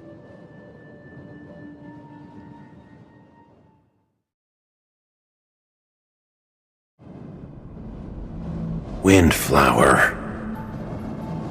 So, Cassia was right. Windflower was the true name of the mysterious saint in front of him. And after the memories of the original master of the island, Aletheia, had disappeared from the memory of the river people, they started calling this place after its current resident. In time, even that knowledge was erased by time and the collapse of the river people's civilization. All that remained was a name that had lost all meaning. Everyone who remembered Windflower was gone, and yet the person to whom that name belonged remained, trapped in a dream that lay in the heart of Alethea's island. However, Sonny was caught by surprise because of something else the beautiful saint said. He suppressed the desire to take another step back, frowned, and said tensely, I am asking because I don't know, and I'm here in hope of finding a way to escape this island. But again? Why did you say that I'm here again? Windflower studied his face for a few moments, still smiling. Her gaze lingered at the crown of twilight, then shifted away. Letting out a melodious chuckle, she walked to a beautiful porcelain vase and put the bouquet of wildflowers she had been holding inside. Then she let out a sigh. I see. This is our first meeting. How exciting. Sunny was not convinced. Why would Windflower act as though she had recognized him? It could only mean one of two things. He hesitated for a moment. Are you not affected by the loop? She shrugged. My body is, but my consciousness isn't. Here in the Dream Palace, I am free to live my days in peace. Her smile dimmed a little, and a hint of darkness appeared in her beautiful azure eyes. I must admit, though, young man, you have rather poor manners. Not only have you intruded upon a lady's dream without an invitation, but you've also neglected to introduce yourself. I feel at a disadvantage. Sunny coughed. Please accept my sincere apology, Saint Windflower. I'm not exactly familiar with the etiquette of visiting people's dreams. My name is Sunless. If she is not beholden to the loop... Then she had indeed met Sunny before, which of course was impossible. This was definitely his first time entering the Dream Palace, where Windflower's soul resided. Either Sunny had spent much longer on Alethea's island than he had suspected, somehow losing his memories of becoming aware of the loop the first time around. Or she had mistaken him for the Mad Prince. The latter was much more probable, and also meant that the odious madman had visited the island in the past. But why? And what had he spoken with Windflower about? What was the bastard's scheming? Mysterious. All of it was so mysterious. Sunny had so many questions. But would Windflower answer his questions? Was she a friend? Or was she a foe? He hesitated. The beautiful saint, meanwhile, looked at him in confusion. Saint Windflower? Why do you call me a saint? Sunny blinked. Right. The people of the waking world used the word saint to denote those awakened who had conquered the third nightmare and transcended. A native of the dream realm would not recognize the term. He scratched his head.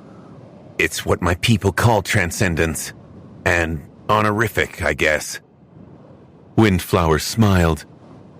Ah, I see. Well, Sunless, it is very nice to meet you.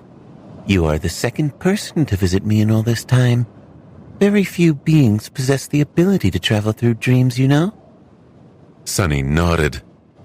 To be fair, I don't possess such an ability. It's my horse who does. Windflower looked into the corner where Nightmare was hiding among the shadows. Her pleasant smile widened a little. I've noticed. It's certainly extravagant to use a terror as a steed. You must be quite powerful to have the loyalty of such a creature, Sunless. And to wear that crown. Sunny hesitated for a moment, then briefly touched the crown of twilight. His expression was complicated.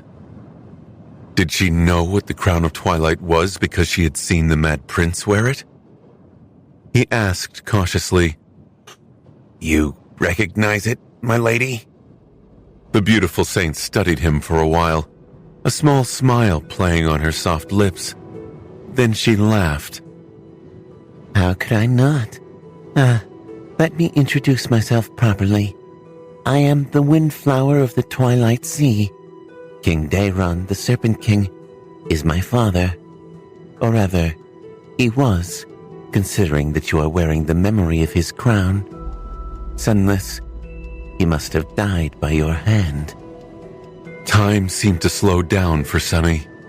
He stared at the beautiful saint, the princess, silently, not knowing what to do. So I am her father's killer. That was not ideal, to say the least.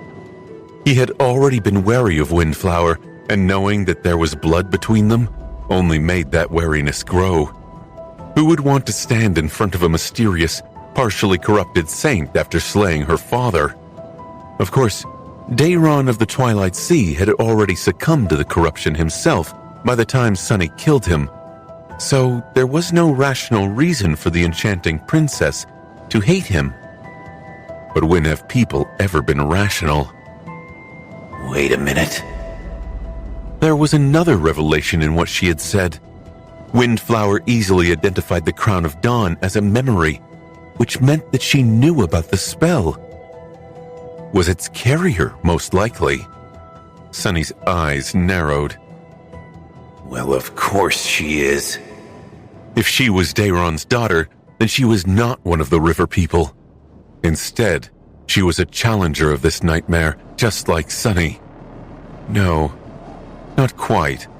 Only masters could challenge the third nightmare, and since she was a saint, she had either achieved transcendence inside the tomb of Ariel, or had come inside with her father in order to guide the future challengers with him. Noticing Sunny's unease, Windflower smiled. I see you are starting to get it.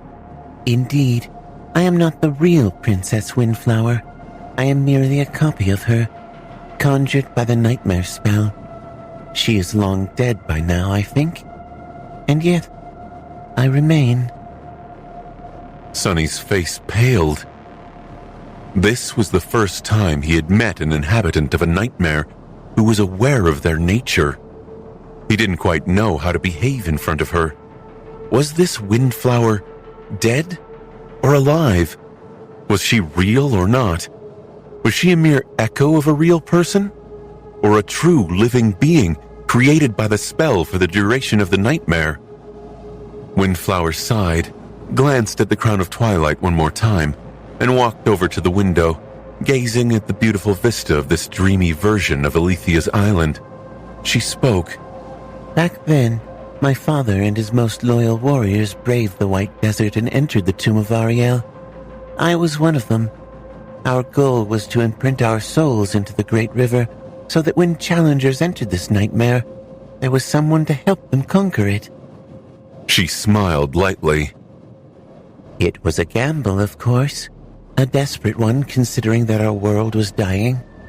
It was already being consumed by the Dream Realm, and despite all our struggles, we had failed to rise to the challenge of the spell.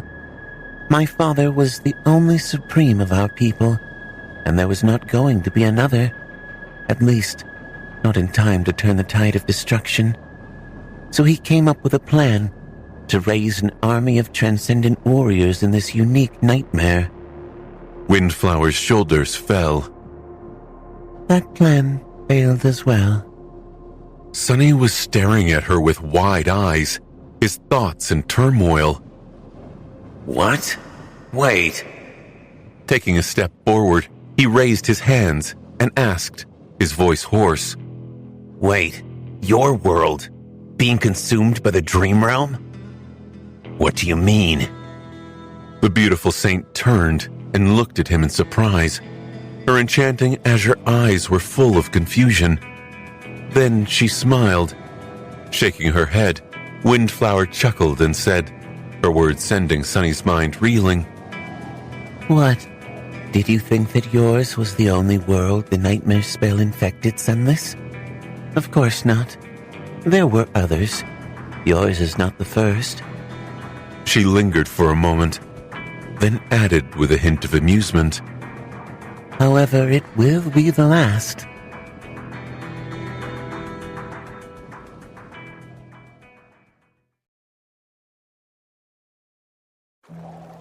Sunny was reeling from the sudden deluge of impossible knowledge that Windflower had so casually shared with him. The relationship between the waking world and the dream realm, the vague theories about the nightmare spell he and Nephis had discussed, and everything he knew was suddenly overturned. He remained silent for a while, then weakly raised a hand, summoned the shadow chair, and sat down. Watching him, the beautiful saint tilted her head slightly and laughed. What an interesting memory. Walking away from the window, she found a chair of her own, then picked up an elegant porcelain kettle and poured fragrant tea into 2 cups. Sunny took a deep breath. I did think that my world, we call it the waking world, was the only one infected by the nightmare spell. Oh, I was never sure, though. Windflower pushed one of the cups toward him and shook her head. It seems that your people are less knowledgeable about the past than mine were. But we were rather ignorant as well. Still, we knew that there were many realms before the End War. Some were connected to each other, some were far apart. Some were considered mortal realms, while some were considered divine. Each of the gods had a realm of their own. She looked into the window and took a sip of tea. The mortal realms were where the war between the daemons and the gods took place. By the end of it, most of them had been turned into desolate graveyards. They became the core of the dream realm, where corruption reigns. Sunny forced his hand to remain steady as he raised his cup and tasted Windflower's tea. It was pleasant and soothing, but left a tinge of bitterness on his tongue. Of course it made sense. The dream realm had always seemed like a patchwork world, with different regions of it inexplicably possessing different skies, celestial bodies, and even laws. The Forgotten Shore, the Chained Isles, the Hollow Mountains, the Nightmare Desert. They did seem more like different worlds that had been roughly smashed together than natural parts of a single whole. He took a deep breath. What about the divine realms? The beautiful saint smiled. Those were left untouched by the war. Even after the gods died, their realms remained.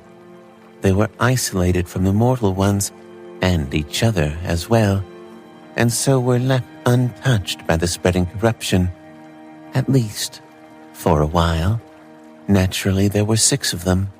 Sunny did not say anything, prompting Windflower to continue.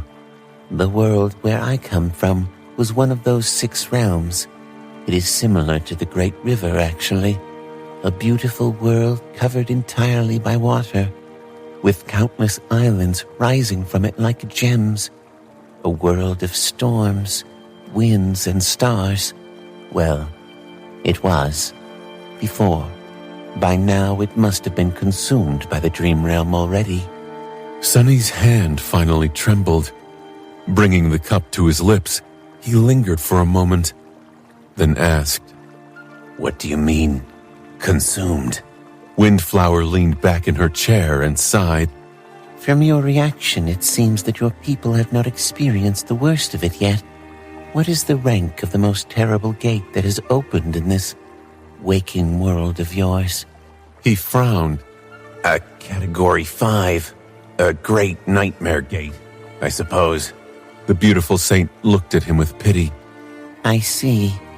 Then it will start soon.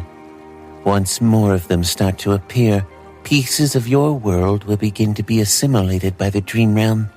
Piece by piece, your world will eventually be swallowed entirely, becoming part of the dream realm, just like the other 5 divine realms have already become part of it.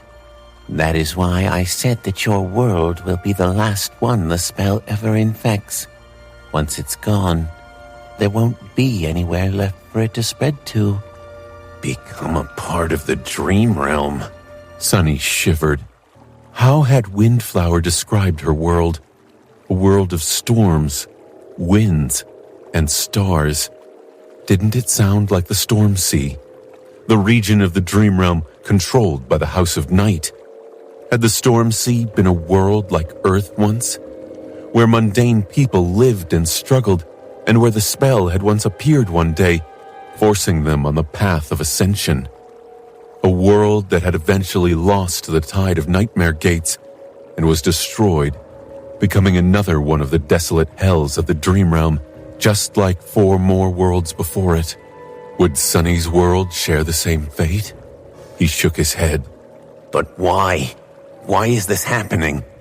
Why does the spell infect different worlds, and why are they being consumed by the dream realm?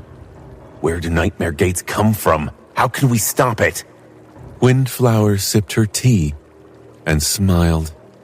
Sunless, if I knew the answers to these questions, do you think I would be sitting here, imprisoned in a dream on a cursed island with all my people gone and my world destroyed? She chuckled. Whatever the path to victory is, my people have already lost. You still have a chance, at least. A better chance than we did, even. From what I saw, your world is much stronger than mine was. Otherwise, a mere ascended like you would have never been able to slay my father, no matter how far he was gone because of the corruption. The beautiful saint looked away and lingered for a while. Finally, a hint of sorrow crept into her sweet voice. How did he die, in the end? Sunny did not speak until the pain of the flaw forced him to answer. How did one tell a person about killing their father? Sunny was not the most tactful of people, but even he knew better than to try and make his voice sound soft. Being nonchalant about the whole thing did not seem right either. He sighed. From what I know, he went mad after Twilight was lost. By the time we met, he was like a rabid beast, but even then, he was a king among them. I watched him battle many nightmare creatures much more powerful than him, and yet none could defeat your father. After a while, he was severely wounded and weakened. I used that moment to attack, and won after a ferocious battle. Even then, I would have died as well, if not for my companion. He paused and then added respectfully, I am sorry for your loss, Lady Windflower. She remained silent for a while, looking away. The sight of her elegant profile was both sad and beautiful. Eventually, Windflower smiled. Don't be. What is the point of being sorry? He was merely a copy like me. I am sure that my real father met a much more glorious end in the true tomb of Ariel. Who knows? He might have even escaped it. Windflower shook her head and looked at him with a smile. But you and your companions are different from me, Sunless. You are here to challenge the nightmare. So, did you say that you wanted to escape Aletha's island? Her azure eyes sparkled with dark amusement. I'll help you. Helping challengers conquer this nightmare was my original goal, after all. Sunny had yet to recover from the shocking revelation about the nature of his world. But time waited for no man. The revolution was going to end soon, so he had to gain as much as he could from his first meeting with Windflower. But still, if my world is one of the 6 divine realms, then which god did it belong to? The most suitable candidate was War God, the goddess of life, as well as of progress, technology, craft, and intellect. The patron deity of humanity. Heart God was a possibility as well. However, he could not quite imagine Earth having anything to do with the fallen gods of the Dream Realm. These two concepts were just too incompatible. Plus, the waking world encompassed more than just Earth. There was the moon, the sun, all the planets of the solar system, and countless stars beyond. A whole universe of them, billions of years old. How could all of it be simply one of the divine realms? But then again, the gods had never been constrained by mundane logic. They were the ones who had created the universal laws of existence. Even time itself was merely one of their weapons. Who was to say that a god could only will something into existence, nor will something to have always existed? My brain hurts. Sunny's mortal mind seemed to be incapable of truly comprehending such matters. Windflower must have been the same. She certainly knew more than Sunny, but there was no telling how accurate her understanding was. In any case, for now, it did not matter. He was elated to learn such profound mysteries, but his immediate goal was not enlightenment. It was getting the hell off of Alethia's island. And Windflower was conveniently offering her help in that regard. Sunny took a deep breath. Do you know how we can escape this horrible place? He paused for a moment, then shook his head. No, I should describe our situation first. There are 5 of us here. 3, including me, start the loop in the hidden bay at the southern edge of the island. Well, what I call the southern edge anyway. The 4th member of the cohort is in its forest, not too far away from the bay. It's the 5th that's the problem. She is all the way on the northern edge of the island. His expression darkened. There are all kinds of terrifying abominations hidden in the mist, so we can't travel freely. No matter how many times I tried, I failed to pick up the 5th member and return to our ship before the loop ends. This tower and you, Lady Windflower, are more or less my last hope. Windflower looked into the window, then let out a quiet sigh and put her cup on the table. Then she stood up. Come with me. Before Sunny knew it, they were somewhere else. The walls of Alethea's tower disappeared, and he found himself standing at the edge of a tall cliff, looking at the flowing waters below. The colossal whirlpool was gone, replaced by the beautiful vista of the great river, sparkling under the light of the 7 suns. However, not too far away, the world was obscured by the familiar mist. It was the boundary of Windflower's dream, most likely. The enchanting saint looked into the distance. Before that, let me tell you how I ended up imprisoned here, Sunless. She glanced at him and smiled.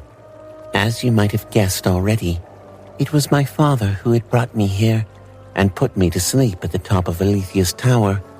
There is a seed of corruption in my soul, and so remaining inside this cycle of time is the only way for me to live on. Her smile dimmed a little. Windflower lingered for a moment, then looked at the great river once again. Back then, we laid siege to Verge, hoping to destroy the source of the defilement and conquer this nightmare. However, even after breaching the walls of the city and fighting our way to the Citadel of Truth, we failed to defeat the first Seeker. Studying the exquisite line of her charming face, Sunny scowled. The first Seeker must be tremendously powerful then. If a sovereign in command of a vast army of Awakened had failed to put an end to the defilement, then how could their cohort ever hope to succeed? His thoughts turned dark and bitter. Windflower lightly shook her head. The first Seeker has no power. That thing could not even be called a living being anymore. It's just a grotesque, sprawling mass of festering flesh contained within the Citadel, its tendrils slowly spreading across all of Verge. The problem, however, is that anyone who touches it becomes infected by corruption. That is how I became infected as well. In the end, we had no choice but to leave our fallen behind and retreat. That is how our glorious assault ended, in death and misery. She looked at Sunny somberly. So, Sunless, tell me, do you still think that you and your companions can conquer this nightmare? He remained silent for a few moments, trying his hardest not to imagine the revolting image of the cursed city of Verge. The picture Windflower painted, with just a few words, was just too vivid.